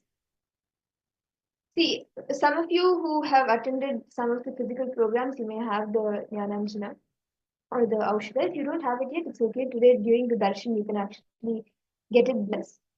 I asked you to bring the Krishna. The Krishna is actually the granite slab.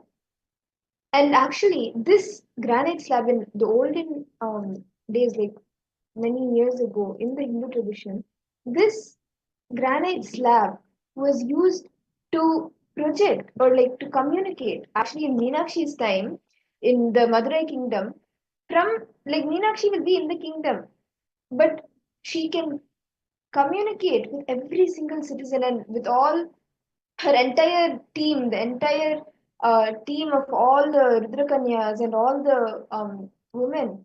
She could communicate through this Krishna. Absolutely. Actually, it's a beautiful example because the Pandyan civilization was the most advanced civilization, right? Like now, how we are having, like right now, you're watching us through your TV or your tablet or your laptop or your mobile phones. You're watching us through some electronic device that you're having. Am I right? Like this, actually, Swamiji showed, like in the Madurai temple itself, there'll be multiple places where there'll be a separate granite slab kept, where they can actually apply the Jnananjana and at a time, like how, if, for example, now let's say the president wants to address the whole country. So you appear on your TV and he'll talk. Am I right? Like that, at that time, Devi Paramashiva Shakti, Meenakshi, will give darshan on all those granite slabs. And she will appear on the granite slab, give the darshan, and she would give the, like whatever she wants to tell, she'll appear on the granite slab. This is for civilization. This is the power of the Krishna Shila. Using the Krishna Shila, the Krishna Shila is actually a granite slab, a dark granite slab that we use. And for now, if you do not have Krishna, if you have the energized mirror, you can use that. If you are here for the first time, you do not have either of these, then please do not use your own mirror. You are going to get it energized today. For now, you can manifest this as the power of seeing the third. See, understand mirror actually, it is a spiritual alchemy product also. And it does not need any maintenance or anything. It will actually answer and respond to you just like a deity. However, a deity responds to you when you ask for a prayer. However, that deity responds to you, even the mirror will respond to you. It is a spiritual alchemy product that works on your neurological system and it percolates the whole system and becomes your reality completely. So whether actually Swamiji beautifully initiates us into various alchemy products, like whether it is seen through the Krishnasila or whether it is seen through the banyan leaf or the kashaya vastra, like the kadi cloth or the mirror. All of these different alchemy products, Swamiji initiates us, and you will as if you are watching something or seeing something on a TV. Actually, I remember, when Swamiji had initiated us into this power manifestation in 2016, 16, Swamiji had initiated us. And the first time when Swamiji initiated us, we started manifesting it with a beetle leaf. Swamiji had specifically energized the beetle leaf. And in olden times, like 2-3 generations before, you would have maybe tell how there is a tradition where they take a beetle leaf and apply a black paste on it, like a kajal. They'll apply the kajal on it, and it's called as anjana. And once they apply that, in seeing in that beetle to tell anything that's happening, any question you ask, they'll be able to see that appear on that like a how a TV screen is showing, like that in HD quality, it'll appear. And actually, this is the power that Narayana is a great Siddha Purusha. He used to manifest this as a power, and he would just put the Jnananjana on the beetle leaf, and then with that Jnananjana, he'll clearly see and tell where the thief is. The police and all used to come that time. The Tiruvannamalai police used to come to Narayana Swami Tata, and they'll ask, please help us. This thief is missing. Where is he? And he'll just apply and he'll tell. And even to this day, in the police station, Tiruvannamalai police station, they have Narayana Swami Tata's photograph kept even now. See, this science, Swamiji also had once manifested this power. I mean, Swamiji manifested this power multiple times, but one of the references we have is also from when Swamiji was with Narayana Swami Tata. Once the police had come trying to find out a thief, so they had come to seek, and then Narayana Swami Tata pointed to Swamiji, and told Swamiji to look and see where he is. And when Swamiji saw in the Jnananjana, Swamiji said the exact color dress that the guy was wearing and where he was. And in just a matter of few minutes, the police were able to go exactly identify that guy, catch him, and then come back, and they offered their gratitude to Swamiji and to Narayana Swami Tata. That is the power Swamiji is initiating all of us with today. And whenever you see in this banyan tree, Swamiji initiated us into this power in 2016. And I remember so I got the beetle leaf and Swamiji blessed the Jnananjana and gave. I applied the Jnananjana and I was thinking, okay, maybe, I had to sit and maybe visualize something or something will come inside me, maybe not in the leaf, some cognition I had. Swamiji initiated, and I had a person, like each one of us had the program participants to come and sit with us. So I had a person sit with me. Swamiji is sitting in the Simhasan on the Rajya Sabha stage, and we were all sitting on the stage with Swamiji. And Swamiji just looked at me, and Swamiji smiled. And just seeing Swamiji smile, he was just so sweet, just too sweet. And I just looked at the beetle leaf at that instant. I could very clearly. It's almost suddenly became like a portal for me.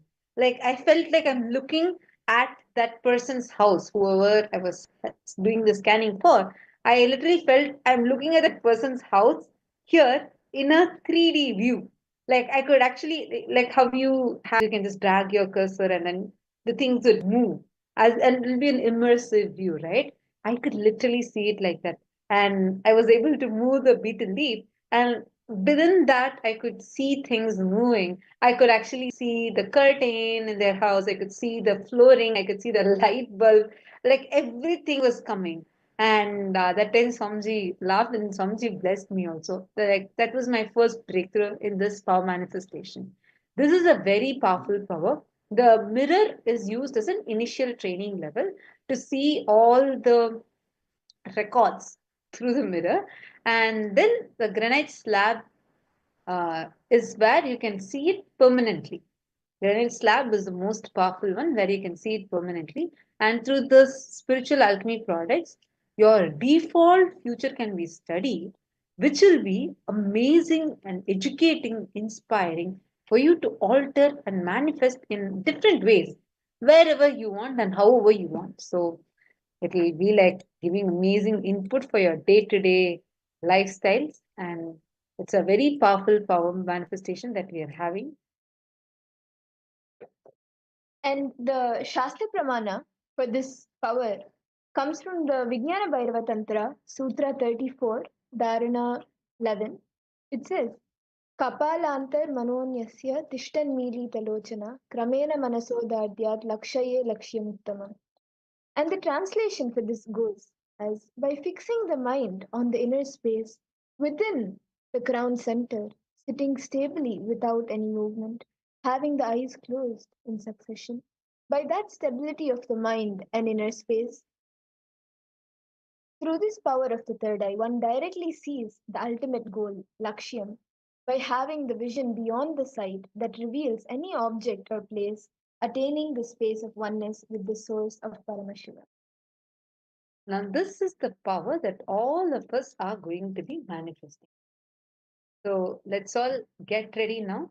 Swamiji will manifest through you. See, don't have any self doubt. Do it, just do the process. Swamiji will manifest through you. So, now let's directly enter into the power manifestation. Take a few minutes, and what you're exactly going to do is take the Kristashila or mirror and apply the Jnana Anjana or any Aushadha that you have.